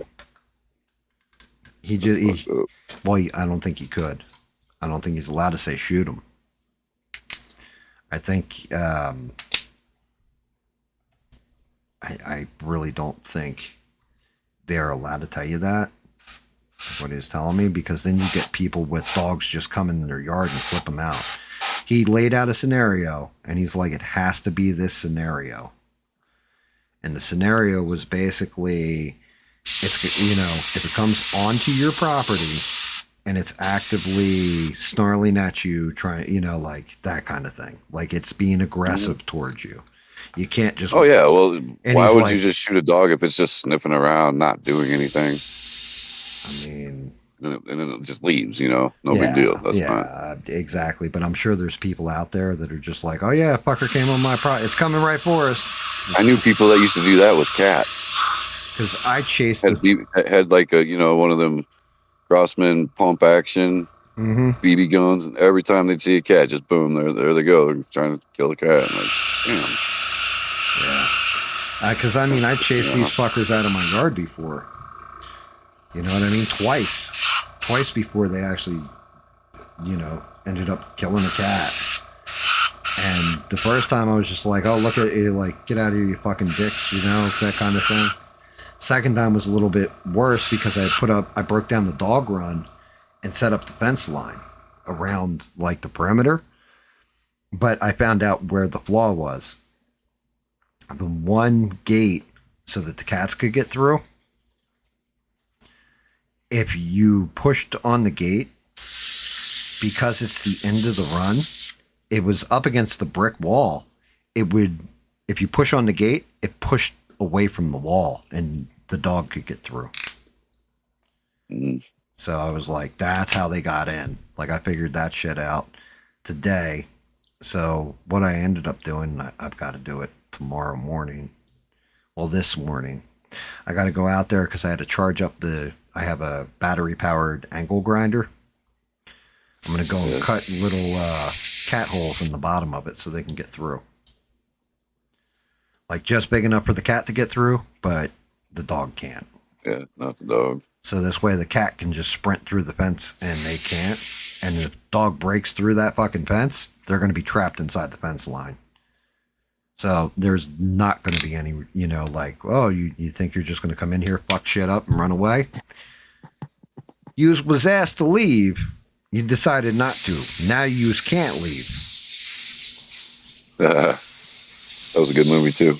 Dude, that movie's awesome. Telling you, the Shedsessions, is that his name? The guy who plays Sonny. Because it's Robert De Niro is the kid's I don't know father. his actual name.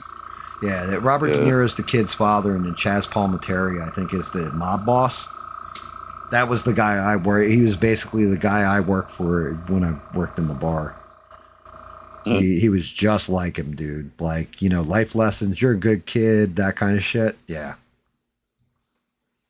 He's a good man. Good man and a bad guy at the same time, Right. But he also didn't, he always told me to stay away from, like, getting your ass busted, shit like this. Matter of fact, if it wasn't for working in that bar or whatever, when I got falsely accused and all that shit, I wouldn't have known which lawyer to go to.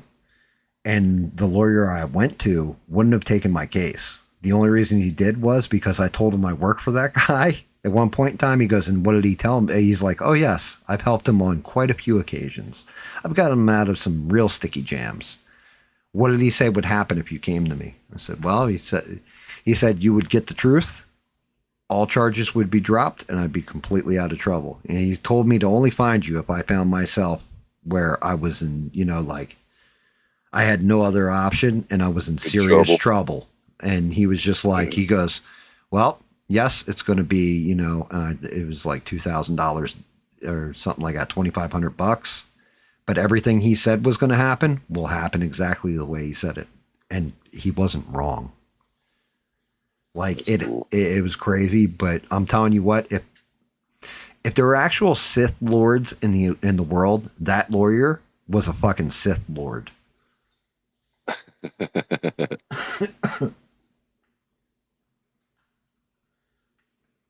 Like, older dude, he reminded you of, like, that one, huh? he reminded you, how, like, Emperor Palpatine in Return of the Jedi. Oh yes, yeah. I think this Death Star is fully operational. You're in for quite a surprise, my friend. Like, that kind of talking. And he was an older dude, and the killer he kept calling me boy the entire time. Tell me what's on your mind, boy. Like, he was scary. Like, dude was scary. And he had just hired on this lawyer that was a prosecutor. and her name was Brenda. And Brenda was like, she was short as shit, right? Little Italian woman. And Brenda, he's like, yeah, you know, this is her trial run is going to be your case. And I'm like thinking to myself, like, oh, I might be good and fucked here. And Brenda kept telling me, like, you don't have anything to worry about. We got you. If this is what he says is going to happen, this is how it's going to play out. I'm going to make sure it's going to play out that way. Bro, exactly what he said was going to happen, happened. Exactly the way he said it, in the time frame he said it. She couldn't have been greater. Like, nothing but, he was expensive. Like, any other attorney would have probably represented me for like $700. He was like $2,500. Yeah, but after what you said, like, dude, that right there would. Well, get me the to go to killer him was anyway. this.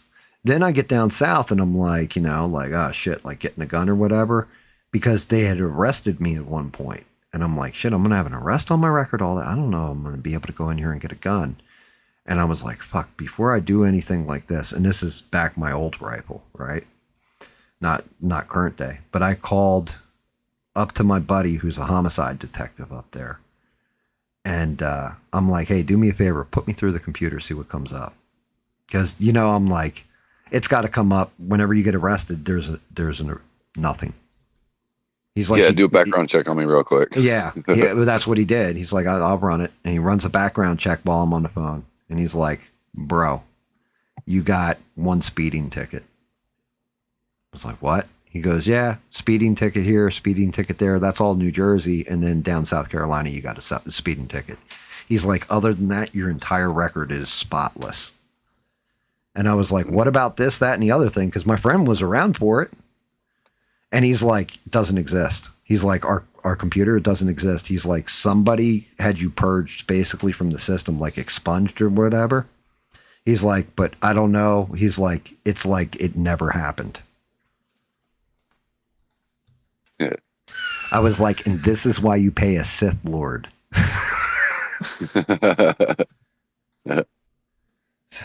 So then, you know, like when I'm talking to my one buddy later on, I told you about my friend who's arrested for drunk driving at the age of like 53 now, I think he is, 52 or 53. And he's sitting in jail because it's third offense and all that. And my other buddy's telling me about it. And I'm like, did he go and did he get my lawyer? And he goes, nope, he went cheapest one he could get. I was like, that's why you pay a Sith Lord, sir.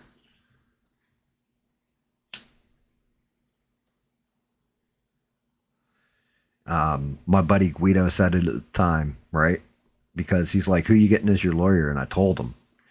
And Guido's just like, he's like, oh, you're fine then. And his fiance at that time, you know, future wife, she's like, well, I don't understand. How come you're saying he's fine? He's facing all this stuff that's, you know, could be real bad. He goes, you don't understand. He's like, you know how we watch Breaking Bad? And she's like, yeah. He's like, you know how Jesse turns to him and turns to Walt, and he's just like, we need a criminal lawyer. And he's like, yeah, I know. He goes, no, you're not understanding. We need a criminal lawyer. And she's like, yeah. And he's like, yeah, he's a criminal lawyer. Yep. Better call Saul. Yep. Well, I mean, anybody in New Jersey that ever gets a DUI gets into shit. And he specializes in DUI. Like, he was awesome because there was a guy that worked with me and he was like the head chef at the pub. And again, this goes back to my boss, you know, send him a lot of business. And whenever there's a pickle and he gets him out of it, the cook, his third DUI, he gets nailed, right? Pop carrying weed, coke, and drunk driving. The lawyer looks at it and goes, I can't get you out of this DUI. I can get the drug charges thrown away, but I can't get you out of this DEI. He's like, but if you trust me, it's going to cost an extra $1,000, right? And granted, my boss at that time paid for all this. You know, it was like, nope, you're basically indentured servitude to me for, you know, until that shit's paid off. He's like, yeah, I can't get the third one put to bed. So what does this motherfucker do? This lawyer? They go into court. They eat the third one, but then he goes and takes the second one that he was charged with, the second DUI, gets the judge to reopen that case and gets the second one thrown out, so it only counts as a second DUI. Oh yeah. And so no jail time, loss of license for however much and all that. But I mean, he basically like walked away from it, not hurt. Otherwise, it would have been 6 months in jail minimum, I think, and like 10 years loss of license. Instead, it was like 3 years loss of license and no jail time, just a fine. Shit. My first wife's brother in New Jersey got a DUI and lost his license completely for 10 years. On his first? Yeah, his first. Did he get in a like massive accident with it or? No. That's weird. Usually it's not till the third. I know. That's weird. Yeah. I don't know how the law works about that, but I know he lost his license for 10 years. Yeah, 10 years would be, I think, third strike. Let me look. Oh, Jesus. I didn't want to do that. I want to look on the other tab. There it is. Let me look. We went and visited, and I had to drive him around. Yeah, I believe that. I had one buddy who he had 3 DUIs. I don't ever want to go. I'd rather drive in St. Louis than drive in fucking New York and New Jersey again. Try driving in New York. Oh, I have. That's what I'm talking about. I've been there, done that. Don't want to again. First time offense penalty, $250 to $400, up to 30 days in jail. Mandatory ignition interlock device now. They didn't have them back then. 12 to 48 hours at intoxicated driver resource center. They didn't have that either. This was when I was in my early 20s. $1,000 a year surcharge, right? Damn. All right. So second offense, license loss of 2 years, fines of $5 to $1,000, prison term of 48 hours to 90 days, 30 days of community service, and mandatory thing for your ignition, right? And 1 to 3 years post restoration or during suspension, 1 to 3 years post restoration. Third offense, license loss of 10 years, $1,000 fine, 180-day prison sentence, up to 90 days can be served in rehab, up to 90 days of community service, and then the locking device for 1 to 3 years. Yeah, they didn't have that locking 20 device. plus years ago, so yeah. Yeah, but the law didn't change. I'm telling you now, he may just not have told you guys that he was on his third offense when he got popped. Probably. Who knows? Yeah, but because like I said, I know the cook that I work with, it was his third offense, and he's like, I'm going to lose my license for 10 years. And instead, it was knocked down. You know what I mean? And I think he lost it for like a year. Shit, there's people around here that don't even have a fucking license most of the time. It's so fucked up to me. Like, they go to the bar and shit, and they get all drunk, and then they go driving, and I'm like, man. Well, dude, that's down here. You have a lot of, you'll get the Mexican immigrants that do that shit. And then they don't have insurance or anything. People on the motorcycles don't even have a motorcycle license. But they're all cruising around on motorcycles. Yeah, here you'll get nailed right away. No helmet law either. Yeah, there's no helmet law here either. Yeah, I got no helmet law here. Motorcycles are very, very prevalent. I mean, you got Myrtle Beach. You have the bike weeks there, kind of like how you have Sturgis Bike Week and all that. You have those down here, but you have Black Bike Week. You have just like Bike Week right at Myrtle Beach, and there's no helmet laws, none of that shit. But if you don't have a license on that bike, they will nail the shit out of you for it. Like, they don't even fuck around. Yeah, I got a buddy that went and got a brand new Harley road guide, man. You got a road guide? Yeah, and I mean, it's nice and all, but damn, they sold it to him without having a motorcycle license. Let him drive it off the lot. Everything. Well, you don't, he goes everywhere with it. Yeah, you don't need a license to buy the bike. Only to register it and insure it. You know. Yeah. down here, what you'll see is, and you can always tell the ones that have DUIs and have gotten nailed for DUI, because you'll see them driving around on scooters. Like, not the, like, you know, I got one foot on the ground electric kind of scooter, but like, you know, the Honda scooters and mopeds and shit. Or like a glorified moped. Yep. You see them, they're I always used to driving live in around. a town called Muscuda. I used to park my motorcycle in Muscuda. I'll tell you what, if you want to see a very, very nice bike, I was telling David about this too. Twisted, the motorcycle he got, is fucking beautiful. He paid like $2,500, or I think it was like $5,000 for the pair. He's got his dad one too. But this dude couldn't ride anymore and had it out in his like barn. And Twisted got it, man. Everything on this fucking thing is chroming and custom. It's beautiful, beautiful fucking bike. I was like, damn, that's a fucking. He had sent pictures or whatever, and I looked at it. I was like, it's a nice bike. And then when I video called him when we were talking about the fence, he was like, oh yeah, I'm hanging out in the garage with the old man, bud. I'm like, oh yeah. He goes, you want to see the bike? And he showed me the bike. I was like, damn. Yeah, Twisted's living the life up there. Got a pool, fucking hot tub going on. Man, dude, I would kill for a hot tub. Fucking because he's a contractor and therapeutic. You know what I mean? Jesus. I love a good hot tub. Yeah, I mean, eventually we're going to get it. You know, the fences first, then the in-ground pool and the hot tub. The wife's like, you're getting a hot tub. If I'm getting a pool, you can have the hot tub. I'm like, oh, awesome. She doesn't like hot tubs. But I've got a... Yeah, mine doesn't either. I would like to have a sauna as well. I got a jacuzzi tub. Sauna you can build. That's not hard. Yeah, I don't have a jacuzzi tub. We just got a plain old tub. Yeah, we got the jacuzzi tub, so that's... I usually go in there before I go painting, loosen everything up, chill for a minute, think about life, just enjoy life for a minute there. But jacuzzis, you could get one right now and put it... Well, I don't know how big your property is, but you could put it... Yeah, no, we got room right out my back door here, sliding glass door. $300, dude. You can go get one of the inflatable ones. Yeah, we've seen those too at Walmart and shit. Yeah.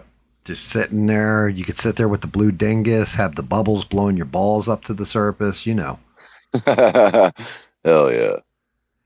Just chilling in the hot tub, smoking these stogies. Oh, shit, I dropped it. Oh, no, they ash burn it. Oh, goddamn, there goes my hot tub. Yeah. Set everything on the blue dingus. Yep. Just let the blue dingus float. My drink, everything. Yep. Yep. Right on the tip. Hey, Smurf, what are you doing in there with a pool noodle? That ain't a pool noodle.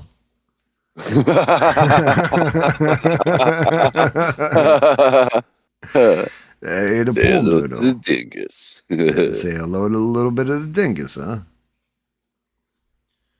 Pretty good on the airbrushing in here with that. Oh, I got my greens, my heavy greens in. I'm going to have to go through with a brush now. We got good alligator fucking scale and coloring. It's going to be a lot of brush work going forward on this bitch. Especially. How long are you going tonight on that? I don't fucking know. I don't know. I'm debating now. Here's the part I'm torn on. Do I want to do blue jeans? Or do I want to do the orange? The orange for the jumpsuit. I think the orange from the jumpsuit would complement the green more. I'm going to do the orange. The only thing is he's got the fucking back pockets. So I think they're supposed to be blue jeans. Yeah. They look like if they were, they would look like they'd be corduroys. Yeah. Yeah, I mean, that's the problem with it. I don't want to go brown on the pants. It'll wash in too much. Right. You know, the orange would pop against it because they're complementary. The blue, you know, it'll offset a bit. But yeah, you're right about that. Like the pattern, it's almost like stretch pants. The pattern looks like corduroy. Yeah. don't know. You could test it. Do a little patch of blue on one leg and do the orange on the other one. I mean, Smurf, you know that would make too much sense, right? What the fuck are you thinking here? That's what I'm saying. Like, shit. Put the colors all together and see what it looks like. He's got tie-dye pants. He painted his pants bright red. He was just like, fuck it, and did bright red. Like, oh, God.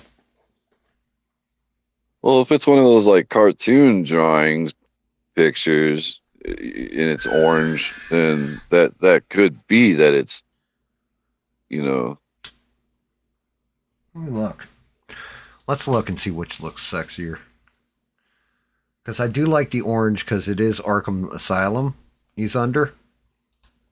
But that could be like the comic book version of the corduroy color. You know what I mean? Yeah, true. Let's see, Killer Croc. I didn't even number this one, nothing. All right, so if we go into images. Yeah, you were right, though. It does have the pockets just like jeans or corduroys would have anyway. Yeah.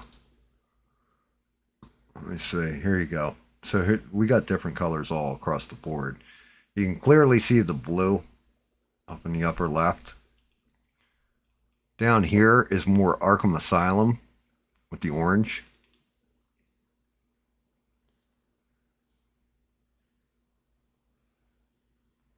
See, like, yeah, the one with the gator head, the one that they really build him off of, has orange.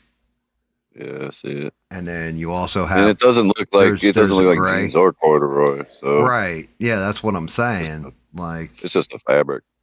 Right. This is the issue, is you've got all these different, like, it's either blue or it's orange. I mean, this one, it's like a fucking mauve. I don't know what the hell that is. I don't know. It's both. Oh yeah, that one there is kind of a purpley. Yeah. Just go with orange. Orange color. Okay. Yeah, I mean, and it doesn't help that he's wearing a fucking belt either, because the belt suggests like blue jeans, right? So it suggests blue jeans. The only problem is when I look at there you go, pre-order Sideshow Collectibles DC. It's like rope, and then the you see it right next to the one with the T-shirt. Yep. It's got a drawstring around it. It's got a rope. Yeah. He's got It's a rope. It's not even a belt. It's a rope. Wait. Here we go, Smurf. There you go, right there. Orange with a belt. Yeah. What's up, David? Hello. Hello, David Mon. How are you, lad? How you been, mate? How's everything going, mate? Just woke up, still crust in my eyes, you know how it be. I got the crust in me eyes, mate.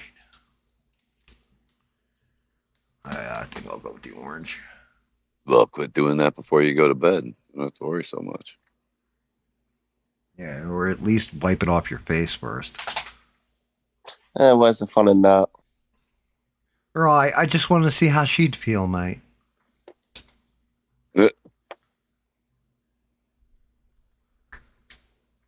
What's going on, David Mon? Nothing. Just bullshitting. Oh, I just would like to take this time to remind you, you're a fucking asshole. I see. And why would I like to remind you of that? Because I found some cool PC games and you didn't get your PC yet.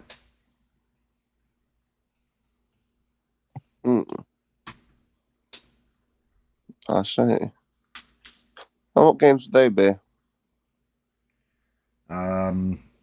There's one called Among the Trolls. It hasn't come out yet. Another one called Blossom Seed of Life. I'm trying to remember what else. Because the Spider-Man games you probably wouldn't be into. No. And when I first joined, there was 2 people watching. Yeah, well, yeah, you know why? Now it's a now 9. it says there's 9. You know why? Because you hit the lull. Like I was in the lull.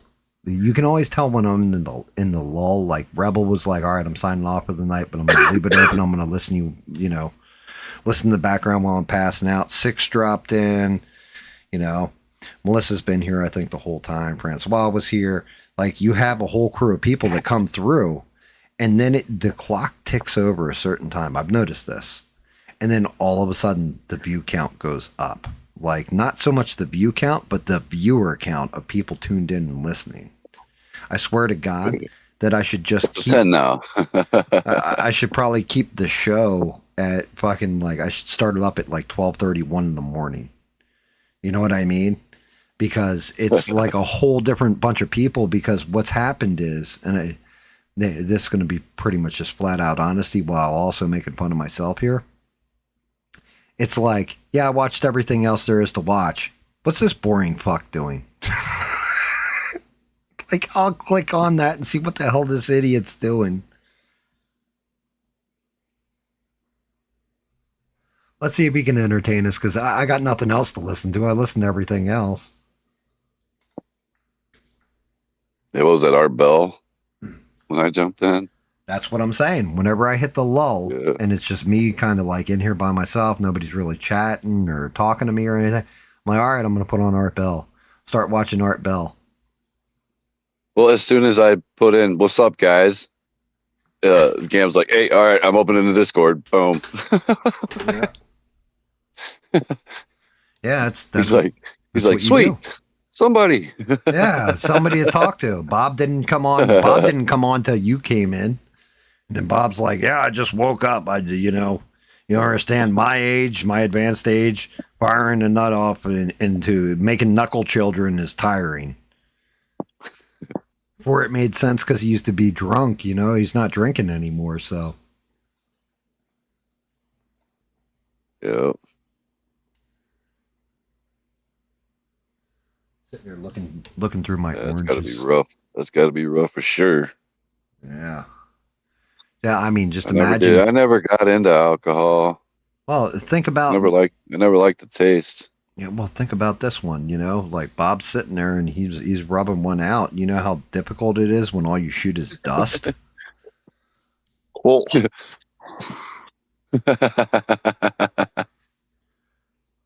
Just pictured that one scene from White Chicks. Just blows into I mean, at least it was White Tit, the chicks. Trying to figure out.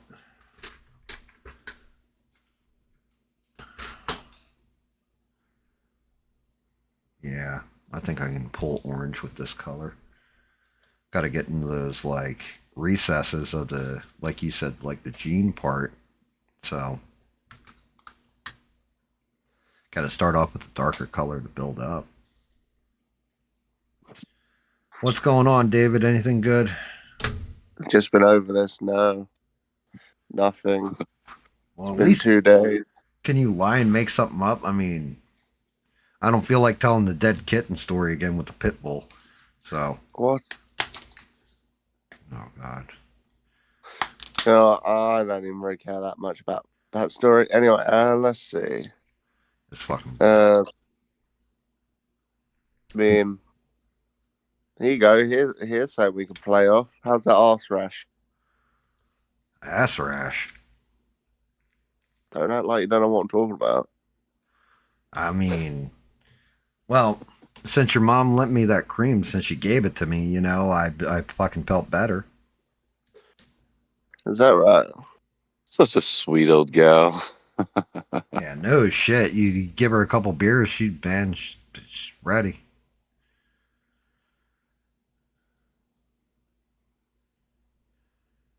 Fucking Dave, everybody went quiet. Yeah, all right, yeah, that was fun, David. Good job. Mm-hmm. He's still asleep. Yeah, poor David's like, it's too early in the bloody morning for this. I got one for you, David. Did you see all the new Fortnite sprites? Yeah, I spoke to you about this yesterday. I ain't got them, but... Well, you couldn't have. Because they added more... Yeah. They added a Peely sprite, John Wick, I think I think John Wick, the John Wick Sprite we had talked, like that's what we were talking about. But they added a Peely Sprite, like a whole variety of them. What was the other one? The Pinata, you know, the llama or whatever. The Loot Llama. Yeah, they added one for that. I haven't found any variants to it, but I found a couple of the variants. Pretty cool. I got all of them if you need them. They're not rare. I've got cube ones too, like the variant cube ones, and they did like a cube event the other night, and I got a bunch of them.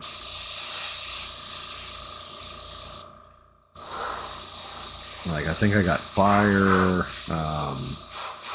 shit, I can't remember, Punk, something else. But yeah, so they've been adding variants. One thing I'm not digging about this sculpt, his ass is like smooth. And at first I thought it was a printing mistake that his cheeks are smooth. It's like the corduroy doesn't run up to his actual butt crack for some reason. It's weird.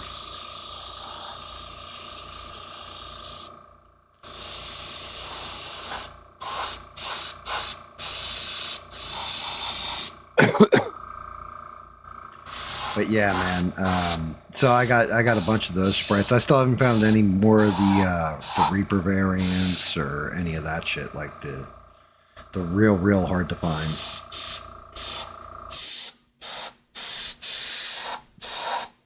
So, but I did get all like the new ones. Like the John Wick one, you can only get from Reloaded because they're doing Simpsons Reloaded, and there's also a quest line to get a Simpsons version of John Wick. Yeah.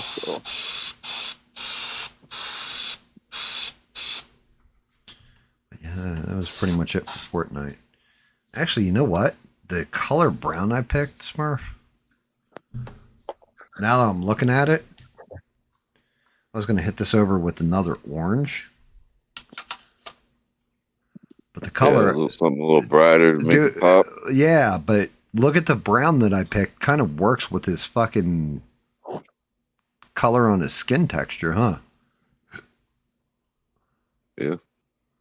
I mean, it's all got to get gone over again and brush. I fucking hate just hitting shit with the airbrush. Especially finer detail. Like, I could slow down and kill my stream down, but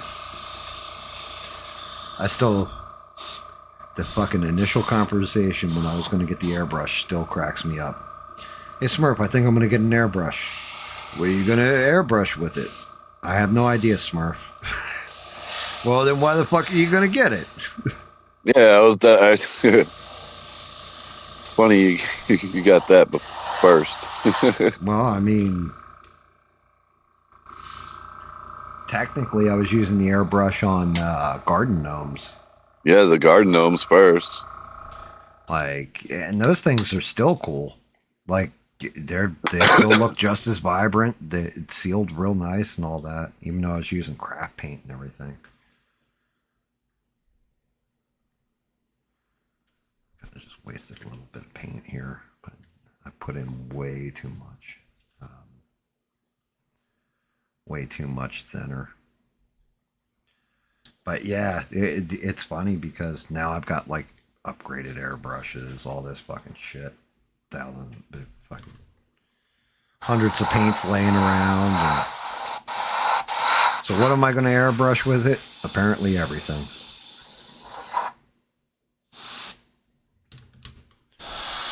You did that one dice thing, didn't you? The dice tower?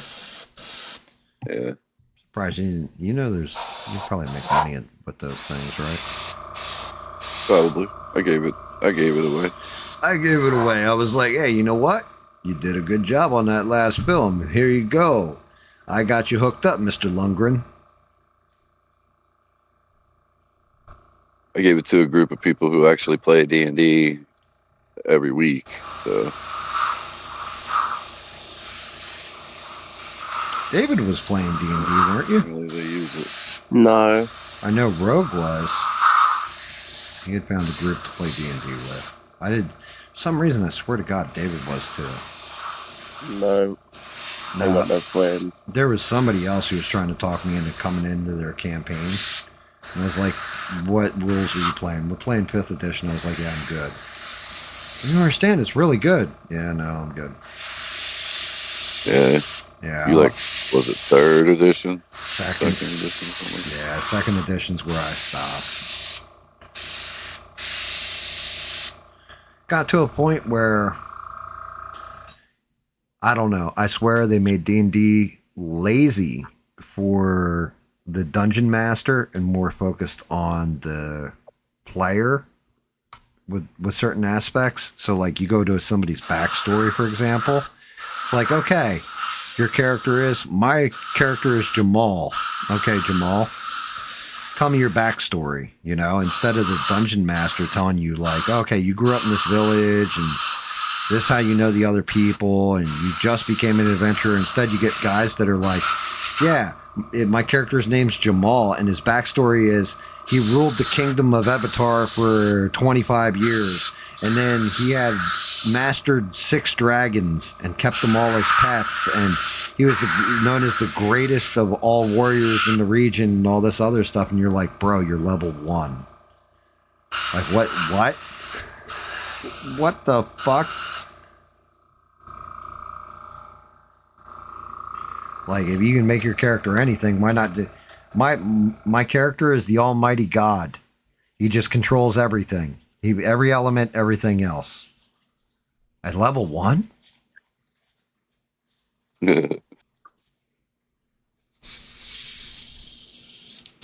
But yeah, I mean, it's a shame. They've kind of monetized and ruined all nerd shit.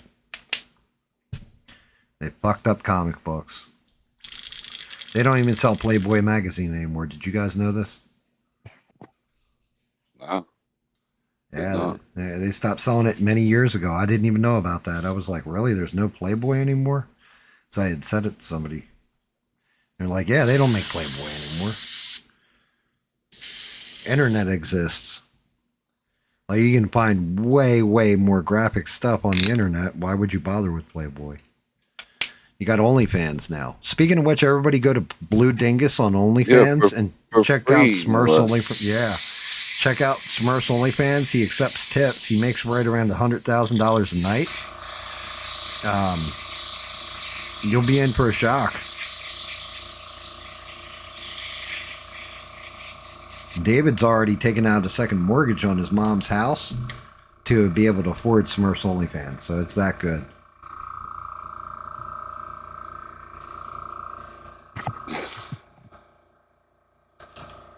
David's like fucking out of it, if he's still even in here. I am. Right, I'm him. I'm cheerio and tut-tut, mate. I'm sleepy. Poor David. So we got Planet Crafter. We got a month left. A month and a week left before we get finale to Valheim. I'm sure we can get Planet Crafter done in the next stream, if not a little better than one after, but I'm thinking we could easily do it the next one. I mean, I don't know, because I should go to the other map as well, then. Different story. I mean, the big thing with Planet Crafter, from what I can see, we hammered on that game for 12 hours. We have still not unlocked shit I have in my solo game. Now, part of that is because of the toxicity level that we're having to clear. But still, like, we're not even up to the, like, nuclear fusion yet. The, like, fusion reactor, where you got to use the quartz for it. Yeah, but we can get it all going quick. Just start building some of the other shit. Yeah, because you numbers going. Yeah, much quicker. You have all that, and I haven't played the game in a minute, so who knows? who knows like how much is we have to terraform more, but I remember that one thing that we unlock is 100 gig. Right? It was like 100 gigaparticles or whatever per unit. And we're only at we were at like 9 mega particles or whatever. So we're not even in the neighborhood, or we had just hit like 9 gigaparticles or something. So maybe with a core 2 extractor and then hitting the iridium and just launching rockets over and over again, like 10 of each rocket up there. You know what I mean? 10,000% bonus. Yeah. I was just playing it with my brother before I jumped in here. And I'm still farthest with my kid. I don't know. But we're on Prime. Both of them. Yeah, I mean, I and it is true. My brother does not have the DLCs, and I created a toxic map and invited him, and yeah, he can play on it. He doesn't have it. I don't know. I got to figure out what I'm doing this Found week. out that worked. I know I've got to cut the lawn. I got to keep fucking with this fence. As soon as the angle grinder's charged up, I'll take care of that. Fuck. I don't know. I might download. I might be playing Spider-Man 2 all week. I don't know how long the game is. I mean, it seems cool. See, I like the first one a lot. Like, I thought they did. It's the closest to feeling like you're web slinging that I've ever played. And like watching the movie, it went hand in hand with it too, if I'm gonna be honest. Because when they show, like, if you're afraid of heights and all that stuff, or don't like roller coasters, they put you in like first person view when he's swinging in the movie. So it's like, it reminds you of the game a lot. My kid's at the theater right now. Like, the movie's almost over. That's what they're watching. I think. Well, I mean, as much money as it's taken in, everybody's had to have watched it, you know, like at this point, feels like. Or is set up to go see it. It was good. Like I said, it's a 6 out of 10 movie for me. Although, second viewing, there was a lot of stuff I was like, I don't know about this. Like, yeah, that's kind of a plot hole there. That's kind of a plot hole here. But the wife will probably buy it on one of our streaming services, and we'll end up watching it that way. Yeah, I mean, that's fine. We don't like going to the theater. Yeah, I don't either. It's expensive as fuck, and there's people. Dude, expensive and people isn't the problem. I need to piss. I can just press pause. Right, that's what I'm saying. I want to smoke a cigarette, I just light it up. You know? In your case, It's like, I need to fire up this joint to really get into it, into the webhead swing. I know, and they'll kick you out even if you hit a fucking vape, man. And it's like, it's not even smoke. Like, what do you... Yeah, what? no shit. I think the problem with vaping is people went too extreme with it. I mean, if I can't, like, I don't like vapes that are nicotine vapes, right? Like, they choke the shit out of me. But any vape chokes the shit out of me if I try to hit it. But I will tolerate a THC infused vape. So, like, you know, I just know that'll curb it down a little bit for me. I definitely had people coming into my store, into like Walgreens or whatever, carrying devices that were like the size of my leg. You know what I mean? And then inhaling and letting off a cloud of steam. Oh yeah. That looked like a train. It looked like a train pulled through my store. You know what I mean? So yeah. It's like, somebody was just you guys, the tires. Yeah, like you're being an asshole, dude. Like, it's too much. Yeah, that is way too much. And I think that's what kind of fluctuates. Vapes choke the shit out of me, dude. That's why I couldn't do the dabs and shit either. I wouldn't do dabs anyway. Too concentrated for me. it didn't do as much to me as the flour does, to be honest. Flour does real good. Those choked the shit out of me and hurt me. Yeah, I mean, I don't like them. For me, I think flour is the only way to go. Yep. Like, that's the only way. Agreed. It's like, oh, I'll send you some gummies. No, thank you. Yeah, I don't like those either. Yeah, I'm good on that. You know, it takes up to an hour for those to kick in. It's not instant. You know, like the flour. Yeah. It's just like, you know, when Gandalf had Radagast. Here, have a little bit of old Toby. Yeah. That's what it does. It'll calm your nerves.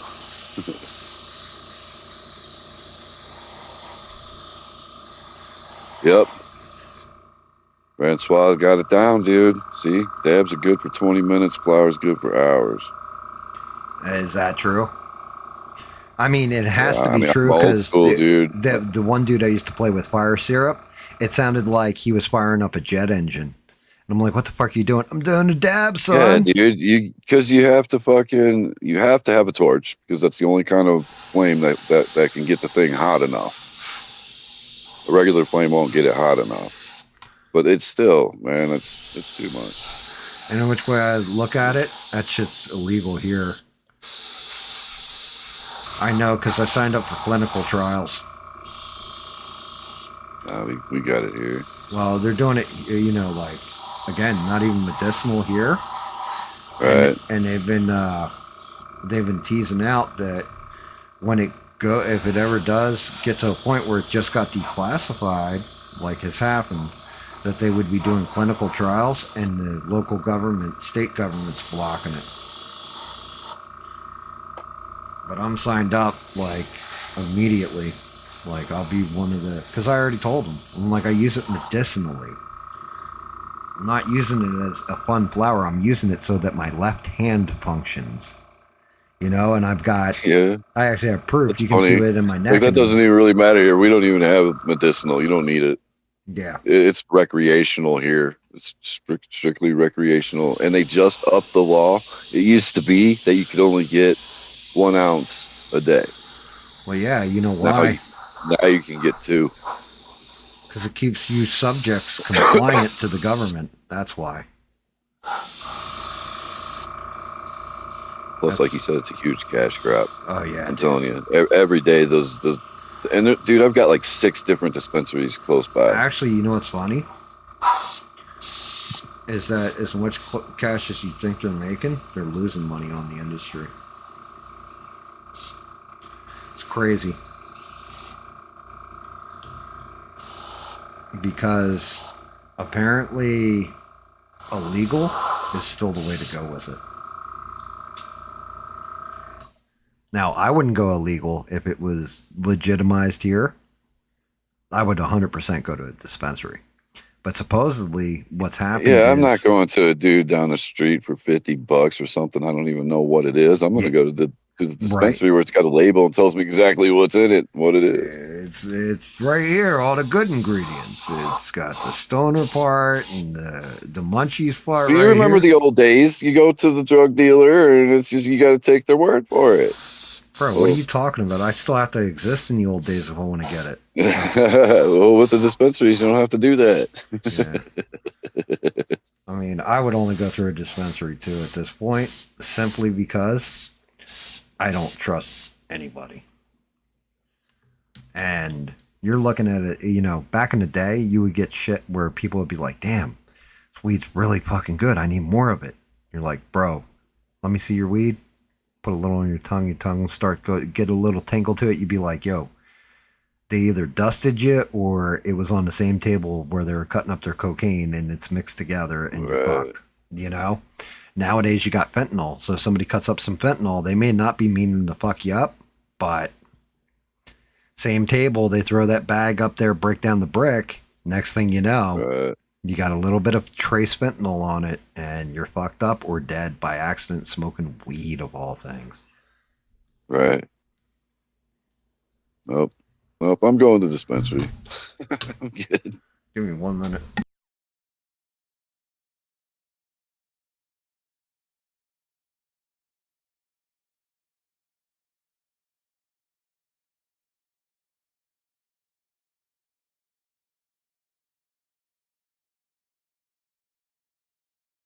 Been a couple, 2 or 3 years now.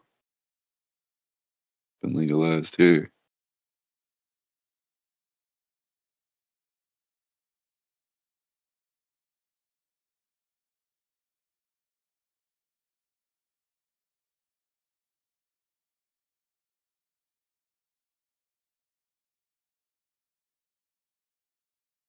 You can smell it just in the parking lot too.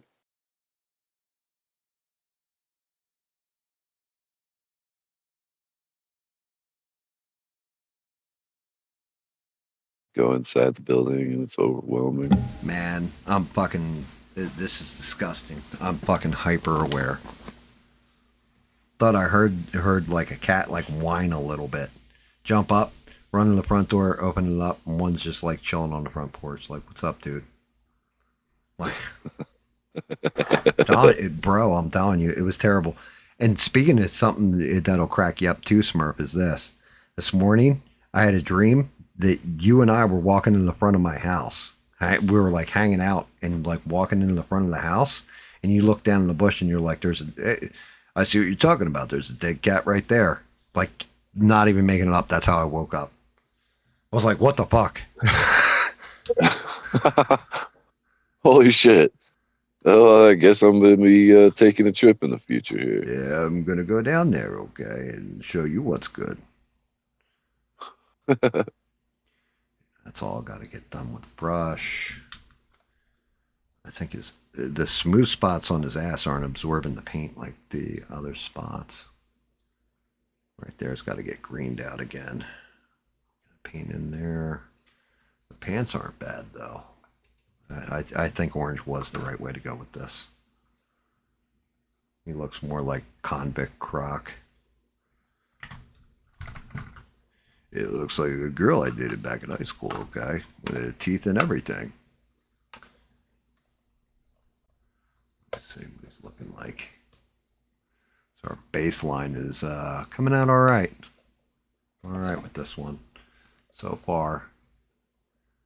Once I start layering in, get the highlights in there, everything else, I think he's going to be nasty looking.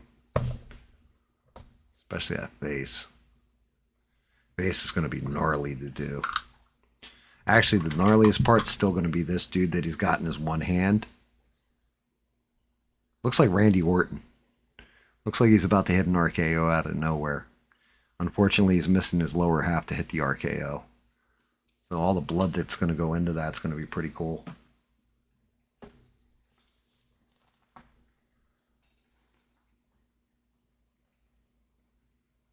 Oh, good Lord.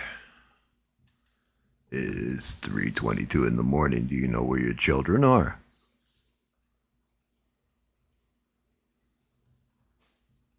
You guys were... well, I'm definitely asking the older people in the audience now, aren't I?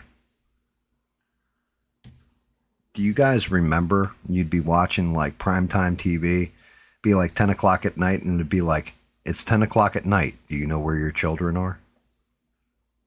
Yep, I remember that. They had that commercial. I remember that for sure.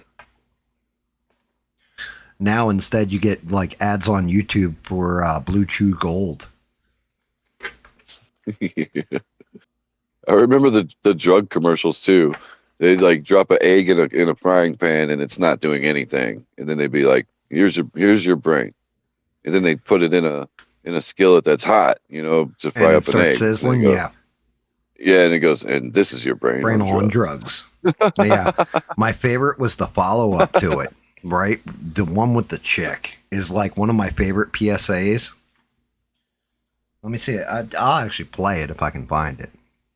Let me see. I remember the one about weed too back in the day, where the dad I learned it from watching you. Yeah, the dad like finds the kid's stash and everything. The kid's like, he's like, "Where'd you learn this from? Where'd you get it?" And he's like, "I learned it from watching you." Oh, y'all could have been bonding. What are you talking about? Could have just hung out and smoked together and not had to hide it from each other. Dude, it was actually Rachel Lee Cook in that ad too.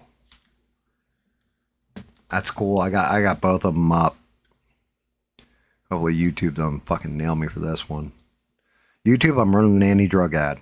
So I think this is the original one, Smurf. Okay, last time. This is drugs. This is your brain on drugs. Any questions? Right? That was the first one. The one that always sticks in my mind is this one. This is your brain.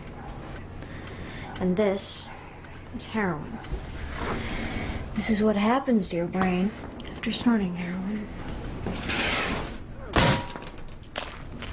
And this is what your body goes through.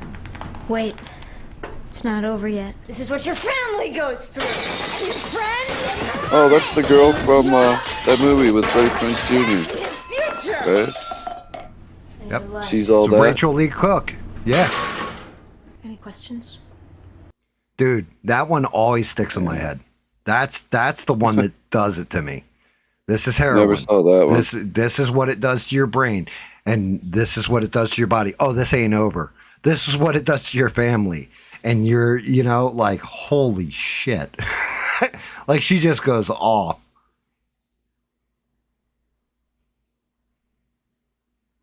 Yeah, you never saw that one? That's the one that anytime I think of that campaign, that's the one that got me, because I was like, everybody remembers the frying an egg and all that. This is your brain. This is your brain on drugs. Dude, that one hit me like a freight train. I was like, damn, that's some shit right there. You don't want to be messing with this. I only ever knew one person that was on that shit. I knew a couple of them, all dead now. And then we got this. Then I'll play this one too, since Smurf mentioned it, because, and I'll hit the punchline at the end of it too. Here you go, Smurf, just for you. Look at 6 beating the drums. It's yours? No, Your mother said she found it in your closet. I don't know. One of the guys must have. Must have what? Dad, it's Where not. did you get it? Dad, Answer me. Who taught you how to do this stuff? You, all right? I learned it by watching you. Parents who use drugs have children who use drugs. So, you know why the dad's face drops in that scene? That's great. So the commercial cut there, but it was actually it was a much longer commercial. And then because the dad asks him afterwards, he's like, "Well, what else have you learned watching me? I know how to go down to South Street and get a $5 Hummer. I know that when you're blowing the strip club, you do it off the stripper's ass. Like, you know what I mean? Like, the dad looks like he would be that guy that would do all those things." Oh shit! Like, he definitely has solicited a prostitute or two. I think that dad right there, he definitely, like, the way his hair is all crazy and the mustache and everything, he definitely was blowing rails off a stripper's ass. I feel like he was about to say, "All right, look, we're just gonna keep this between us. Well, if your mom asks, you're grounded for a little while." Yeah, like, hey, do you got a better hookup? Of course I got a better hookup. He gets all the green. Yeah, because the whole thing is, I was going to say, you'd say, we're just going to keep this between the two of us. The only problem is that he's like, your mother found it. Yeah, that's what I was saying. That's why I said, if your mother asks, you're grounded for a while.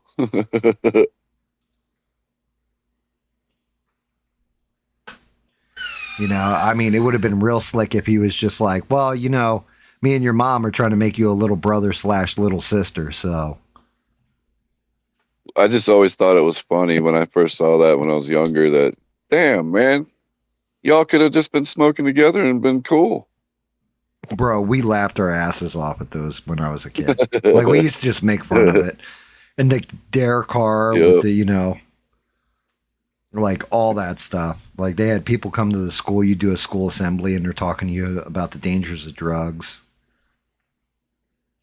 And every kid's just making fun of the junkies. Yeah, I had to stories. watch the Val Kilmer movie when I was in high school. Val Kilmer movie? Yeah, about drinking and driving. I don't remember that. You never saw that? I think I. Yeah, It I don't sounds remember familiar. I don't remember what it's called, but yeah, it's something like he ends up hitting somebody and killing them. Somebody else ends up hitting somebody and killing them, and then like plays it off for a while, and then like nobody knows who hit the girl, and then the guy's wife comes out and sees like some blood on the bumper, and then they find out that he was drunk and driving and killed somebody. Yeah, we had watched it in school. It's one of those learning videos, you know. No, I got you. But it was a movie, though. Like, it was an actual movie. It wasn't like a learning video, but that's what they used it for. No. I know exactly what you're talking about. Reel in the old VHS and the TV. Yeah. Like, we got the cart this time. Yay! Yep. I had to do the weather a couple of times for civics class. Today's gonna be raining with a bunch of left hooks. Okay, And it was like televised to the whole school. That was we didn't have that shit. And we definitely did not have that shit in my high school, and there's a good reason for it. Fucking, like I said, but my high school in the high school that my kid went to is the same high school, but not the same. Two totally different properties. Like the high school I went to had like 20 different buildings that you had to like traverse. Jesus. A big ass campus. Yeah, dude. We only had 5 minutes in between, so it was like sprinting in between classes. And sometimes you had to go to you had to leave one building, go to another building to where your locker is, switch your shit out, and go running out and go to a completely another building. Dude, where'd you go to school? Like, damn. Hogwarts fucking school for That's wizarding? what I'm saying, dude. And then they turned that into a college campus now. And they built a whole new high school, and it's all one building now.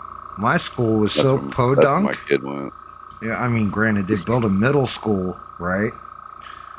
Dude, we were literally doing all that shit under the bleachers, man. Yeah, we had at my high school. So, while they were building the middle school, that was my kindergarten year. And fucking my kindergarten year, my wife too, she was in a different, there was only 2 kindergarten classes. She was in the other one, like we had different teachers. But we actually went to a gun club for our fucking kindergarten. Nice. Yeah, it was in a goddamn gun club. They used to have a gun club at schools. Teach kids gun safety and how to shoot. Yeah, I mean, our entire classroom. Oh no, it's too dangerous now. Now, no kids know how to use anything like that and don't know what to do in any kind of situation. So. Well, to be fair, Columbine changed a big chunk of that landscape too. Well, did they have a shooting club? What, Columbine? I don't know. Yeah, I don't think so. If they had a shooting club, they might have had some type of defense. I doubt it. I don't think so. I doubt it too. I mean, they haven't had a gun club in a school. I don't know how long. Columbine's the first thing I can remember where something ridiculously violent like that happened on a national level. You know what I mean? Right. I'm sure there were school shootings before. The only other one that comes to memory before Columbine that was really televised and really out there was the one university where the dude got up in the tower and was just picking people off. And that was like Vietnam era, I want to say, like 70s. Oh yeah, sniper style. Yeah, dude. It was like, I want to say it was like Kent or something like this. That was back in the day. I remember that shit happening. But yeah, like after Columbine, then you had so many different fucking copycats. And then nowadays, yep, I think you're more likely to get shot by like an ex-student that's going back to the school and going ham, just losing their mind. You know, it's so fucking weird to me. Yeah, this disgruntled kid. Well, I mean, yeah. It's legitimately like old students of the school going back with a bone to pick. Yeah. And it's like, well, bro, if you graduated, you mean you're telling me the underclassmen picked on you? Then you deserve to get picked on.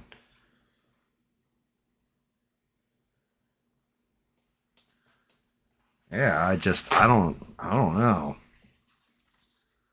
I mean, I've told the story before about the one kid, Brian, picking on the other kid, Philip, right? Yeah. With the fucking locker bomb. That's fucked up. Yeah. You know what I mean? So that shit's happened. And kids used to get fucked up all the time. That's just part of being a kid. Now it's like, no, well, you wronged me, so I need to come back with an AK-47 and just tear every motherfucker up in here. Like, what? Like, no. Just use your fucking hands. Be a man, bitch. That's what I'm saying. Damn, you trying to go off of them? Like, what the fuck? You can't just go whoop somebody's ass like Yeah, back in the day. Like David used to be made fun of in school mercilessly, and you never saw him shoot anybody. Indeed. You know, he just did shit like he would put a curse on him and turn him into a frog or a newt. You're not a newt. I got better. Changes, turns around, and just goes, cheers, cheers. Cheers, cheers. Walks away. David was like, actually, tell you the truth, what's funny is, as much as I make fun of David, like he's like a little kid or something, or like, you know, small, David was like 6'2" or 6'1", I think he said, like his freshman year going into high school. He was taller. They used to call him Big Dave. And we're like, nah, we're not calling you no Big Dave shit. Now he looks like Hagrid. He's big old dude. He's just a big dude. Like David's you'll be a wizard, Harry. Giant. Same as my kid, David. He's yeah, I mean, like I said, as much as I make fun of David, like he's like a little guy, he's taller than I am. I mean, you know, the way I tease him, you'd think his name was really Bob, not David.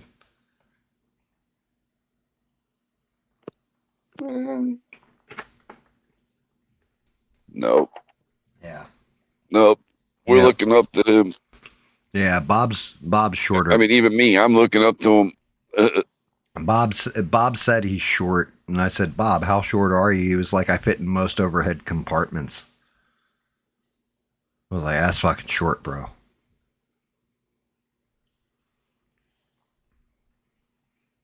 I don't know. Crazy.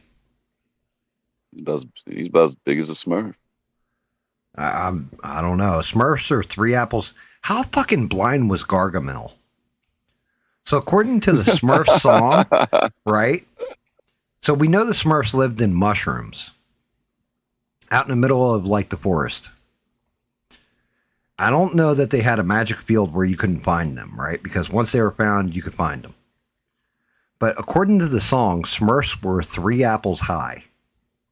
Yeah, those mushrooms had to be huge. Dude, those fucking, you're looking at like 3 apples high is about a foot. So if each Smurf is a foot tall, then those mushrooms, for them to live in them comfortably, had to be like 3.5 to 4 foot, right? Right. So who the fuck can't find a field of 4-foot mushrooms growing randomly in the fucking forest? Like, you know, fucking Gargamel just had to enlist like 2 hippies. They'd have been like, yo, bro, check these out. It'd have been over.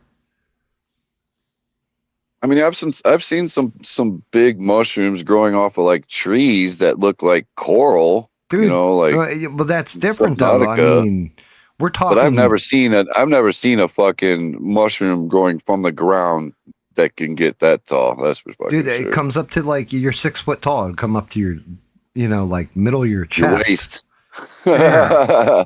Yeah, dude. No way. Yeah, it'd be like chest height. How the fuck can you not find that? And they're bright red and white. Like looking at the cartoon, the red cap with a white stem and, you know what I mean, white speckles on them. Aren't those poisonous? Yeah, that's what I'm saying. And they're living in them. How the fuck? How do you not find the Smurfs? Like Gargamel must have just been blind. It also makes me wonder, you know, because he created them, lost them, found them, lost them. Gargamel always wanted to eat the Smurfs too. This is another question I have with that cartoon. What if he ate one and he was just like, yo, this tastes like shit? Like I killed a whole village full of these magical creatures and they're terrible. They taste terrible.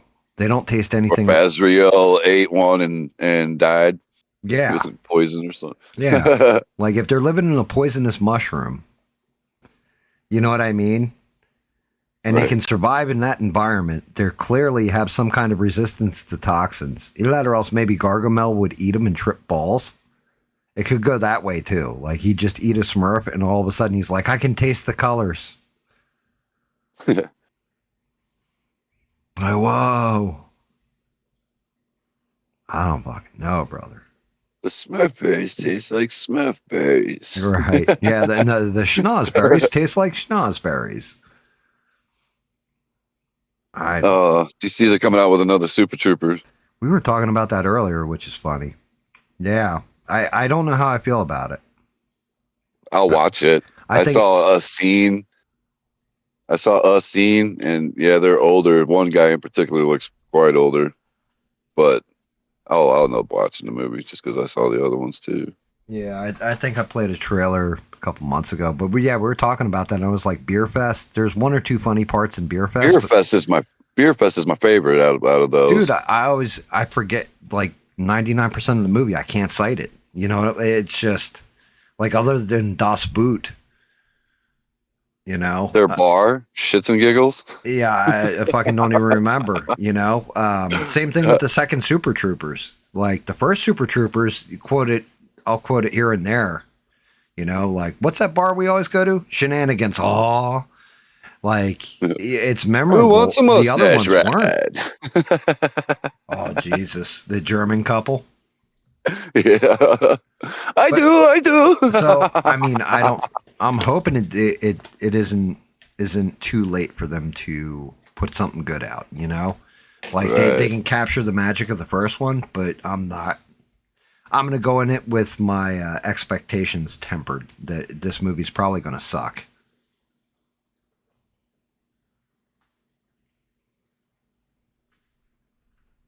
Same thing for like Avengers Doomsday. I'm a little worried about.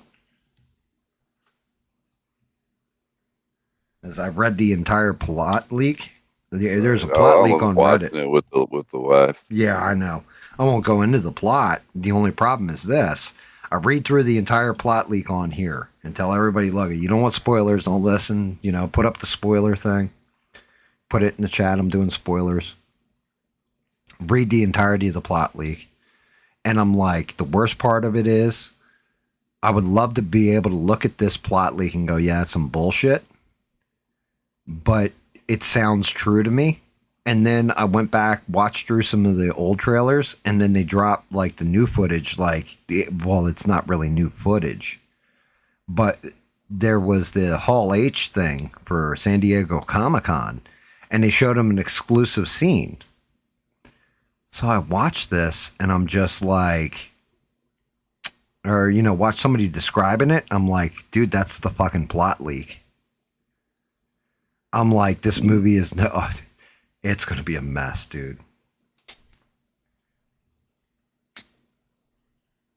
I need to get over here. Yeah. Yeah, you do. You're on here way late, like 9 people watching now. I mean, I'm not long for this either, because the only thing I got... the wife's going to be calling, and my kid's going to be getting home any second now and like, play Rocket League. Everything's going to be fucking... From this point on, I've got my airbrush laid in, so my airbrushing's done. Now it's time to go to the hand, and I'm not going to the hand at, well, maybe 15 minutes after the stream, but I'm not going to the hand at 3:45 in the morning. You know what I mean? Like, it's no bueno. I'll come out with, I'll look at it the next time and be like, oh shit, I fucked this up, that up, the other thing up. As it is now, even with the airbrushing, it's like, I got stuff I've got to clean.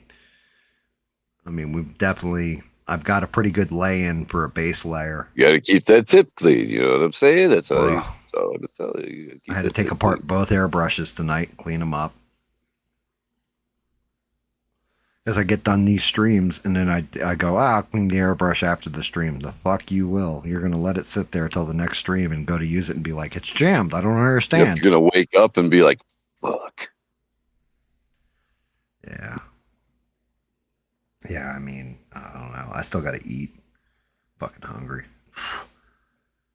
Getting there with that, too. Yeah, it's brutal. I streamed for 22 hours before starting this one. So it's like everything that happened throughout the week, everything I had to talk about was pretty much donezo, except for, you know, everything that just happened with the cat in the pit the other day. Or yesterday morning. And I've gotten like, I'm going to say 7 hours of sleep total in the past 2 days. Yeah, you definitely need some sleep, bro. Yeah, but so it's like I'm running. I'm out of here. Running on gas. Catch y'all later. I gotta go answer the wife's call. Sure. If I don't answer the wife's call, she'll use my beanbag as a speed bag. Yep, can't have that. Yeah, all brother. Right, I'll see you Friday. Good night.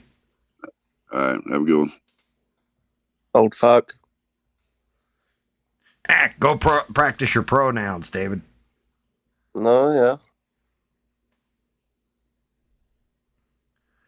Dear Lord. So what's going on over in England, David? Did anybody from Spain come moving into your country? No, but an odd bit of political game plan going on. Wait, Rupert Lowe, Mr. Restore UK. Mm-hmm. I know who Rupert Lowe is. I actually watched him on, I want to say, Joe Rogan. Well, anyway, he's offered some sort of deal to Nigel. Nigel? Like... Oh, his actual name's Nigel. I'm thinking, you know, Nigel Farage reform. Like somebody that you once called Nigel is what went through my head there. Sorry. The top hat, yes. Yes, with the top hat. No, but basically he said, so it sounds like some sort of deal to somewhat work together, but he had a whole speech he released for it. So he might be trying to work with Reform to just make sure they win, but well, I mean, hey, good on that's smart. I don't know if old Nigel would do it though. I don't think Nigel wants him in there. No, you already kicked him out the party. Right, he wanted to support people.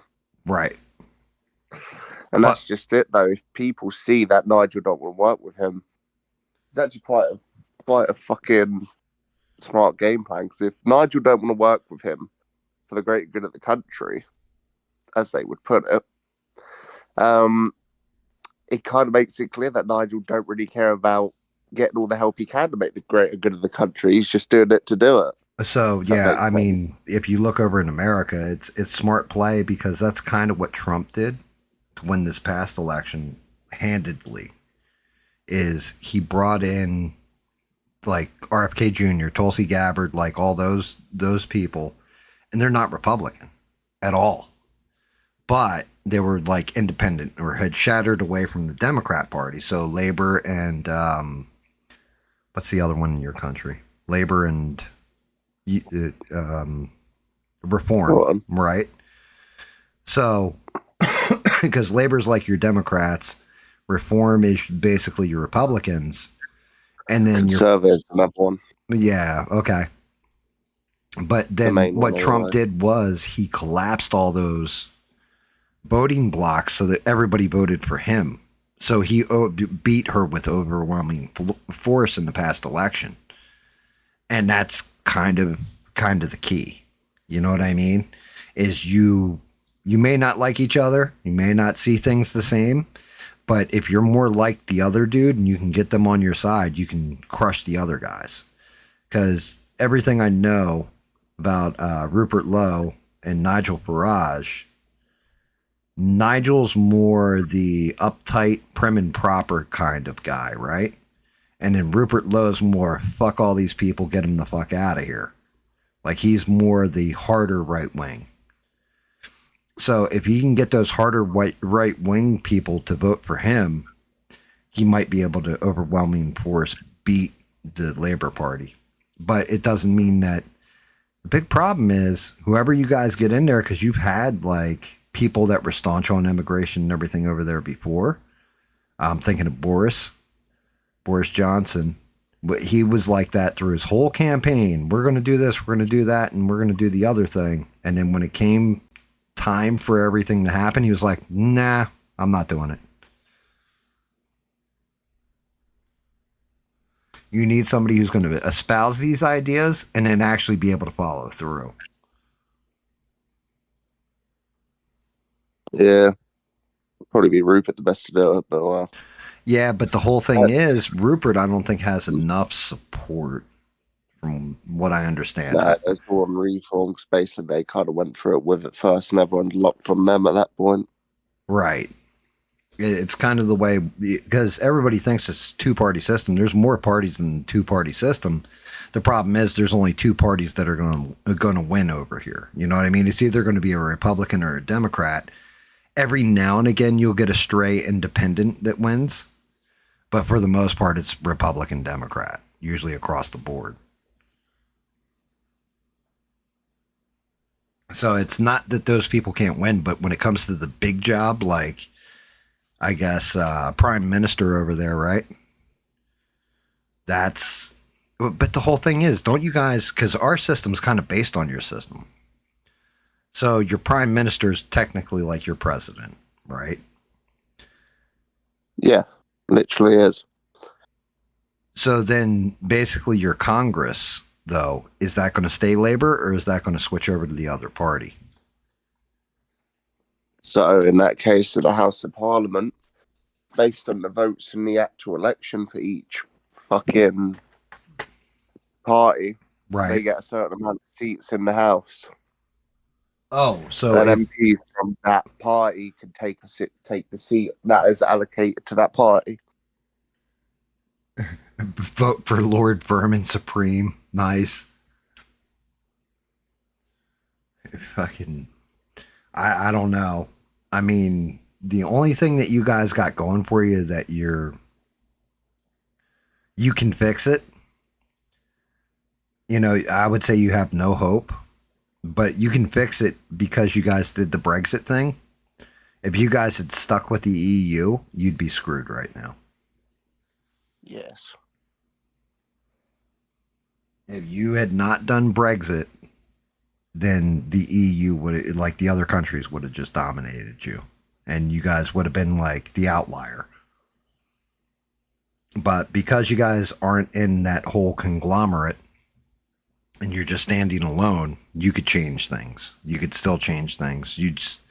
It'd be real interesting. I don't even know how I would be able to do immigration reform if I was in control over there. Oh, it's definitely too late. You know, because you're going to have to shut down everybody coming in from all the other countries. And you're kind of like stuck in the middle of it, you know? Let's just say, fuck, we're at the edge of it. In the middle. we would have been even more fucked. But as we're at the edge over a sea of water, yes, it's still bad, but it's not as easy to get here. Yeah. Well, I mean, you just need to set up sea mines. It's worked in the Strait of Hormuz for Iran. First boat full of immigrants hits one of those sea mines, that's it. Nobody will want to come in anymore.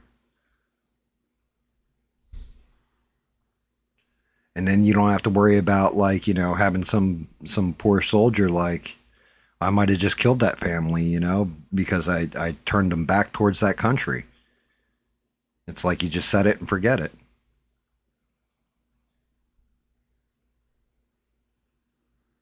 Yeah, I mean, Francois's like, yeah, easy. You just deport the invaders at the end of bayonet, at the end of a bayonet. I mean, that's part of the problem, though.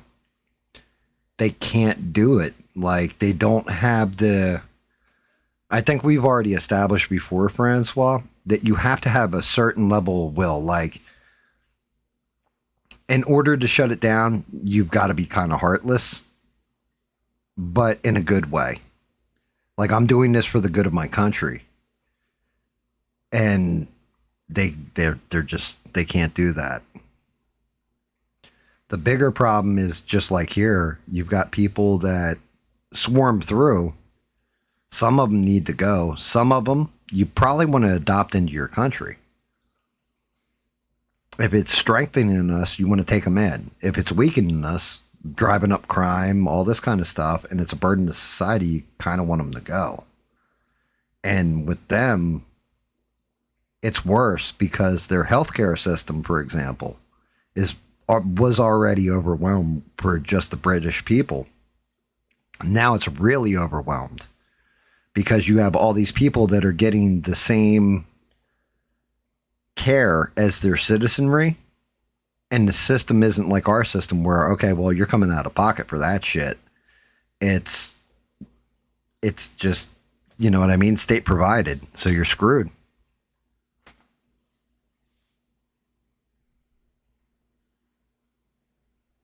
Super ages too. Nice. I don't know. I mean, I'm hopeful though. I think you guys could turn the corner. I think you can fix it.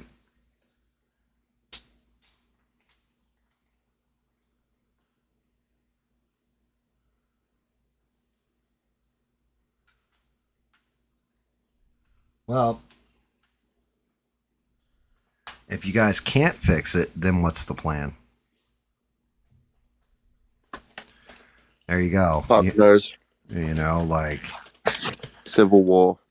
That's what I'm saying. Is that the plan though? Is that what's the average citizen feeling? I wouldn't say it's a plan, but it's probably the outcome.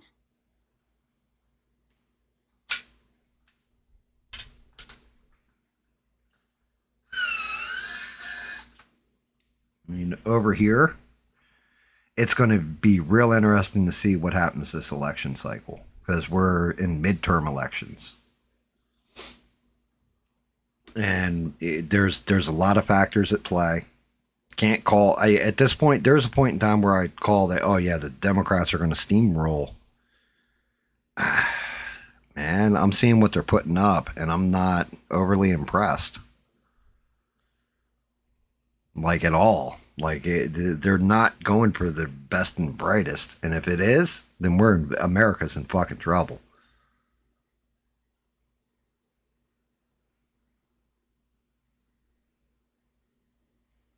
Jesus. Francois wants to, like, maim people. Dear Lord. Yeah, you can't do that, though. Human rights violations, bud.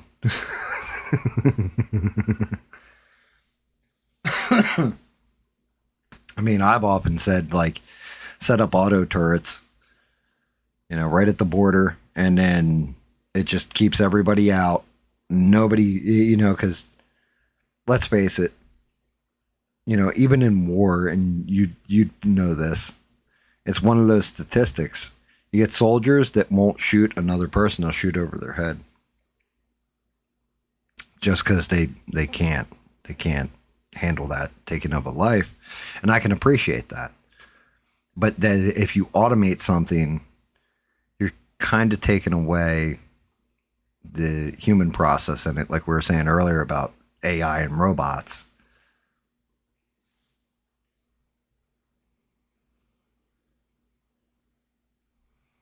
And that'll be it.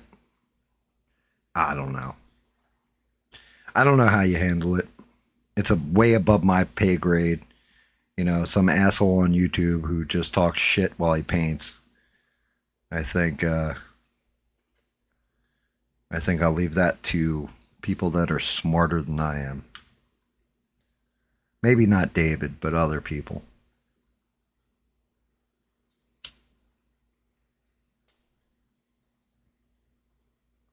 So what else is going on, David? You sound like you're a zombie, dude.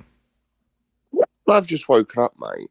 Oh, you're just getting... It's top of the morning to you.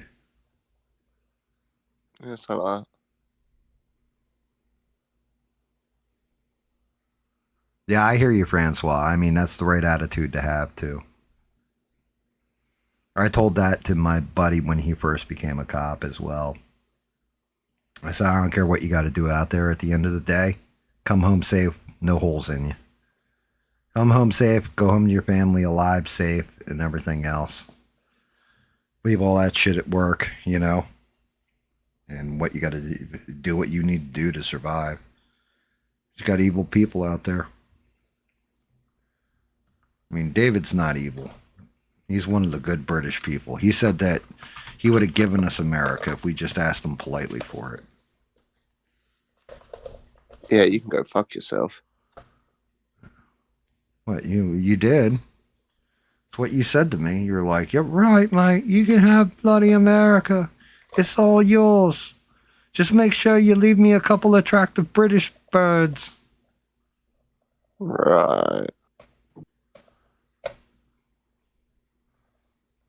Look at that arm on there, right? Just putting together. I'm gonna see how he looks. This arm's gonna be holding dude in like this. Got these arms on the back. No, I got one right. He's gonna look nasty.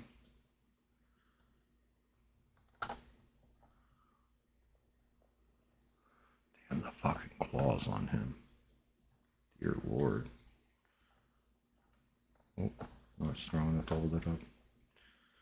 Once he's all put together, he's going to be pretty badass, and I finished the paint job. Especially the dead guy hanging there. I'm going to have to do a pool of blood on the stand.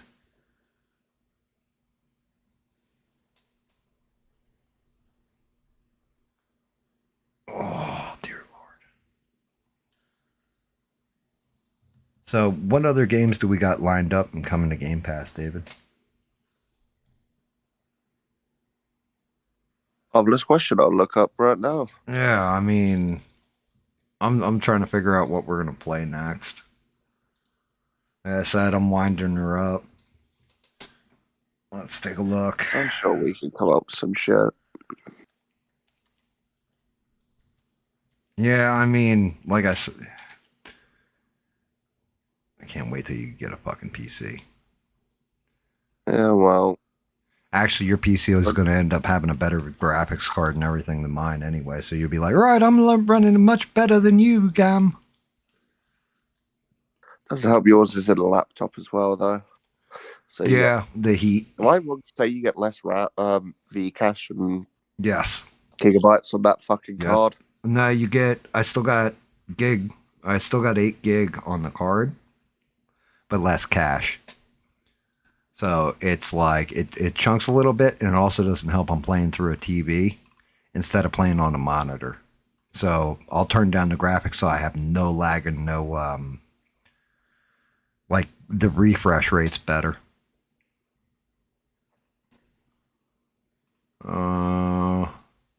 Monsters Are Coming. Rock and Road arrives on Xbox consoles. Looks like it debuts on the 6th. August 22nd, we get Atlas Fallen, whatever that is. Terrible. Heard that before for some reason. It's the game where you're out in the sand. August 27th, Core Keeper. August 30th, Call of Duty Black Ops 6 Early Access Open Beta. I don't care September about. 3rd, Star Trek, I'm just looking at stuff we can play. Let's see. Beast of Reincarnation is on the 4th. That's like Souls-like.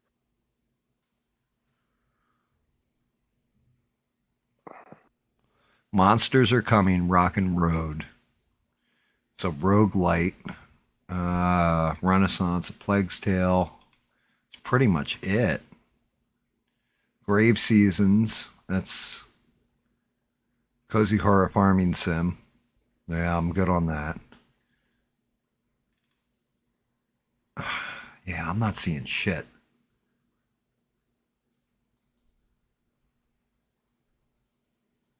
Let's see. Xbox games coming from the 3rd to the 7th. I got to wish my mother a happy birthday today, too.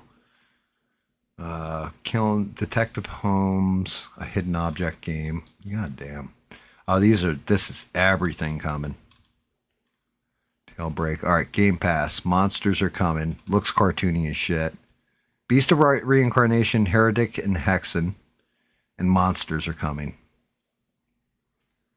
That looks like it. Oh, you didn't, Francois, you didn't notice that before? I thought I had pointed that out. Yeah, he, in his one hand, he's got a guy ripped in half. I got to paint all that. Yeah, Killer Croc wasn't messing around. He was hungry.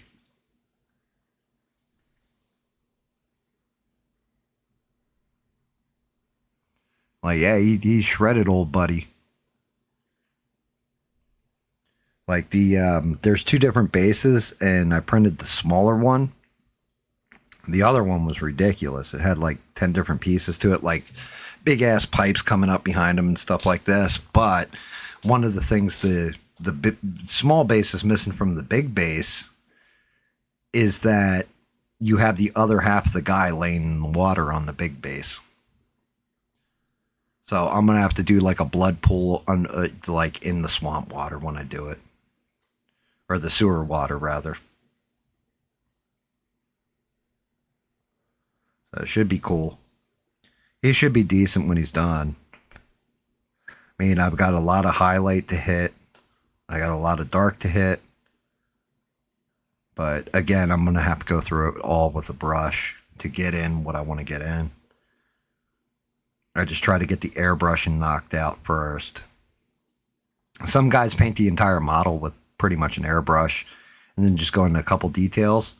I like to base coat with the airbrush and then go in, hit all my like specific colorings, stuff like this. So I get a nice soft blend with the airbrush, and then I can do harsher lines and detail.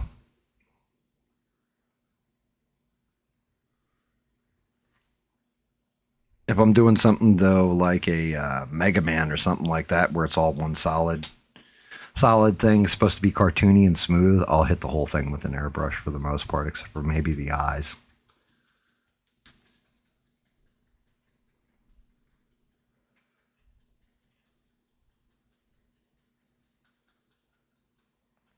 No, all right. I think it's time to get the hell out of here. What do you think, David?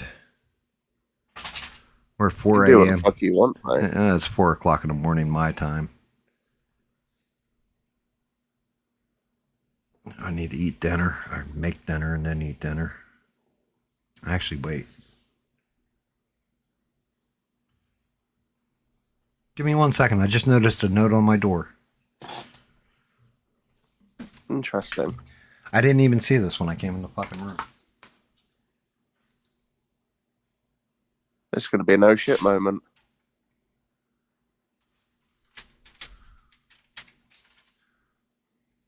One reason why you should get married.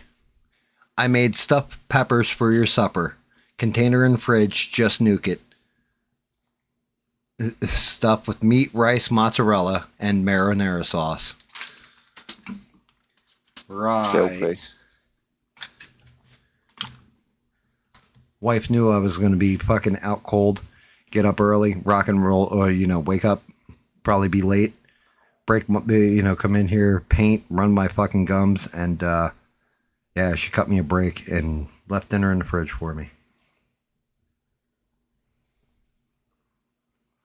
I didn't even notice that. I'd look back because my dog got up, and I'm like, what the hell is that?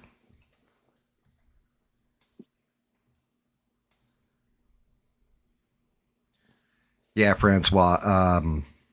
Some of the models I'm looking at, some of the more horror-based models, because we do have October coming up, so I got to get one or two of them knocked out. They're going to be. Hopefully, I can get some real good graphic ones because my daughter-in-law loves them. So more stuff like, somebody torn in half, or maybe somebody carrying around a sack full of eyeballs. I don't know yet. But I think I'm going to call it here, David. Damn, 9 people watching too. I appreciate every last one of you guys. I know listening to an old guy run his gums with a young buck like David got to get boring at times. Having Smurf in here always turns up the volume a little bit. But I appreciate the hell out of everybody. I am going to do a thing where I'm probably going to start cutting out the painting parts without me talking, compiling them down, making them into videos. And then, you know what I mean? This way, if somebody's watching just for the painting, you guys are getting just the painting, so you don't have to hear me talk shit the whole time. And I can just go, yeah, what I'm doing here is, that kind of thing.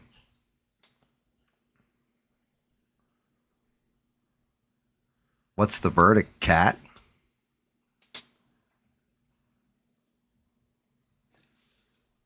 What do you mean, what's the verdict, cat? There, 6.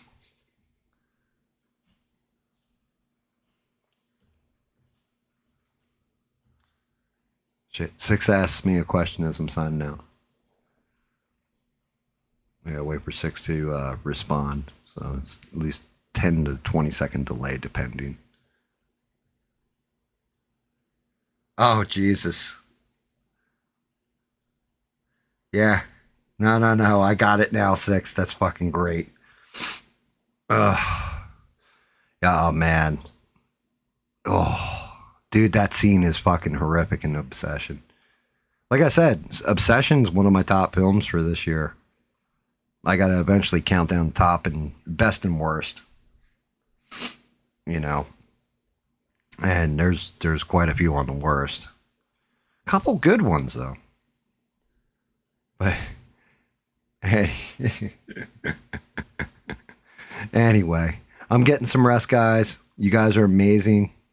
Thank you. I appreciate you, 10 of y'all, being here at 4 o'clock in the damn morning. And I'll be back on Friday, David. Okay. Yep, I'll be back on Friday. It'll be Smurf, David, myself. We'll all be playing Planet Crafters, continuing on with our toxicity game. Maybe finishing it. Don't know yet. We don't know how much further we got to go in the stacking of all the different little things we got to do to terraform a planet. And then next Sunday, I'll be coming back in here with him. This will be brushwork next time. Getting in there, we'll be going through a lot of hopefully the heavier points. And then if I'm lucky enough and I don't run my mouth too much, like nothing real crazy happens this week, I'll be able to get a lot of the detailing done. Like, I really want to spend some time on detailing out the dude in his hand that's all shredded up. And if I'm real fortunate, maybe even knock the base out. But, yeah, thank you guys. I appreciate every last one of you for being here. You guys are amazing. Thank you. Liking, subbing, and all that stuff. It never goes, without my gratitude. I do appreciate everybody. So anyway, I'm getting long-winded. Thanks again, guys. Everybody have a great night. Have a great week. I'll see you back Friday, 8 p.m. Eastern Standard for the gaming. If not, I'll see you Sunday for the painting. Probably go late as usual. And till next time, always be creative. And most importantly, don't take shit from anybody. Good night, guys. Thank you again.